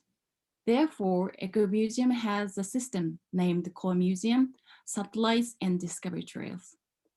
The Core Museum is not the traditional museum, but the eco-museum concepts, eco-museum information center, where all information on the SEM is collected and managed. The instructions on utilizing the SEM, such as how to learn and how to enjoy the city, are provided and the visitors are guided to the satellites. The satellites are the cultural resources, including buildings, heritage space, public spaces, and streets situated at the original location, and can be a proof of stories constituting the SEM. Then discovery trails are walking trails that effectively exhibit and explain the stories of cultural resources to both local peoples and visitors. A region's discovery trails consist of a group of sites that tell a specific narrative. By visiting sites along the discovery trail, visitors will find the hidden histories and the value of local resources under the guidance of local interpreters. This is the Eco Museum, and then we have been providing technical support in Salt City using this Eco Museum concept. Now let me move on the situation of, next slide please. Salt before our project started. It means what kind of issue did Salt City have before developing tourism based on the Eco Museum concept? The first, the necessity of developing tourism considering the conservation of the salt community. For example, visitors have been ejected for actions that disrespect salt culture customs, such as entering houses and exposing the skins, which goes against Islamic teachings. Next, please. The second is the value of salt has not been clarified because the cultural resources existing the city of Salt has not been fully grasped or organized. Next, please. The third is that since the regional issues have not been organized, the vision has not been shared, the action plan is not clear, and activities are limited to each organization. We have begun trying to solve these problems by Eco Museum concept. Next, please. We decided to apply it and implemented it in this process, these processes. As you can see, there are 7 steps in a total, and I explain one by one. Next, please. The first is a survey of cultural resources. Next, please. We implemented the investigation to understand the cultural resources that exist in this area. Understanding local resources is also about knowing what the city has potential for. Next, please. First of all, we started the survey from the historical buildings that are the representative cultural resources in Salt City. There are several types of buildings you can see in Salt City, and then we survey them. Next, please. The survey was conducted by a team of Japanese staff and the Jordanian staffs like this. Next, please. Over a year, we have expanded the scope of our survey. We surveyed all 4,000 houses in Salt City. Next, please. In our investigation, we took photos, drew a sketch, interviewed the owners, house owners, or local people. Next, please. And we made survey sheet, each buildings like this. Next, please. We ultimately found 990 historical buildings out of 4,000 houses in Salt City. The blue represents the buildings that were reported in the past survey, and the purple shows the newly discovered ones in our survey. It was difficult for us to find so many historical buildings. When we surveyed the locals' home, we discovered more about the historical buildings because the locals told us that this would also be in our relative's house. In many cases, it was unclear from the exterior that there was already a historical building. Under such circumstances, we found the historical buildings that were not visible with the residence corporation. Next, please. The data grabbed in this way was made into a database. We have also transferred the method of creating a database. Data is available, ministry, municipality, and museum now. Next, please. By sharing this map of historical buildings sprinkled throughout the city in this way, the stakeholders could imagine Salt City as a whole town as a museum. Next, please. Next, we carried out a formulation of the basic vision and plan. We have shown the direction stakeholders should aim for as a master plan to determine the policies about cultural properties protection, landscape conservation, tourism development, and community development. We also formulated an action plan for when and what to do. Next, please. Take a look. As for stakeholder, there are 3 organizations. Next, please. We have set up a new organization named Salt Eco Museum Management Organization, SEMO, for these members to work together. Next, please. Then we formulated the SEM basic vision, basic plan, and action plan. There are 4 pillars in it. And then the first is cultural resource management. And the second is tourism management. And third is townscape management. And the fourth is community management. Next, please. We also provided an opportunity for all members to meet and discuss once a month. And until that time, the people involved have never gathered at one table to talk with the same goals. As a result, the similar project were sometimes ranches on the same street, but we started share the differences. Next, please. I think it's a big step for different organizations to get together and start discussing the protection of cultural resource management, landscape conservation, and tourism development. Also, the SEM plan was formulated through the collaboration of the 3 parties, and the direction to be taken as SEM was decided. I think the collaboration is very important, and the collaboration with various stakeholders is indispensable for promoting community development and tourism based on a region's history and culture. Each organization has different strengths. For example, legislation and new laws cannot be created at the private or a municipality level, but it can be done by national government. I'll talk about that later, but the government originally had the national qualification system called the National Guide. In this project, we created a new system called Local Guide that only South City community members can guide. It can also be made by a national government, but on the other hand, there are things that only the private sector can do. And there are things that the municipality is good at. By making the best use of each role, new dreams can be realized only by involving various parties. Of course, it is important to complete the booklet when formulating this basic vision and plan. However, in each process, it is important to involve local residents, the government, experts, private sectors, and more. Increase the number of cooperators. The basic vision and plan provide a basic for keeping an eye on the future as different people and organizations work.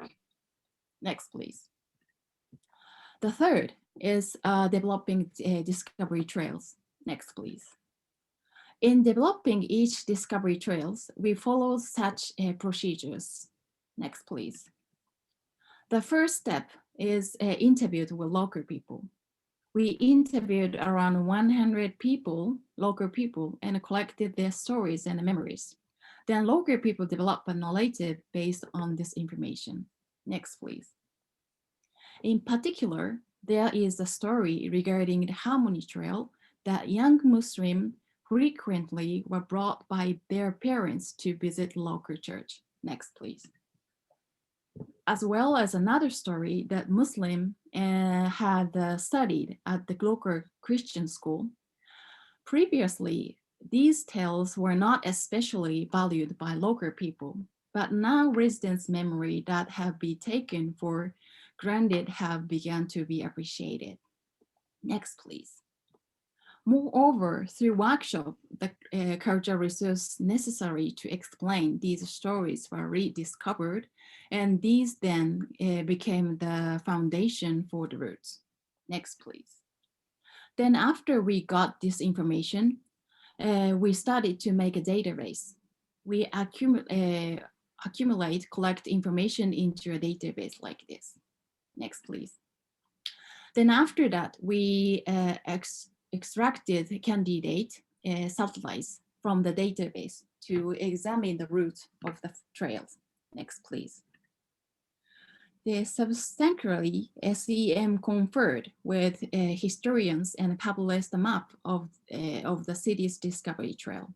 Next, please. And also we negotiated with the owners of houses or shops, which can be a satellite like this. Next, please. Then we developed a map like this.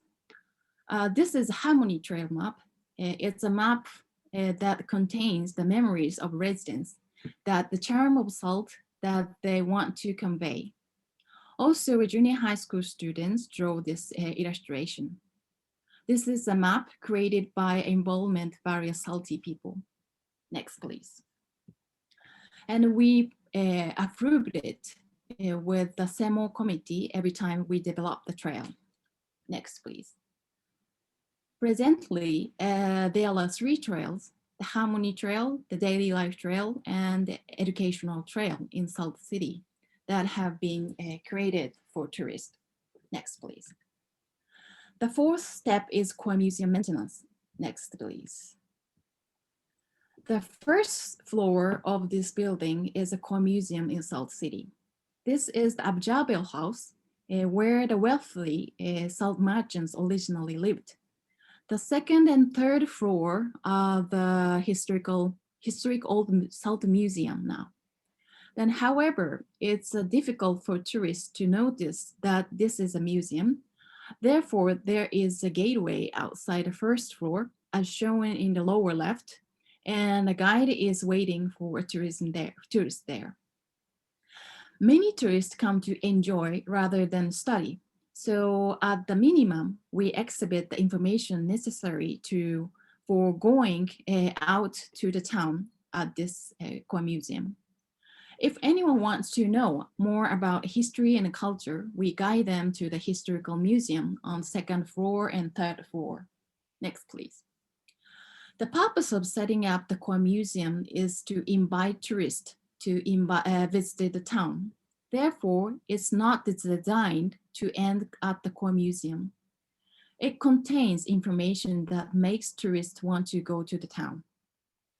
For example, by decorating the museum with photos of the town of Salt, we are telling tourists that this kind of scenery can be seen there. We also made a welcome video. The video was shot with the locals saying, "Welcome to Salt." This is also a mechanism to invite tourists who want to interact with locals. At the beginning of the project, we heard from locals that tourism is an administrative initiative. This may be true in terms of financial resources, but tourism is dominated by locals. That's why we decided to make this video. We have also prepared some information that tourists should know before going out to the town. Things like a briefing on Salt City and its history, geography explanation using models, a local culture, and how to behave while at the town and others. The discovery trails are also introduced at this core museum, but not only does each have its own exhibit panel, but we also made videos so that tourists can see what they can experience on the trails. Next, please. In this way, an integrated system that combines the core museum, that satellites and discovery trails of the eco-museum can provide visitors with information on the value and access of cultural resources. At the core museum, before the tourists depart for the discovery trail, a panel has been set up to inform visitors of the local cultures, custom, and the manners that should be followed. Thus, the core museum and satellites and discovery trail serve as a mechanism to protect important cultures and custom in Salt from the influx of tourism development and tourism theft. In addition, an example of Salt, the conservative community in Jordan, show how a tourism development project through eco-museum system can empower the local community's control of cultural resources and make visitors respect the culture of the region. Next, please. The next step is fifth, training guides. We're training local interpreters. Next, please. Salt City, locals started to interpret and show their memories through the system of local interpreters. As I mentioned before, while Jordan has a national guide system, SCM created the local interpreter system in conjunction with the Ministry of Tourism and Antiquities, the Great Salt Municipality, and the Salt Development Corporation. A local interpreter can guide only in Salt City, and the license are limited to residents of Salt City. Not only can they convey their local knowledge of historical facts, but they can also talk about their lives in the city, as well as the experience of family and friends. Next, please. There are local interpreters in Salt City. Next, please. When we train them, we have 6 lectures. Ministry provide 1 lecture them that national guide must take, red one. Then this is possible because the government is the team. Then our project provide 5 new lectures. Next, please. After lectures, we started to train in fields like this. Next, please. But it was not easy to understand what is local interpreters for them, because it is new initiative in Jordan. So we also trained them in Japan. The Jordanian trainees had a lecture and joined a tour in Japan. Then they visited the local houses and traditional sweet shop and met local people. After returning to Jordan, they started to visit local places and become a bridge between local people and tourists. Next, please. The training has resulted in 11 local guides being prepared. Having the residents of Salt become local guides has made it possible to guide while observing the cultural custom of Salt. And now in Salt City on the Discovery Trail, they give tourists the opportunity to meet each site's owner and help to draw out stories and memories from the site's residents.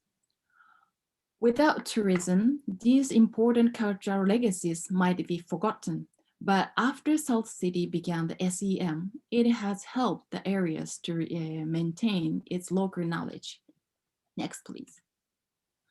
Furthermore, the system of local interpreters created the structure that encouraged the local inheritors to value inherit their memories. Unless these legacies are consciously utilized, the region's memory will be lost. Next, please. Next is tourism promotion. We carried out this tourism promotion because we need to know Salt value and determine it as a unite community. Next, please. We created promotional materials like brochures introducing Salt City and maps and movies of each trail. Also, we started a home visit to visit the home of residents who lived in historical buildings along the trail's coast and enjoy traditional homemade dishes by local mothers. Tourists can also experience wearing traditional customs that are handed down to the house. Next, please. When we make a brochure introducing Salt City, we had a workshop to find the value of salt. Next, please. We figure out these are the value of appeal point of salt. Next, please. We used a method called Wild Cafe. We answered these questions together and figure out. Next, please. Thus, the Ministry of Tourism and Antiquities and Salt Municipality and the private sector have collaborated to devise a catchphrase. Also, it can be a tourism product in the future. The policy to be taken has been decided. It has become possible for related parties to recognize and disseminate the value of salt. Next, please. The last is awareness activities. This was done to expand the circle of people who support that movement. Next, please. First, let me explain about the awareness activities for children. When some of the museum staff visited Japan for the JICA training, the curator of the Hagi Museum held a workshop. The curator explained that they use quizzes that the children are interested in for the introduction because the children are not interested in learning the history. Next, please. For example, while walking around the town, Japanese curator tells your children, let's find a sea cucumber, or let's find an insect cage. Then talk about history and culture when children find it. Next, please. One of the Salt Museum staff who participated in the training made a quiz in Salt. She made quizzes such as, let's find a keyhole, let's find donuts, let's find a women's hand. Next, please. The women's hands was used in the old days when there was no front bell. And also she made a quiz, let's find a Kalabij Halab. It's an Arabic sweet.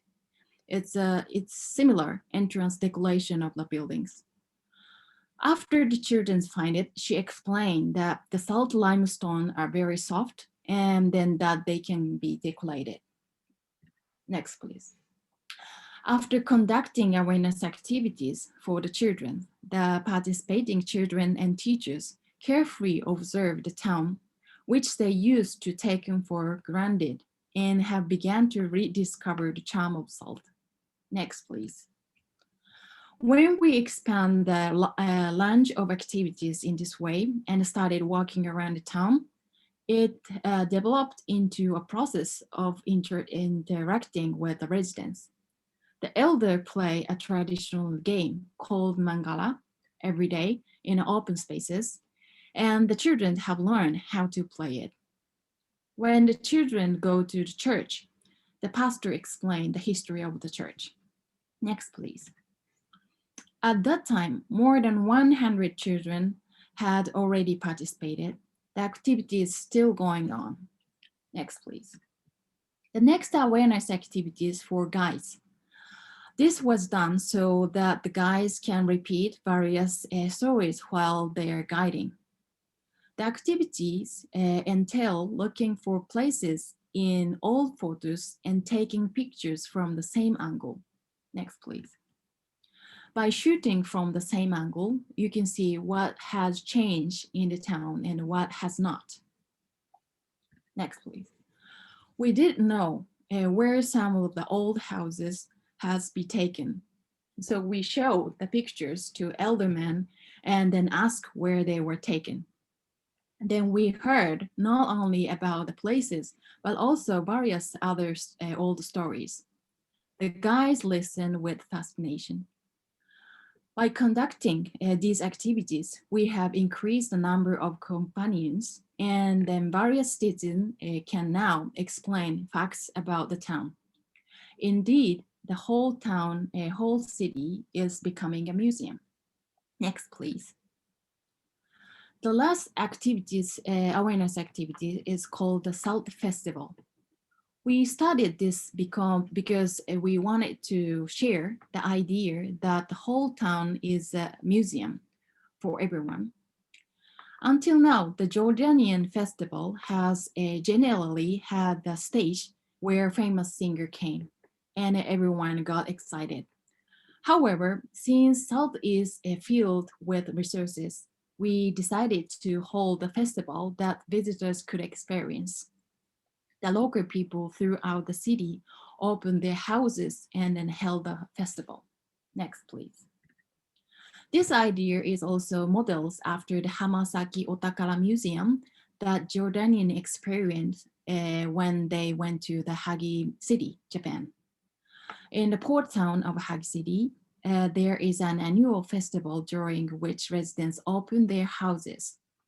It's a festival in which the residents exhibit and brag about what they consider to be treasure in their own homes. Most of the residents accept tourists only on this day, even if they have job and are not involved in community development every day. Next, please. When the trainees returned to Jordan, they called on the residents and asked whether anyone would open their houses. They also inquired about what kind of cultural artifact people had in their homes. Next, please. We also set up a meeting to explain the purpose of the festival to the residents who were planning to participate in this way. Next, please. About 3,000 people participated on that day, and it was a great success. Next, please. Through this festival, the people who volunteered become the local guides I'll talk about earlier. For some families who opened their homes at the festival become host families for the home visit. And then I couldn't talk much about the salt brand today, but the person who sold a souvenir at this festival applied for our salt brand. A brand of salt souvenirs launched within our project. Many people got to know one another through the festival, registered for the salt brand, and started selling souvenirs. Through these festivals and activities, the residents have come to know the sympathy with the SEM and the number of people who want to work together has increased. Next, please. At the end of our project, the number of tourists increased, and then regular tours were held. After that, the JICA complete the project in 2017, but it seems that it has continued to support USAID until 2020. Next, please. In my conclusion, my presentation, currently due to the influence of COVID-19, tourists are not coming and then activities are stagnant. However, I hope the COVID-19 will end soon and that the South people will have more work opportunities. The Ecomuseum was not created as a mean for tourism, but I feel that it has become means for everyone to share goals and involve various people through the case of SALT. In each process, it is important to involve residents, the government, experts, private companies, and more. It is also important to increase the number of cooperators. I think we must realize that there is a limit to what can be done through the power of individuals or organizations. By increasing the number of people involved with different strengths, we can do things that one organization could not done alone, which is the key to achieving big goals. Thank you so much. Is it? Yeah, it's that. Yeah.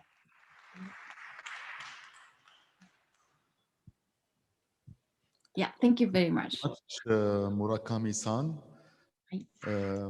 I cannot really express how impressed I am with the project you've done at El Salt with JICA, which ended in 2017. I'm sure this project has influenced a great deal the nomination file of El Salt, which I heard has been submitted to the World Heritage Committee this year. And I'm sure your trajectories, your cultural trajectories has been in fact highlighted in the management plan. And also thank you so much for bringing up the Eco-Museum as an approach to develop the historic centers.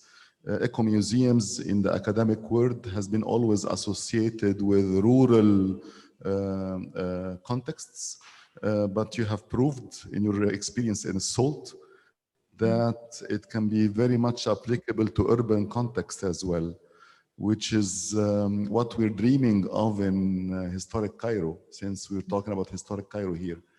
I'm so looking forward to few maps of such ones you have developed in SALT to be drawn in Cairo.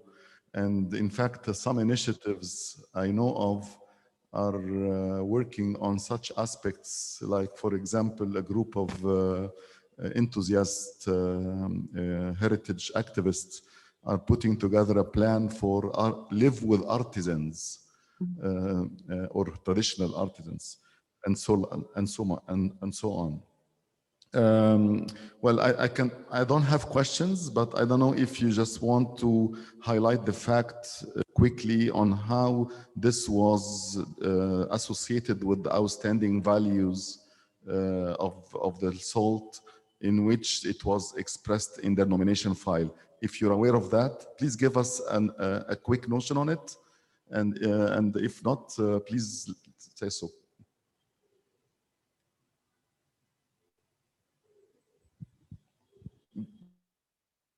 Did you hear my question? Me? Murakami? Me? Yeah. I was just asking. I'm sorry, I'm sorry, I didn't follow up after 2017. So I heard once they tried, but it was nothing. No, it was not. It couldn't. So is it try again? I don't know. I didn't. I'm sorry, I didn't follow up after I left. So if you I see. Okay. But you were not engaged in drawing up the nomination file for the word heritage of El No, Salt? I was working for a museum, and then do you remember I explained the 4 pillars? And then there was a townscape management.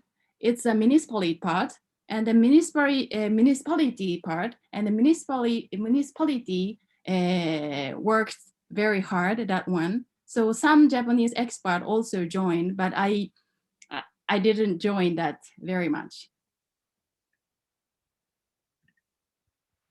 You know, in historic Cairo, we do also have a core museum, which is in fact housing one of the largest and most important collection in the world for Islamic artifacts.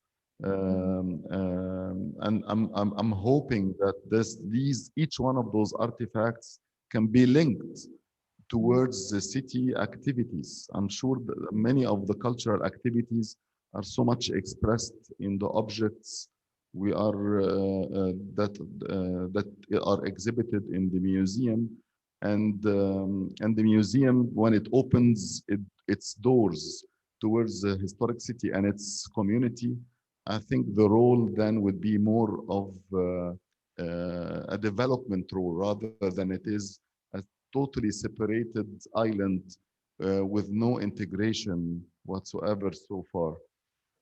Can you draw us a bit of a parallel, what happened with the museum at El Salt as a core for the development of the Eco Museum?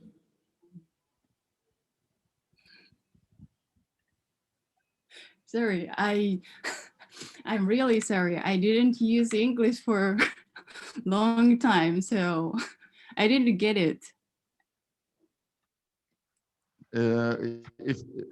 How the El Salt Museum, how did El Salt Museum got developed with the idea of the Eco Museum you have introduced in El Salt, if it ever did, because you have used it as a core attribute. You mean the residence or Jordanian's museum staff? The museum itself, yes, because as I said, we have a museum in historic Cairo, and we want very much for it to have the same role. Maybe also Professor Naoko can help you getting into this. Please. Yes, please.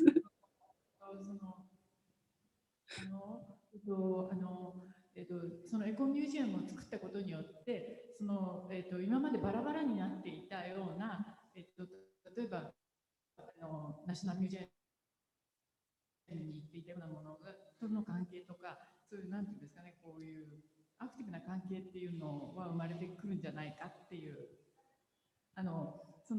単にソルトにとどまらずに、こうそのものの関係によって、ソルトがヨルダンとこう深くつながっているっていうような側面はあるんですか？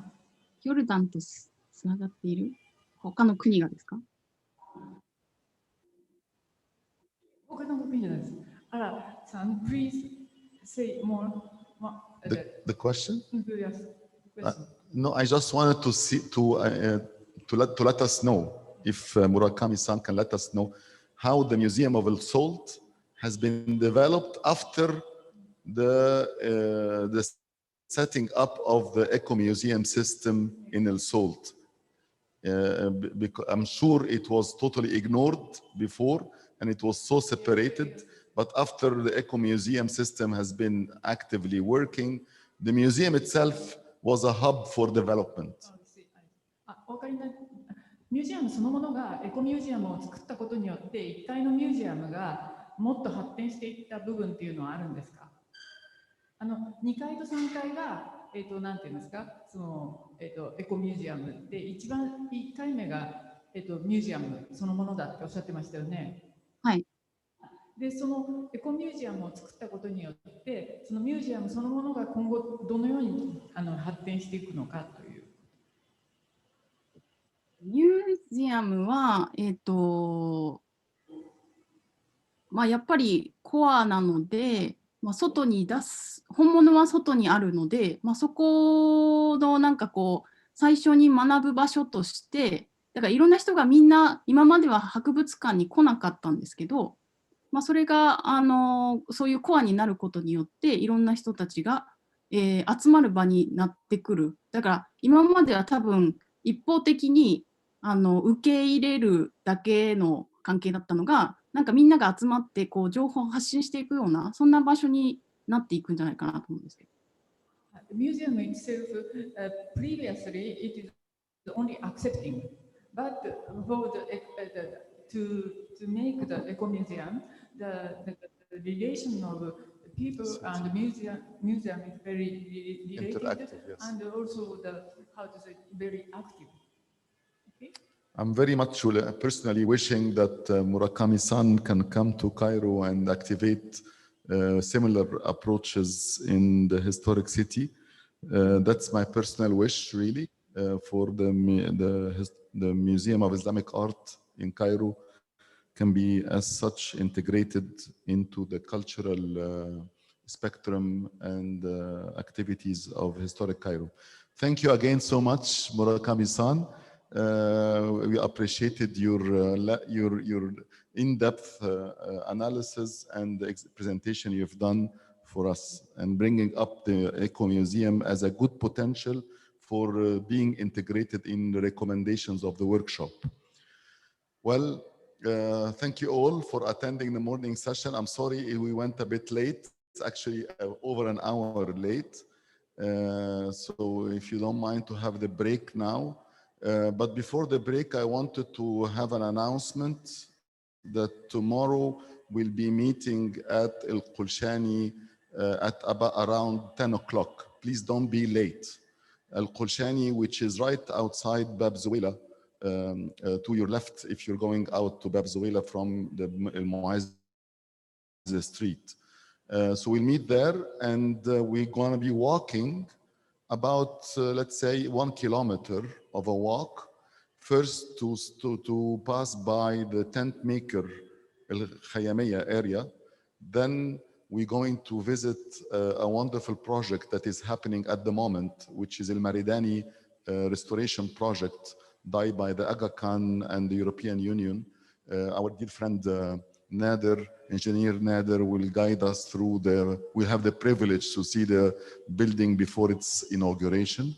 Then we'll end up by having a reception at Beit Yakan, where I live, and then we draw the recommendations there. We're probably ending this visit around, let's say, maximum 2:30 p.m. Thank you so much again, and sorry for the delay. Looking forward for the evening session, inshallah.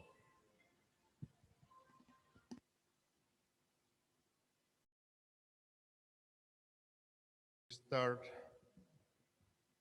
our last session,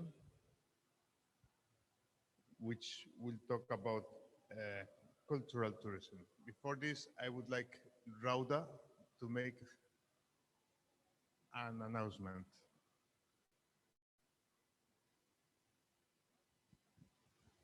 طيب احنا دلوقتي هنبعت ليكم فورم على الجوجل علشان تدونا الفيدباكس بتاعتكم. هنبعتها لكم بالايميلات.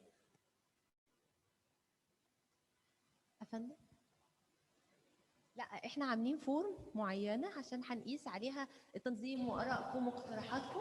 هو سهل قوي، yes or no questions، فمش هياخد منكم دقيقتين.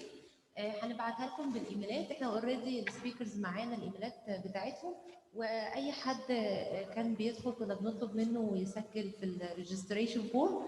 فبعد اذنكم بس اللي لسه ما سجلش ممكن يسجل، لانه الفيدباك بتاعكم هيفيدنا يعني في الورك شوبس اللي جايه. شكرا. Thank you, Rauda. So our first participant this afternoon is Heba Hassis, who you heard this morning during the debate. Heba is professor in heritage management and sustainable tourism at the Faculty of Business and Economics at the German University in Oman.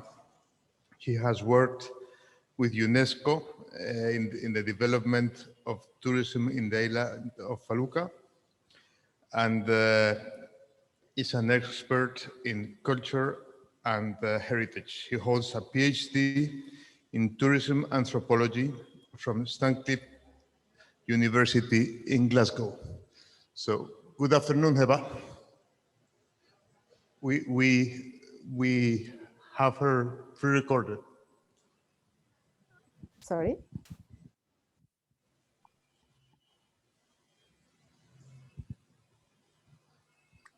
Hello? Yes. Yes, Pablo, so can I start? Yes, please do start. Thank you very much. Please allow me to share my screen.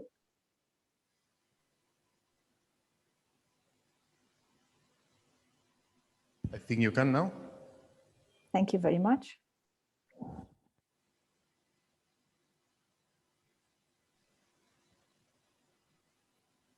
I think I cannot see. Hello, good afternoon, everybody. Thank you very much for a very interesting session. And I'm sure you're enjoying it a lot more than me enjoying it here from Oman.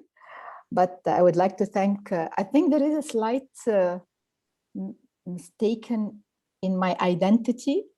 So I hope that you can share, maybe Pablo or Ala can share my actual biography, so and my current affiliation. So I think I have sent an updated version, so and also my emails are there in case you need to communicate with me. Today, I actually, I think there has been a lot that has been presented and a lot that is very interesting and very engaging. And I hope that I can add to this very enriching discussion through my humble presentation.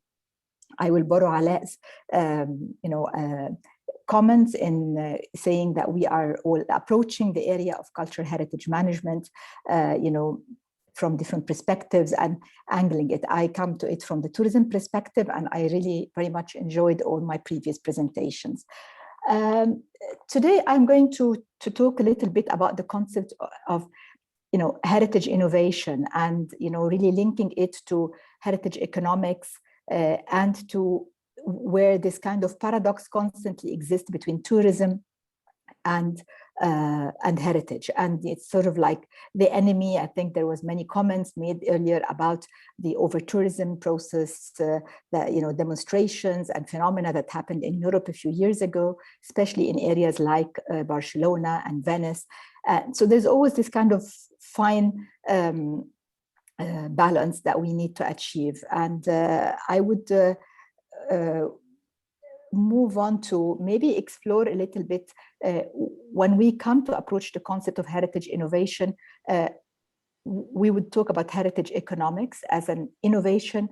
In my perspective and in my definition of the concept of innovation and how does it differ from creativity, it will be a concept that really has got a business sense, something that puts heritage into perspective and creates an economy around it in order to really avoid the constant struggle between the conservation of heritage and the priorities of national governments and so on. So for me, if we consider the concept of innovation, I would look at it as an approach to heritage that has got that can be applied, that can be implemented, that has sustainability inherent in it, and can lead to improvement of communities, improvement of livelihood, and so on.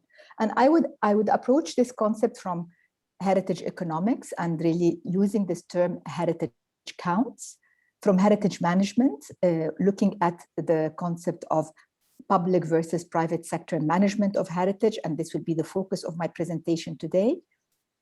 Heritage and sustainability, which I think looking, again, another way of looking at heritage from a different lens, looking at heritage beyond conservation. and heritage and digitalization, which is a new trend. So I will focus today on the area of heritage management and the public versus private sector. When Alaa asked me and Pablo asked me to join the workshop in Cairo, which unfortunately I could not do due to COVID restriction of travel, they asked me to present my philosophy in a few lines. And really my philosophy to heritage and tourism and the link between them is just simply in this. It's about people and heritage. It's about taking heritage to people and not to constantly try to take people to heritage. In that sense, making heritage more democratic, making heritage more available and more accessible. And this is why I think in my earlier comment today, I mentioned the fact that the pressure that is currently put on international heritage sites and on World Heritage sites in Europe and in some of the famous destinations has really been because of this elite approach to heritage management. An approach that really highlights certain heritage sites because of they have become famous for one reason or the other, and by ignoring other heritage sites or overlooking them, by protecting heritage behind big doors and behind big buildings, which makes it in a way a little bit inaccessible. In my opinion, the way forward to heritage would always be about democratizing it, making it in a way less elite, making it in a way more approachable, and allowing people to engage with it, even if they don't really recognize that this is heritage, enjoying it in that way. And I have here a few examples that illustrate my point. And this is one of the examples that really always amazed me, which is the Mall of Ibn Battuta in Dubai. I don't know how many of you have visited the Mall of Ibn Battuta, but it is very interesting because the entire mall, I don't know I could not really find. It's developed by Palm, which is one of the major development, real estate development in Dubai, but the concept behind it was quite amazing. And as you can see in the slide, the Ibn Battuta Mall is designed on the journey of Ibn Battuta, and this is why it is called as such.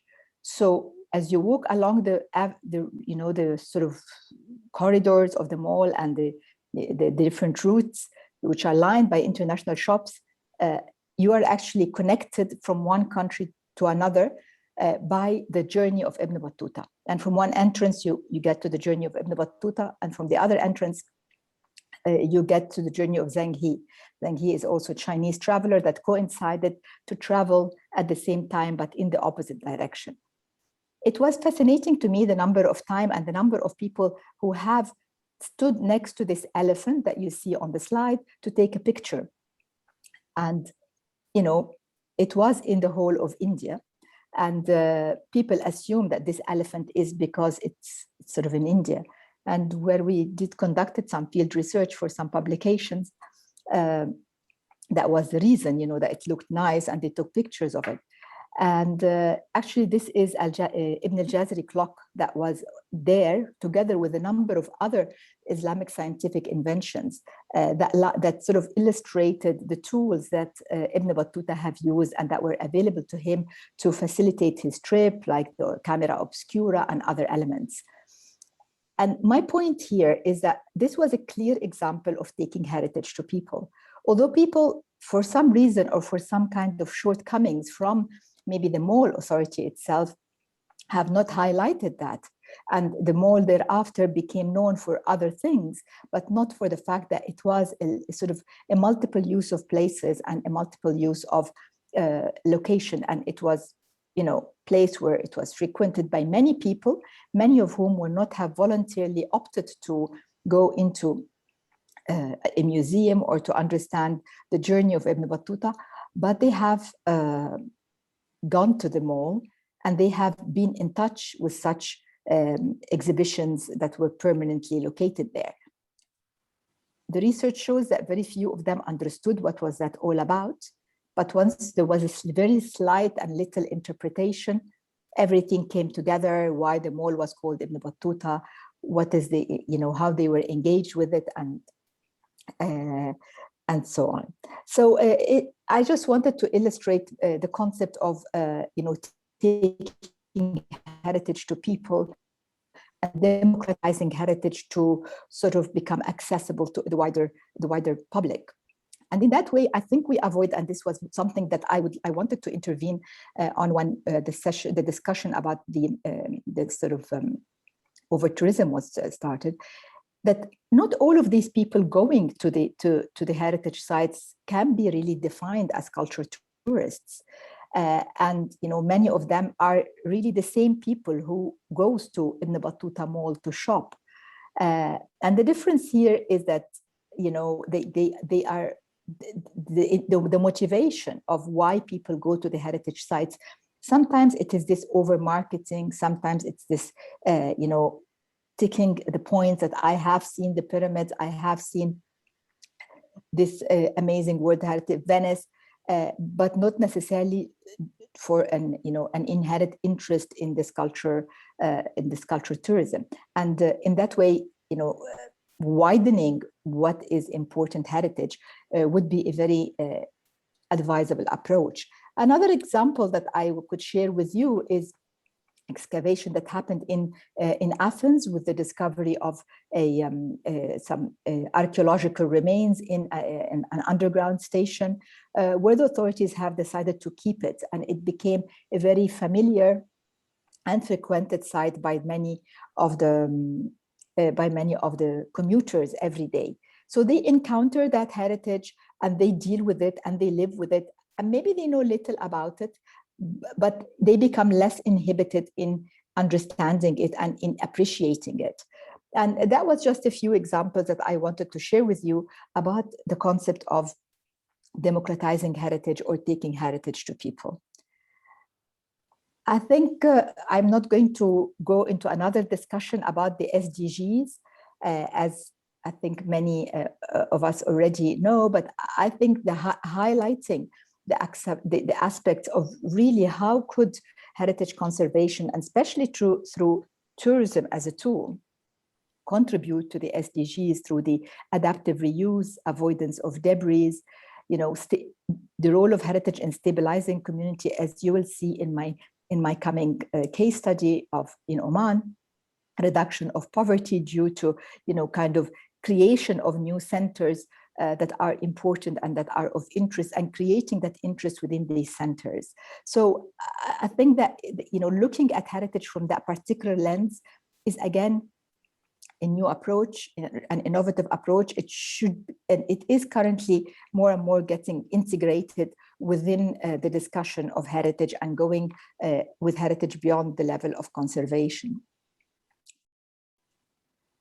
I think the third point I would like to highlight in addressing this area of heritage innovation and is the area of ICT and the fourth industrial revolution, looking at technology and heritage. I've put here these two pictures that for me were very, very, not for me, but for everybody who is concerned with heritage and who's everybody who is really, have witnessed such disasters. And which is, of course, the top picture is in Syria, and the bottom one was the burning of the Brazilian museum, which was not very long ago. In that approach, it was the role of digitalization of heritage in interpretation, in documentation, in really sustaining that lost heritage to a variety of to future generations. Is very crucial, and that was again an angle of innovation that we could look at. So I just wanted to outline the different definitions that we could use. I'm sure there is many more examples or many more constructs if we want, connecting heritage, economics, and innovation. I just wanted to lay a few that I am particularly interested in before going into my main case study. I don't know can you hear me, or is it clear?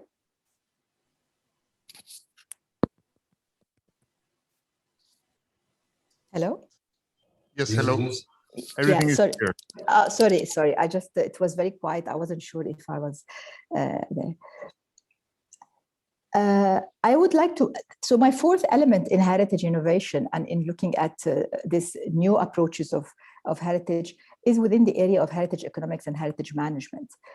And again, I think going back to few words that summarizes one's approach is the idea that heritage being perceived as a liability. This is something has been witnessed in by many of us who are currently working with national governments, which whenever there is a priority, heritage is not really prioritized. Heritage is perceived as a liability that depletes resources and not that as an asset that generates these resources. And the discussions that we have had so far, I think in the past 2 or 3 days, which were very enriching, have put a lot of emphasis in one way on national governments, also on JICA, which does great work and amazing support to the regeneration of heritage and heritage conservation. Today, I would like to take you to maybe a journey into a different approach, which discusses and focuses on the management of private heritage, and a success story that I would love to highlight and to share it here with you from Oman. Pictures that you see in front of you is a picture of the city of Nizwa, one of Oman's oldest capitals, not the capital at the moment, in previous times. And what you could see in the front of the picture is Harat al-Uqr. And Harat al-Uqr was a main residential area that surrounds the fort that you see in the background. You see the tower of it in the background. The area was inhabited since the 17th century, and the fort was actually built to commemorate Oman's defeat of the Portuguese fleet in the Arabian Sea.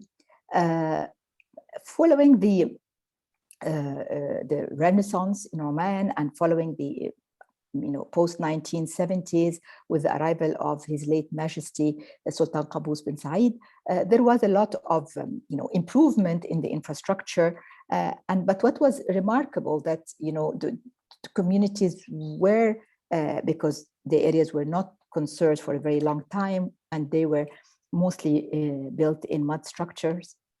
The people living in Harat al-Uqr that you see in the forefront were offered alternative housing arrangements, yet they retained their ownership of the properties that are available in this Hara or in this township, if you want. Thereafter, Harat al-Uqr has become a really, this is some of the buildings that are available in, that were taken from the actual close-up from Harat al-Uqr. Some of the buildings that were in the area or are still actually in the area. This is, I think a story that we can all relate to, with the amount of debris, with the excessive amount of illegal inhabitants, people who are very neglected properties, communities, as we have encountered. I'm sure Ala and everybody in historic Cairo can relate to that. Communities are, own the building also with a series of inherited, and many people, are currently owning the one property. So this excessive number of inheritants who are in the equation, unable to, of course, do anything to the property, and with the obvious lack of, I don't say that this is a shortcoming from the government, but the government does not have a legislation to govern private heritage management and conservation, although the law in Oman says that any building that is older than 100 years is considered to be heritage and should not be, disposed of or manipulated without any permission. So that remained as the constraints that we are all familiar with, and with a local community whose very few members of whom were living in Harat al-Uqr, but the majority were living in adjacent, maybe more concrete houses, modern houses, still in the city of Nizwa, but not specifically inside this Hara.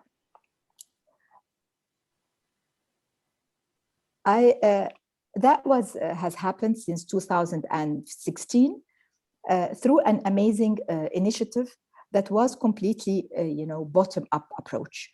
So the community and the person who is featured in the middle picture, Mr. Zahir Zakweni, currently the CEO of the cooperative company in Nizwa, they have kickstarted this very innovative approach in the management of private heritage.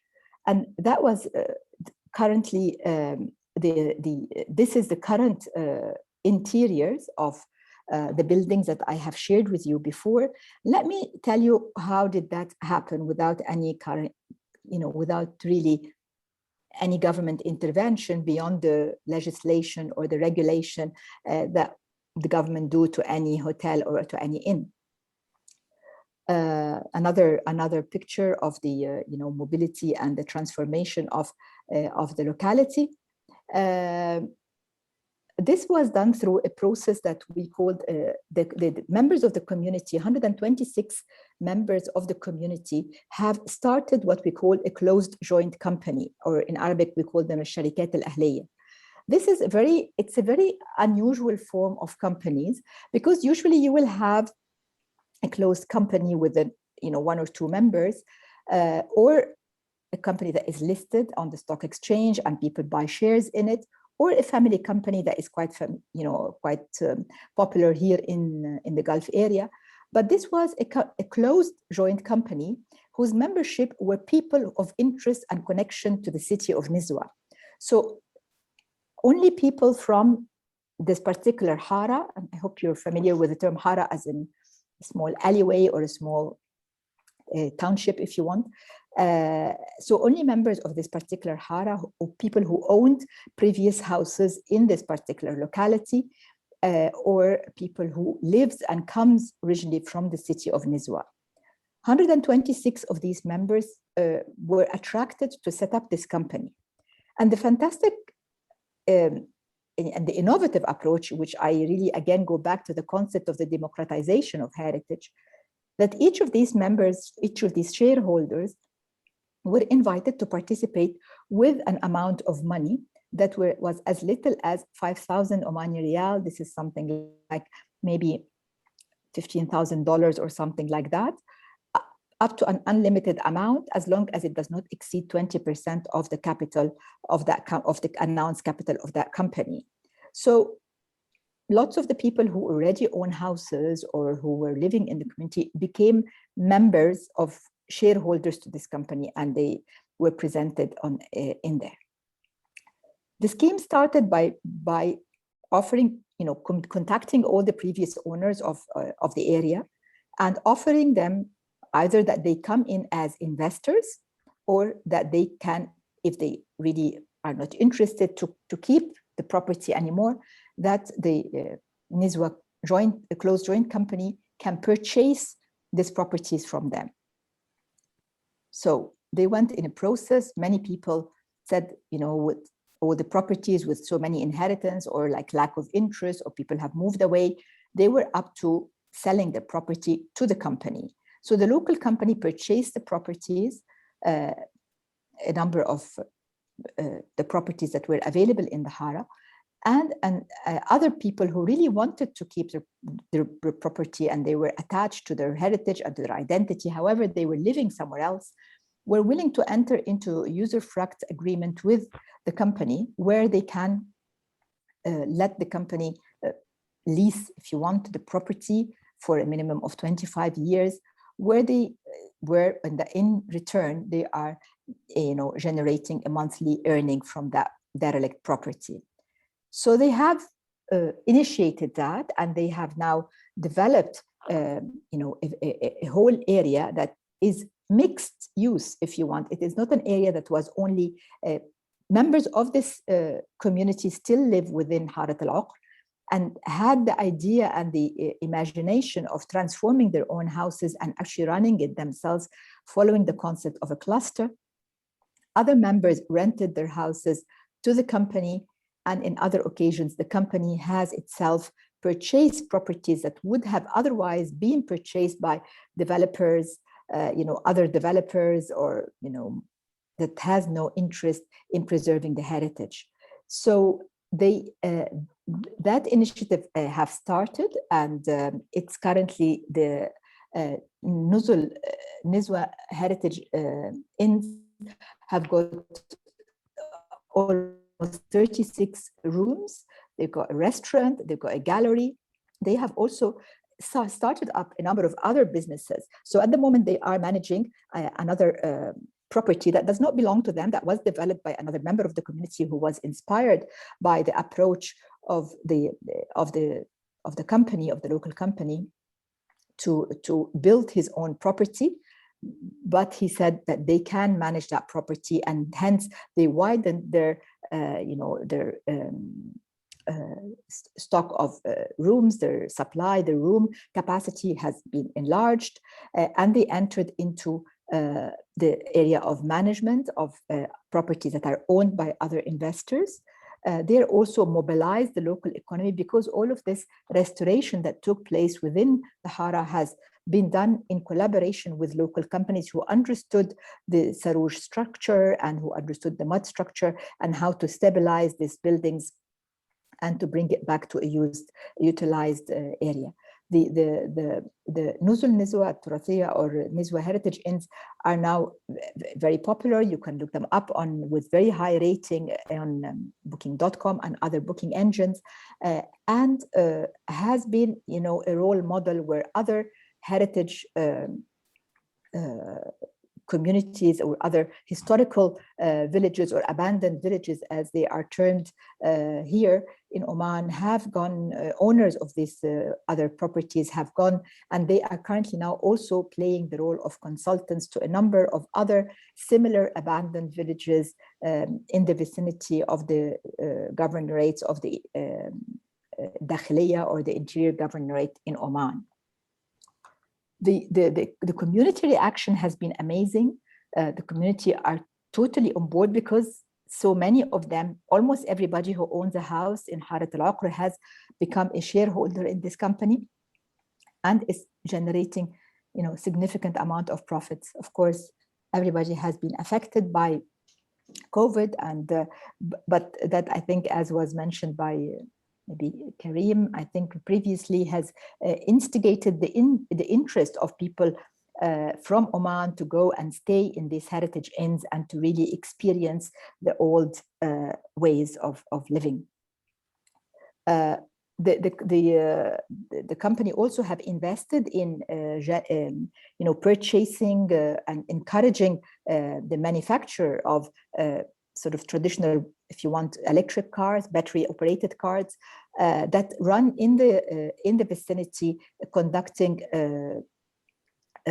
guided tours and narrative tours of the actual vicinity. This has mobilized another local company that is manufacturing these vehicles, and also have, of course, created another opportunity for income generating through guided tours that was previously not frequented.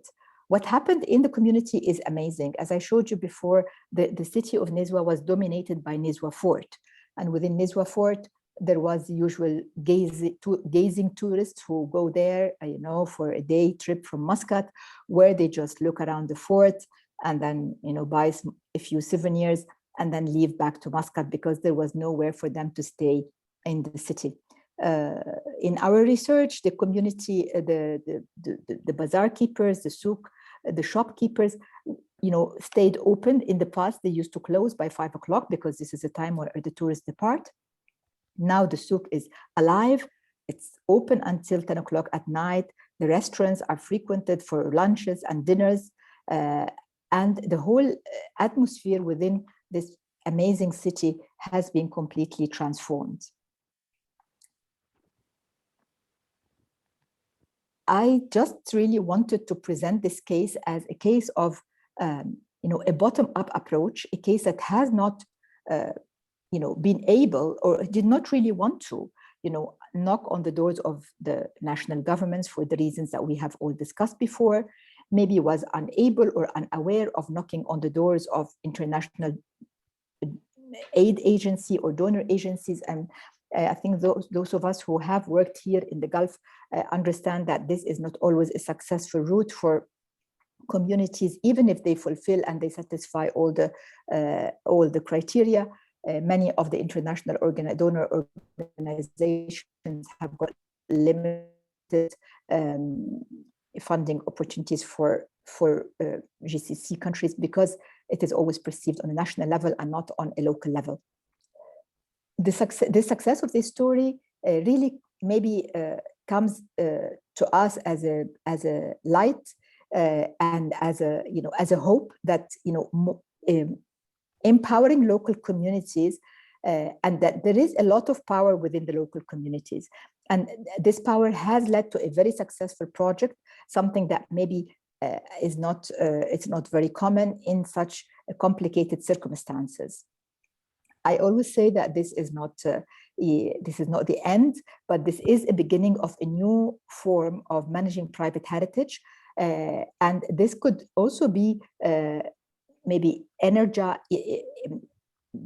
supported, if you want, or widened, because through the process of sustainable finance, where many of the banks are currently looking into it, although having investigated sustainable finance, it needs a little bit of scrutiny from our side to look at what does that mean, and is it just a greenwashing exercise by big major banks, or is it actually in practice? The other area that we are currently working on here at the university is the area of the value sharing economy or social investment, where the CSR money within the big corporation is directed towards communities as such. I'm giving here two examples where the CSR initiatives within Bank Muscat has supported a similar community in another locality called Misfat al-Ibriyin in Oman. And this where the bank has actually funded the restoration and the preparation of a few public use area, like a coffee shop, a bakery. And the same thing happened with Oman LNG, which also has prioritized within its CSR strategy the area of culture and heritage, through, again, maybe in Oman LNG, it's mostly to do with conservation, but also now they are looking at concepts of value sharing economy and social investment. Through this initiative and through really looking carefully about how this kind of community, enabling such community-based initiative to come to the surface and to really maybe not lose hope, but realize that the role of the governments in private, in heritage, but specifically in private heritage, has been really, really minimal, has been very prohibitive. Passing laws that says that you cannot do anything to the property without any incentives, without any scheme of supporting owners of these buildings, without this initiative within the local company of Nizwa gives a lot of hope, and I think is easily replicable in many organizations in other countries, especially if we are able to tap into the doors of sustainable financing and value sharing economy through the CSR plans of large corporations. I hope that I have shared with you a successful case and something that we're very proud to be, maybe not directly part of it, but to be part of it through documenting and through conducting a series of research within the community and also with the shareholders to identify the challenges they have faced and how could they pass on this knowledge to other localities within the Sultanate of Oman. I thank you very much for giving me the time, and I'm here to take any further questions or clarification. Thank you.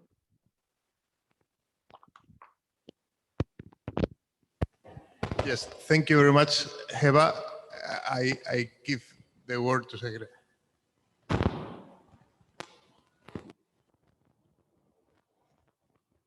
Thank you very much, Dr. Heba, for this presentation. However, I wanted to tell you that your slogan that you bring heritage to people and not people to heritage is something I don't approve of.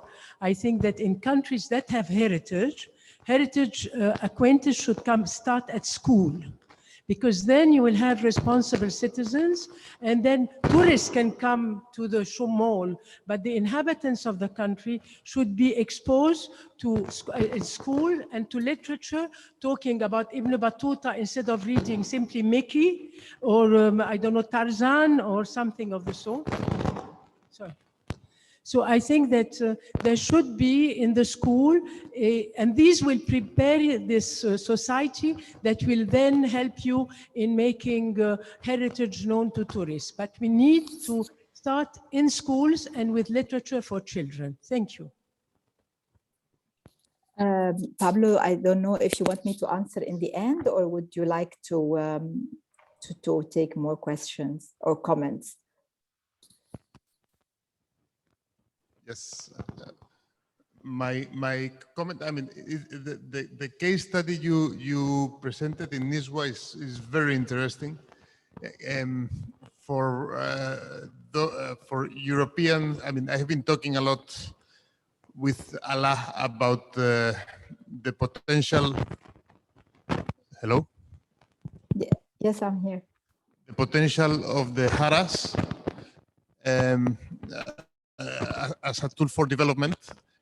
But could you explain a little bit for our European audience what the Hara is? Sure. Okay, thank you very much, Pablo. Let me first of all, comment on the first, make a small remark on the first comment. Of course, my idea of taking heritage to people is not at all about, not communicating heritage in school and highlighting it and including it in field trips for the school. I was just talking, of course, about the, I was not talking about the formal education side that is, of course, given, and the improvement of heritage education is a subject of maybe yet another big workshop.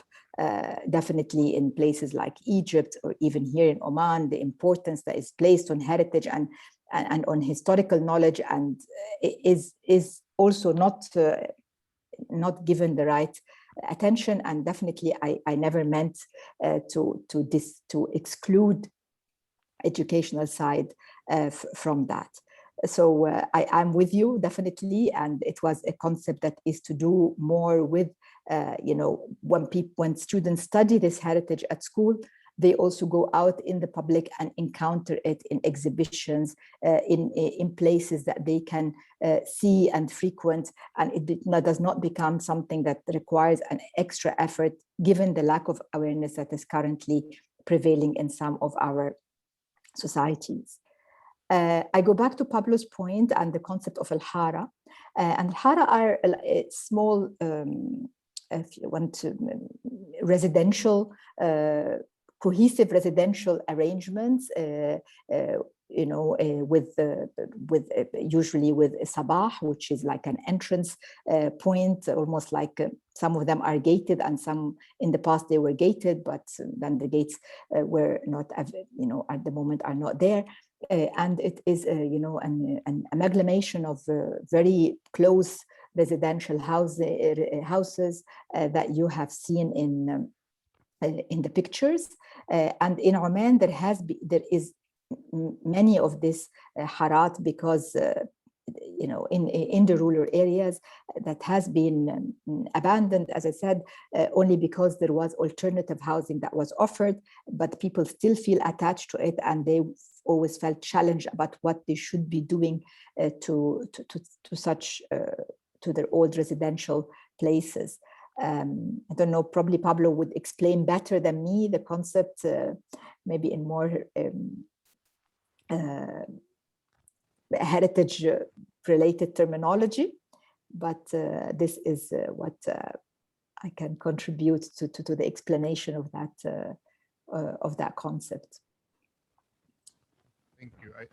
It does explain very well. No, we have been talking a lot about the importance of the Haras as the base developed management for the city. So I mean, having these communities, how it's much easier to establish the management and support from the city to the community through the Haras and vice versa. So this example comes very handy. Also as a private and community initiative to develop tourism through heritage. Yes, it is definitely worth it.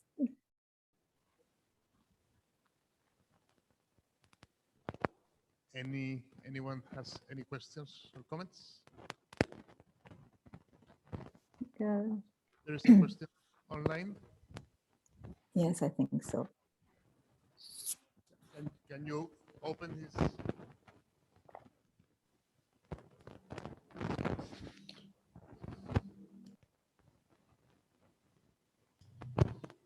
Yes. Could you? Yes, Kalala Bada. Could you? Are you online? Yes, I'm online. Good afternoon. Thank you, Professor Heba, for this wonderful presentation and the lovely case studies you presented. I have one reservation, which I don't agree much with you, with the very interesting slogan that you addressed, bringing people to heritage, not bringing, bringing heritage to people, not bringing people to heritage. I think this is a very critical.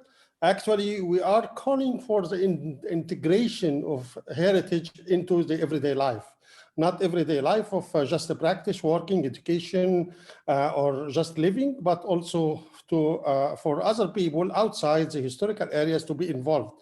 We are calling, for instance, to bring institutions like faculties of or colleges of architectural design, public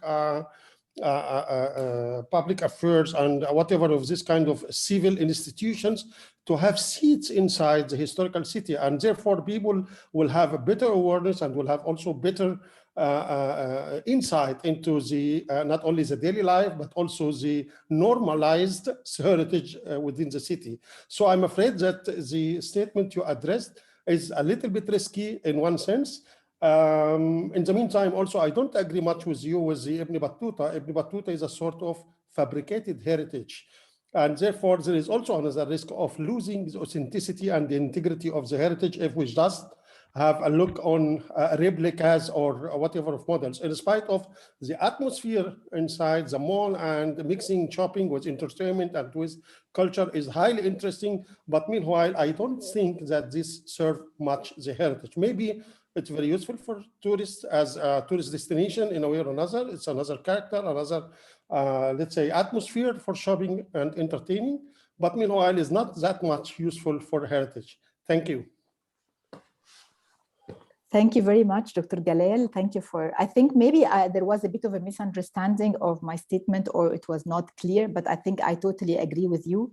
My statement is about integrating local people within the heritage. It's about exactly what happened in Harat al-Uqr, in which the people really live the heritage and become part of it, and it is not just elements that are confined behind closed doors. So I totally agree with you. This is what I meant by by taking people to heritage, that that people can be by taking heritage to people, by democratizing the heritage and by making it more accessible and allowing more people to be integrated within the heritage sites in many capacities. So I totally agree with you. Maybe it was the lexical confusion, but my idea of taking heritage to people literally is about integrating people within the heritage and not confining it within a particular location. I think we can agree or disagree about the fabrication of Ibn Battuta, and definitely, having multiple use of place and using heritage, outside its regular confinement. This is something that we see also in many places with exhibitions being held at different localities.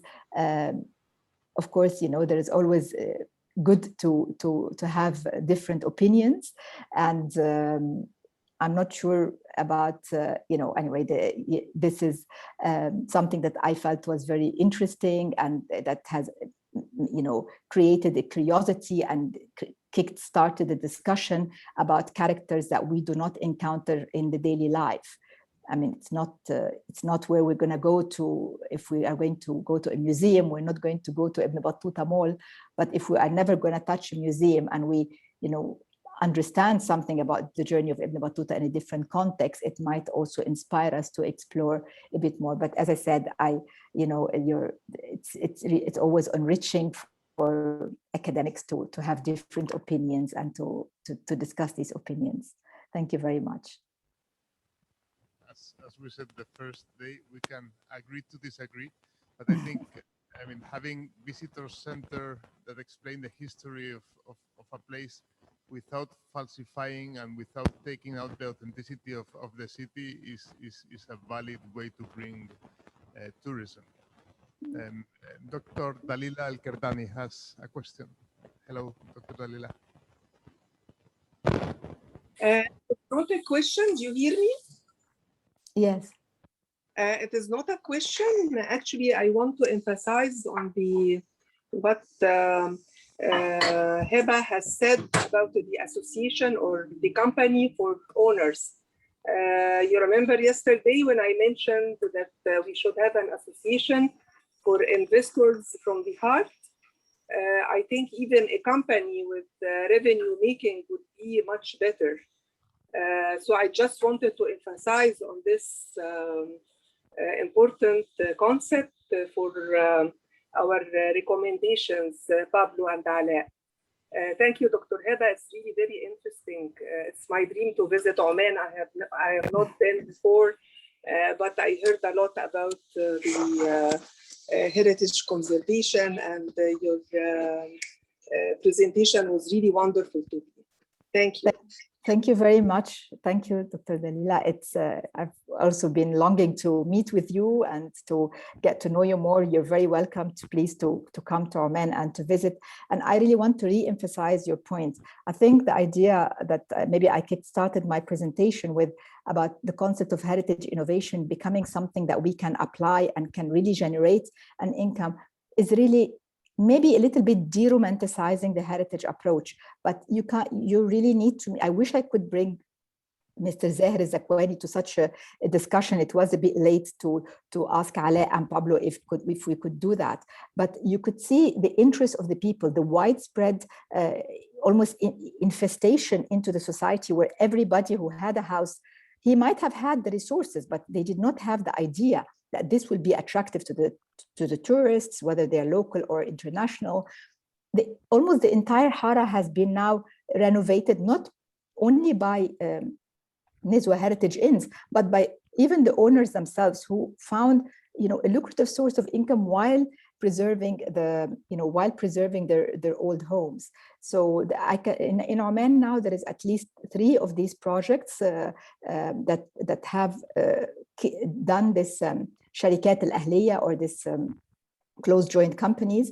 And what is also amazing, if I may add, is the fact that how did they identify, how they identify themselves with the city?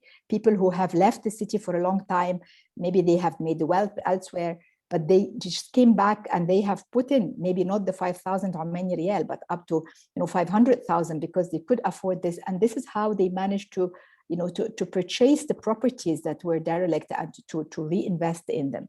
So definitely maybe such companies could complement the role and get the owners to become more involved in the preservation of their own heritage. Thank you for your comment. It's an amazing concept. I just now reflecting on a case in Aswan where they had a company for a Nubian village that invests in traditional crafts and rehabilitation of houses to have inns. And I think the Egyptian law would abide to that. I think it's not a problem. It is even better than just having an NGO or something, because it will be directed to the revenues, which is really very important incentives for investors. For the communities. Yes, yeah. for this community, Thank you. Definitely. Thank you. Thank you.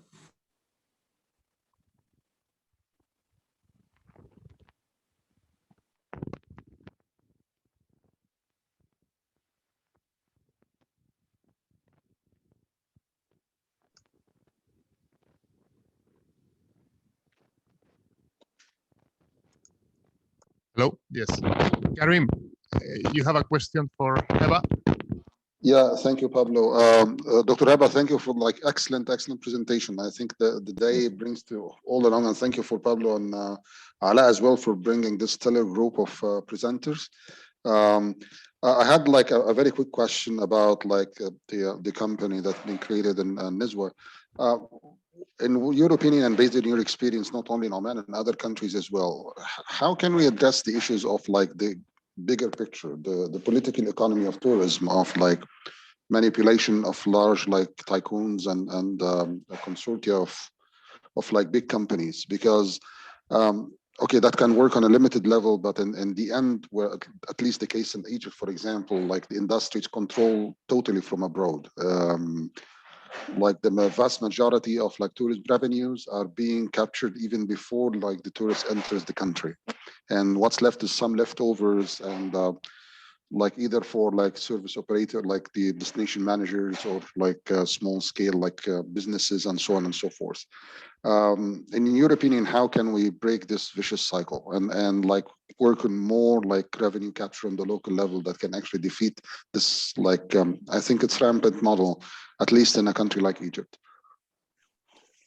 Thank you, Karim, for your question. And your question is from the, you know, of course, from the demand side, the nature of that demand, which is coming through the tour operators. This internationally is declining, you know, and, you know, people with crisis, you could always see that the first, you know, the reason that this big, you know, package tours, this huge, that are almost generating no income whatsoever and are replicated throughout the world, are, you know, slowly declining in their popularity, but I mean, they do still dominate the entire demand from the tourism sector. I think the only way of doing this is really to have more of these projects, you know, to have more of these eco-lodges, to have more of the local-based projects where the tourists start to book directly, and they don't go through the, you know, the big TUI and the big First Choice and the big, you know, FTI tour operators. They book directly, so their money goes directly to the local owners. In the case of NISWA, they are now, especially now with the digitalization process that maybe I also talked about as a sort of innovation, you know, they have these local initiatives, especially, as I said, in Oman, in the two projects that I am working closely with, which is Harat al-Uqr and Nisfat al-Ibriyin. I mean, these people have been operating, getting the booking on booking.com, getting the reviews. Even, you know, one of them, I mean, maybe I can say that now, you know, one of them, when they started operating, there was no legislation for having such rooms, that the rooms are very small. Not all the rooms have got toilets inside them. Some of the health and safety measures that the ministry put within its, you know, classification did not apply to these properties. And the people, in a way, you know, because they've invested already, they started putting that on booking.com. They started getting the tourists even prior to getting, you know, approval from the government. And in that way, you know, it's again another form of democratizing the whole heritage industry. So I feel that the only way to defeat, if you want, this, you know, really horrible buses full of people who just click their cameras everywhere and have no interest, you know, really in anything beyond the sun and sand, is to make available options like what we've been talking about in this workshop.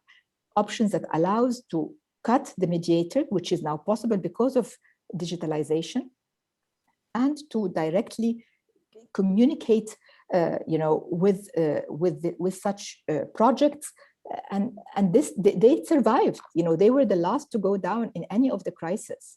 So I just feel there is, in a way, there is no way to avoid the multinational and the package tour approach, other than to grow a counter product that we are all talking about.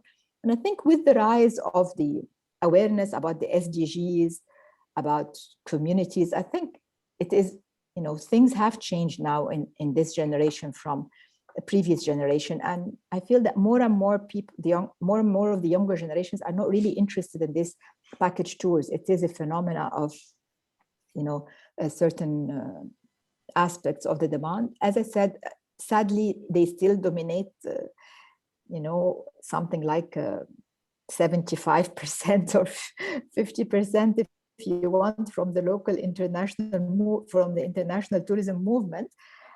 But I just feel that the only way is to really empower more and more local initiatives that people find extremely interesting. I hope that answered your question, but I don't see there is any other hope other than that, you know, we use the opportunity that many of these cruises and big, you know, package tour companies might have been negatively affected by the crisis, and maybe there's now an opportunity to push to change. We have almost a blank canvas to redraw the tourism landscape, and I feel it's very sad, of course, for people to be losing their jobs, but it's a great opportunity for us to rethink and have a different lens. Well, thank you very much, Heba Hassis. Thank you, Pablo. I think with this, we pass to our last participant of the workshop. This is Greg Richards. Greg Richards is a professor of placemaking and events at Breda University, as well as professor of leisure studios at the University of Tilburg in the Netherlands. He's an expert on creative use of space for culture and economic development. Good afternoon, Greg. Good afternoon. Thank you very much for inviting me. I'll try and share my screen with you and see if that's working. If I can find the right place to do that, of course. Yeah, share the screen. So hopefully you can now see my screen. If so, that's a good start. If not, then I will just carry on as if nothing's wrong. We see it beautifully. Okay, great. That's a very good start. I have to apologize in advance. I haven't had the pleasure of being in Egypt for a long time, so I can't say anything from a position of knowledge or expertise. I will just have to share with you the kind of poor reflections that I have from my own experience.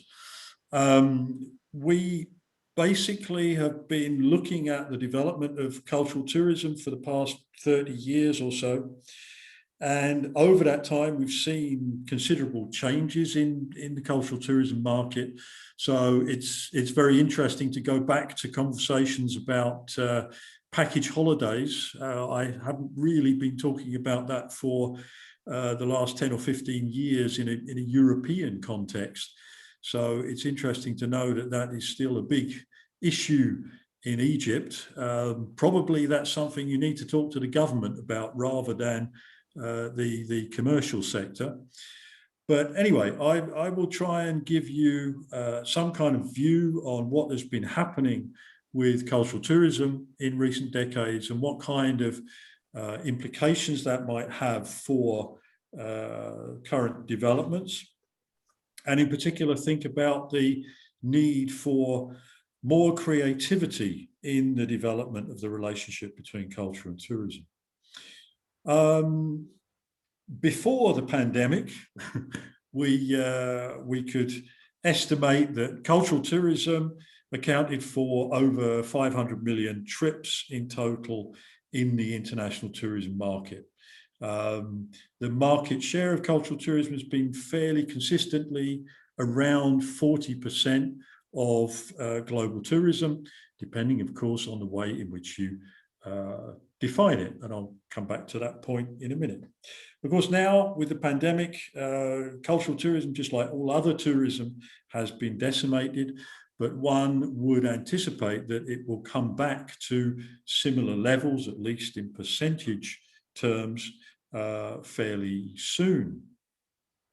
But what we have seen is a gradual change in the relationship between culture and tourism, and this has had a significant impact on the way that cultural tourism has developed.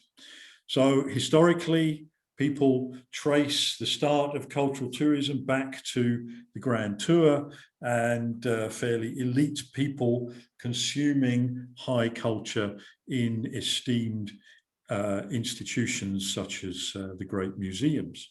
And this is still a model which is important in many places, and it's still the the important museums that tend to dominate the numbers in terms of cultural tourism. But in recent decades, we've seen important shifts, which have really meant that cultural tourism became a mainstream activity, something that wasn't just restricted to the elite, but which was also something that the masses could engage in. And so this is where we see scenes of over-tourism and overcrowding in recent years in the center of many historic cities. So cultural tourism has become a mass consumption object and has also been increasingly viewed as an economic production system, an industry which feeds economic resources into cities and countries.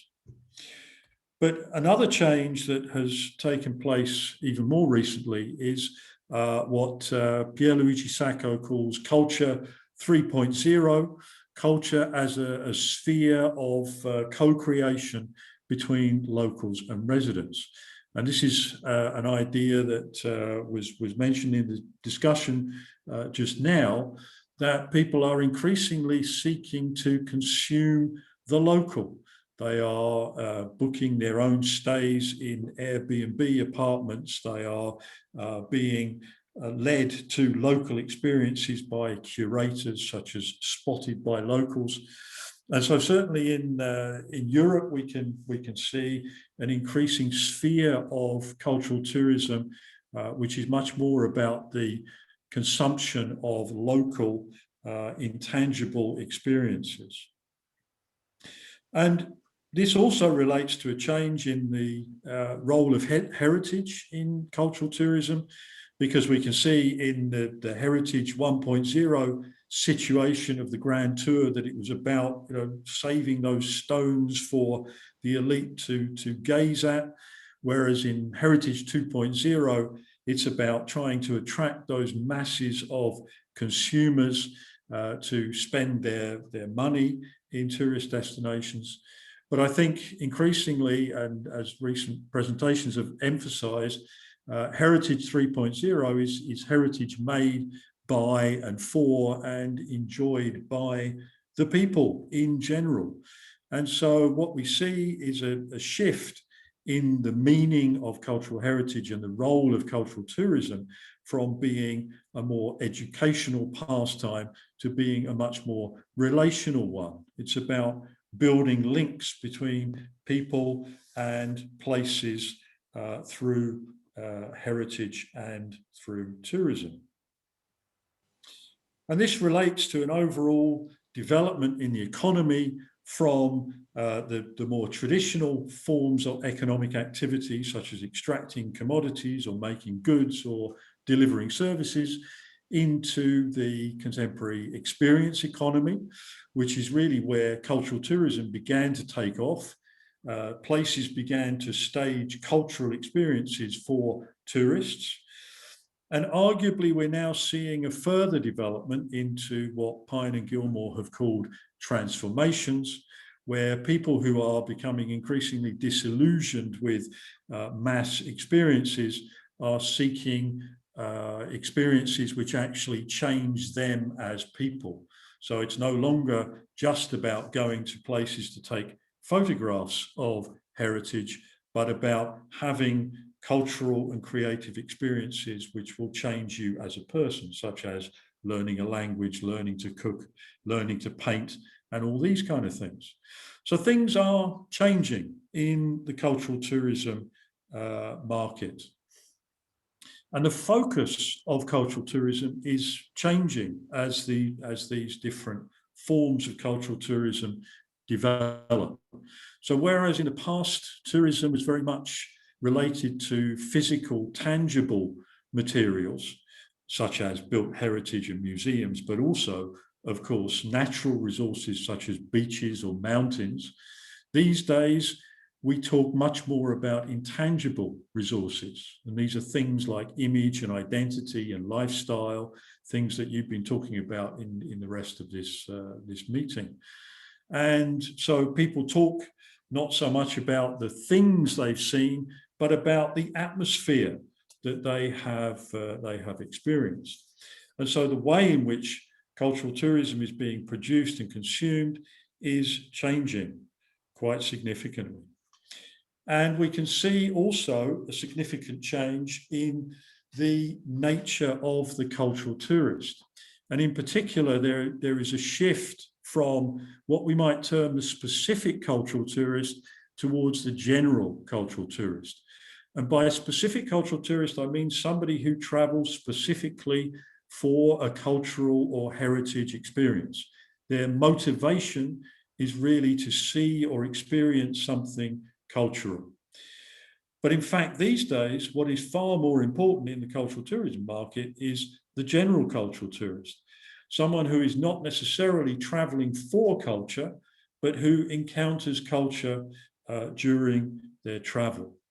And so these are people who are not specifically motivated to go to a museum or to see a heritage site or object, but who enjoy the feeling of having culture around, of being able to share other people's culture, and increasingly experiencing intangible culture as well as tangible heritage. And the importance of this kind of general cultural tourism is fairly clear when you start looking at the statistics. So if we look at Malta, for example, which is one of the few countries which bothers to keep consistent cultural tourism statistics, we see a big difference between what we might term broad and narrow definitions of cultural tourism. So if you define cultural tourism in a narrow sense as those people who are specifically motivated by culture, the number of cultural tourists, or the percentage of cultural tourists, is very low. It's around 5 to 7% in a place like Malta, and in most other places as well. Whereas if you take the general definition of people who undertake cultural experiences while they are in Malta, then the proportion is over 40%. So we see an enormous difference depending on how you view the cultural tourist. If you view the cultural tourist as somebody who is coming specifically to consume cultural heritage, then we're talking about a very small market. If you're talking about cultural tourism as people who encounter culture in some way during their tourism trips, then we're talking about a very large market. So this is an important distinction to make. How do we create articulations between culture and tourism and people and places? One of the examples that we've been working on in recent years is the Dutch city of Den Bosch, which is an interesting case because arguably it is an art city with no art. Den Bosch is a nice small city with lots of tangible cultural heritage. Sorry. But it is in the Netherlands, at least, most famous as being the home of Hieronymus Bosch, who died just over 500 years ago. And he created during his life many fantastic paintings, which will be probably known to most of you in terms of the imagery, if not the paintings themselves. But of course, in the 500 years since his death, the paintings themselves have disappeared from the city. They are now in museum collections spread around the world. And so the city of Den Bosch had no tangible evidence of Hieronymus Bosch and his work on which to develop its cultural tourism programs. So what they did was to use the intangible heritage of the story of Hieronymus Bosch to lever the tangible heritage of the artworks to create cultural tourism experiences. They quite cleverly put themselves at the center of a network of Bosch cities, which are all those cities in the world which have museums with artworks by Hieronymus Bosch. And in so doing, they managed to create a flow of artworks towards Den Bosch for an exhibition celebrating the 500th anniversary of the death of Hieronymus Bosch. And of course, they had to offer some kind of incentive to get this flow going. And so what they did was they set up a research and restoration project around Bosch's work, and they offered to research and restore paintings from other cities for free. And that kind of offer is something that museum directors, of course, find it very hard to refuse.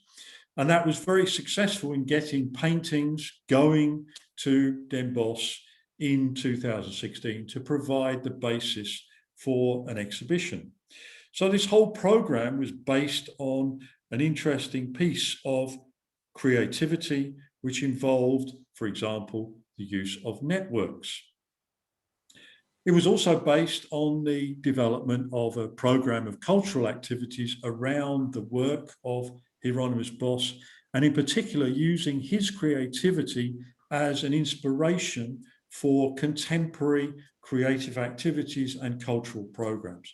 So they tried in various ways to get inhabitants of the city, but also tourists involved in a celebration of Hieronymus Bosch and his work, which involved different elements of cultural programming. It included having Hieronymus Bosch theme for Carnival in 2016, and a whole diverse program of events that was staged around the 500th anniversary. And this included things which were fairly low threshold events, particularly aimed at local people. So they had a Bosch dinner, which was a medieval themed cooking competition, which local neighborhoods could be involved in, which created an event, which also created media coverage. Similarly, they had literally floats floating around the river in the center of the city, where local groups would make floating artworks inspired by Bosch, and that provided a spectacle for locals and tourists, bringing people into the city and also increasing the involvement of local cultural and sporting associations. And they did interesting things like building a staircase up the side of the cathedral in the center of the city so that people could get a new view on the city from the roof of the cathedral as well.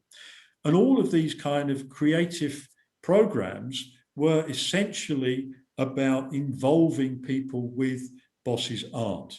And so one of the big moves that was made, for example, was to involve school children in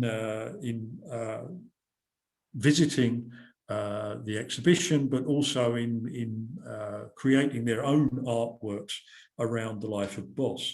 And of course, once you get the children involved, then you also get their parents involved, and that increases the multiplier effect of the program.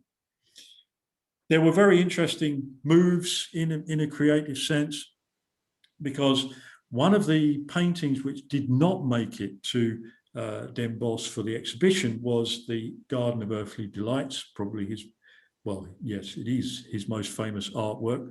So what this city did was, using inspiration from the local theme park, they created 3D replicas of figures from the Garden of Earthly Delights painting and spread them around the center of the city. So wherever people went in 2016, they encountered Boss. And this really brought the art to life and engaged people in the artwork even more. They also had interesting light projections which took place in the medieval sewers under the city, where you can now take boat trips. Luckily, it doesn't smell as much as it did in medieval times. But they had projections which were done from the boats, which took people around with, of course, an interpretation and a narration of the story of Boss and his artwork and so on. So in all the different dimensions of the heritage of the city, Boss was being recreated and related to the inhabitants and to visitors. This was extended to a nightly digital art show featuring images from Boss's work, which was staged on the marketplace in the center of the city every night. And the object of this, of course, was to try and keep the tourists that came in the city as long as possible, so that they would spend more money. So there was also attention for the economic aspect of all this going on. And this was very successful. It brought over 400,000 people into the city for the art exhibition, and it engaged over 2 million people in total in the entire cultural program. And this was hailed as a miracle by the global press, and it was something which in itself created attention for the city. The fact that the city was a small city with limited resources, being able to do something which was globally important, was something which in itself created a story which became an important marker for generating tourism to the city itself. This is something which we've analysed in a lot more detail in the book, Small Cities with Big Dreams. Of course, it's a bit ironic to talk about small cities when one is dealing with a workshop in Cairo, but I think the basic principle applies to cities of any size. The city really needs to have a dream, an idea, a vision, which it can share with the people that live in the city and also with people who live outside the city. What is it that we find important about living here? What is it that we find important about our heritage and our culture? And what important parts of that heritage and culture do we want to share with others? And importantly, in times of over-tourism, on what terms?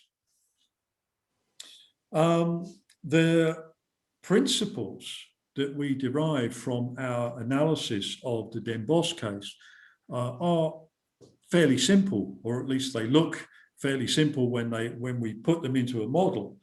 But making the model work can be a very complex process.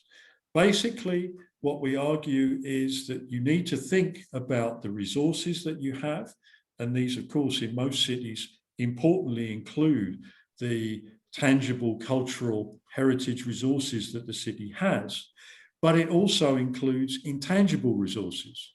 And so for a city like Den Bosch, of course, it was the use of intangible resources, the use of networks and relationships, which enabled them to lever the cultural resources which they needed to stage this exhibition in 2016. But even when you have heritage and cultural resources, you need to give those things meanings for people, meanings for residents, meanings for visitors. And so in the case of Den Bosch, there were meanings which were related to the international scope of what was going on. This was something that the city was not used to, and therefore it was something which engaged local residents because suddenly their city was given an international stage. It was also about this story of Den Bosch being the underdog. So it was not London, it was not Paris, it was not Cairo. It was a place people had never heard of. And so this in itself became a source of pride and something that the city used to gain media attention. And nostalgia was also an important meaning because, of course, the paintings that Hieronymus Bosch made in the 16th century were coming home after 500 years. And this created a big connection with the media, with people in other places, and became a driver of tourism as well. But to make this work, to give the cultural resources that you have meaning, requires creativity. And the creativity that was needed in the case of Den Bosch was very much leadership. People who had a commitment to the idea of bringing Bosch home after 500 years and the political will to carry that through. It's not something that is achievable within the mandate of most politicians. So it's something which has to be a shared agenda, which can lead a city through several years, if not decades, of commitment to a single cultural program. And it required creativity in terms of designing experiences which could enable people to share in the atmosphere of Hieronymus Bosch and the 16th century city, even in the absence of the paintings and these other physical elements. So this was an interesting example of how cultural tourism can be generated with the creative use of resources. And in particular, we are seeing culture and heritage changing in terms of their role in cities, from the use of simply tangible culture also to the increasing implementation of intangible resources, from specialist to general interest in culture, and particularly in the use of culture and heritage of the past as a contemporary inspiration for contemporary and future development. And this has interesting implications for cities as well, because we're used to cultural tourism taking place in city centres. We're used to those places being crowded with tourists. But actually, we need to see cities much more holistically. And we need to understand that cities have an ecosystem of culture and creativity, which involves networking between a wide range of actors. And this is one district of Madrid, for example, which shows a recent analysis of the connections between different elements within the cultural ecosystem in that particular part of Madrid. And if we were to zoom out to Madrid as a whole, this would be an even more complex ecosystem which connects tangible cultural resources, intangible resources, elements of the tourism system, elements of the shopping and restaurant system, and so on. And these are increasingly the kinds of things which combine into the experiences which tourists are looking for in cities.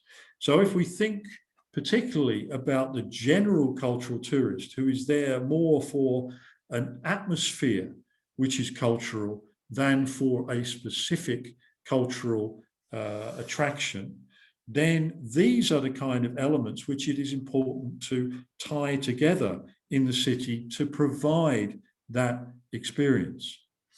And what is interesting about these kind of systems is how they have a differential spatial distribution in the city as well.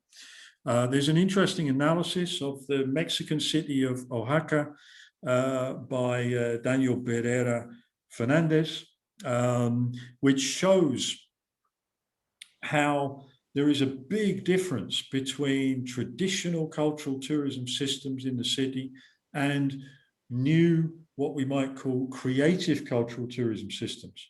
So we see the traditional tangible heritage resources for cultural tourism being concentrated very much in the center of the city. And that, of course, exacerbates problems that you have with overcrowding and over-tourism.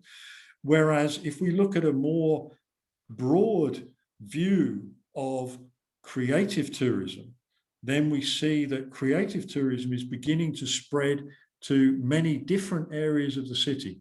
So areas which were not traditionally visited by cultural tourists are now being visited by creative tourists who are in search of everyday life, you know, the kind of things that people in a city do every day and take for granted, but which are interesting for the visitor. And so in this way, one can think about developing a broader context for cultural tourism, which includes many more creative and everyday cultural activities, which then also help to diversify and spread creative tourism in the city. So doing all this requires a number of important things to happen. One of the things which is important is that we need to understand the cultural tourist, if we want to continue using that label, and what they want, what they enjoy, what their motivations are, what they want to experience. And this, in my view, also requires the development of creative relationships with people. So it's not just about providing a product which they then come and consume. It's about developing experiences which allow people to relate to each other in the city. And in this sense, it's very important to use storytelling as a relational device, because we have to understand that when cultural tourists come and visit us, they are coming from their cultural context. They may want to see our culture because they have an interest, but they don't have the same cultural background as we do.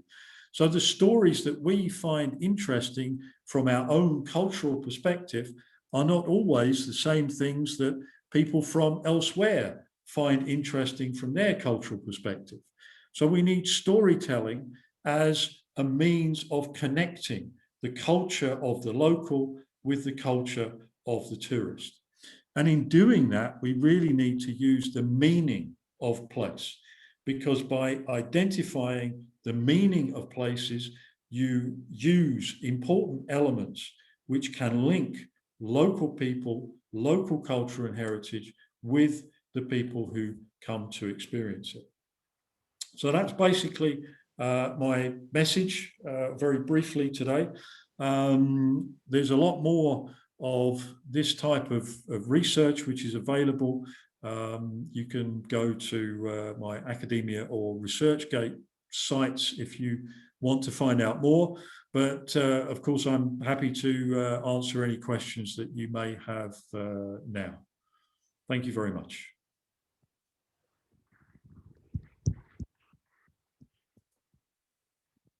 Thank you very much, Greg. I found it very interesting to see your map of Madrid with the cultural destinations, including the Carrefour Express, which I get. It is what it is. It has become a destination because tourists do it. So, indeed, I mean, this is part of their consumption of everyday life. I mean, we take the supermarket on the corner for granted because we see it every day. We go in there, we know exactly what all the products are. We can read the packets, but a tourist cannot, or might have more difficulty. They may not understand the products, but that in itself makes it interesting. So other people's everyday lives suddenly becomes this source of interest, which is you know, something which we can tap into using, for example, the supermarket. Of course, the point that this makes is that managing this much more distributed ecosystem of culture and creativity is a lot more difficult than managing traditional heritage sites or museums. You know, we can't put a fence around it. We can't guard it 24 hours a day. We can't put up notices with interpretation. So then we have to think much more creatively about how we present and interpret elements of culture and creativity.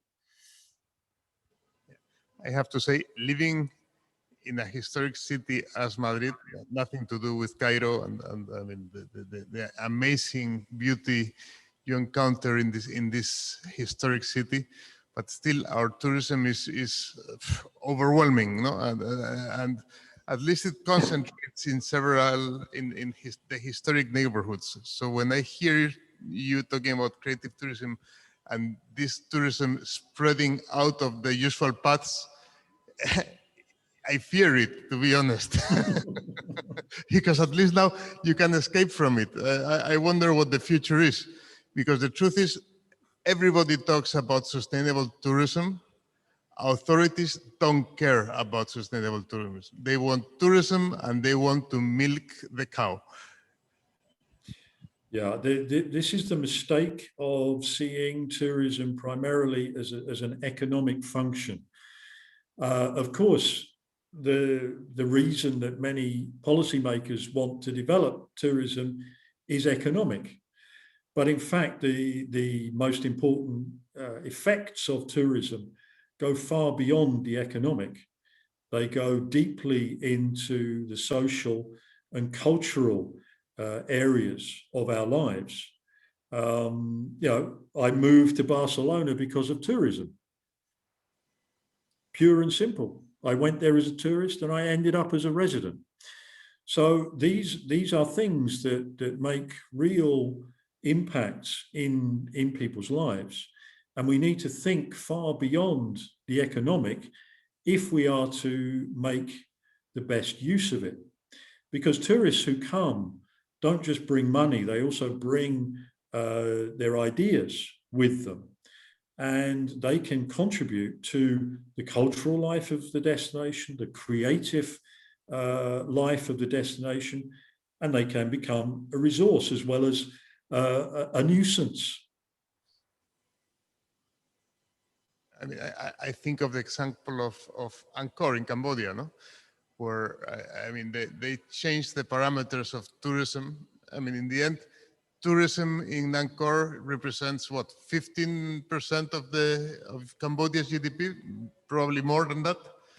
So they changed the idea of what tourism is to adapt it to mass tourism. No? So now it's fine to go with these crowds to see the sunset, and now it's when 20 years ago, what you were looking was a totally different experience, no? But I think it's very interesting to find in this creative tourism what differentiates one city from another, no? Because now it is also competitiveness between historic cities and touristic destinations.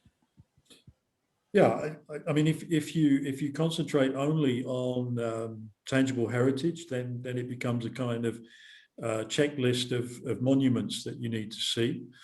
If you broaden it out into an intangible culture and creative ecosystem, then it becomes much more diverse, and you have many more opportunities to engage people in the life of cities, which include, you know, a kind of formal offer of creative tourism, which can be things like art workshops, photography workshops, and those kind of things, but also in much more informal encounters with local culture and creativity. And these are often the things which people find the most rewarding. People often remember the surprising things that they see, not so much the kind of things that they expected to see. Like one expects to see the Eiffel Tower in Paris. But it's the unexpected encounter on a street corner which is likely to remain with you much longer than the impression of seeing the Eiffel Tower itself. It certainly enriches the experience of the tourist. Does there anyone has a question from the audience, from our online viewers?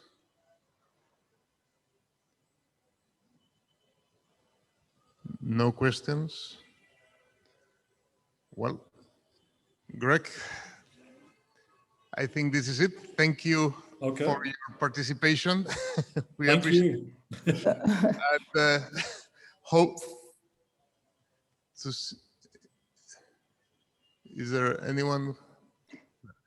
So hope to talk to you soon about historic Cairo then. Yep, I hope to be able to visit soon. That would be even better. Let's hope we'll get vaccinated and we go to our normal life. Yeah. Okay. Thanks very much. Thank you very much. Well, this was our last participant. And with this, we conclude our 4-day workshop on the regeneration of historic Cairo. Tomorrow, as you know, there is a visit to historic Cairo where we will visit 4 sites, starting with the World Monuments Fund project at the Taqiyyat al-Gushani. We will go then to tent makers, to the Mosque of Al-Maridani, and we finish in Beit Jakan, which is Ala al-Habashi's initiative. The tour will start at 10 at Taqiyyat al-Gushani. So the experts that have been participating in this workshop have been elaborating a series of recommendations that we will propose to His Excellency the Prime Minister, as he had suggested 2 weeks ago, right here in Al Ghuri, when he explained his plans for historic Cairo. And I think this was a groundbreaking moment when he offered to receive suggestions towards the good development of the future plans for this amazing historic center. Thank you very much to all.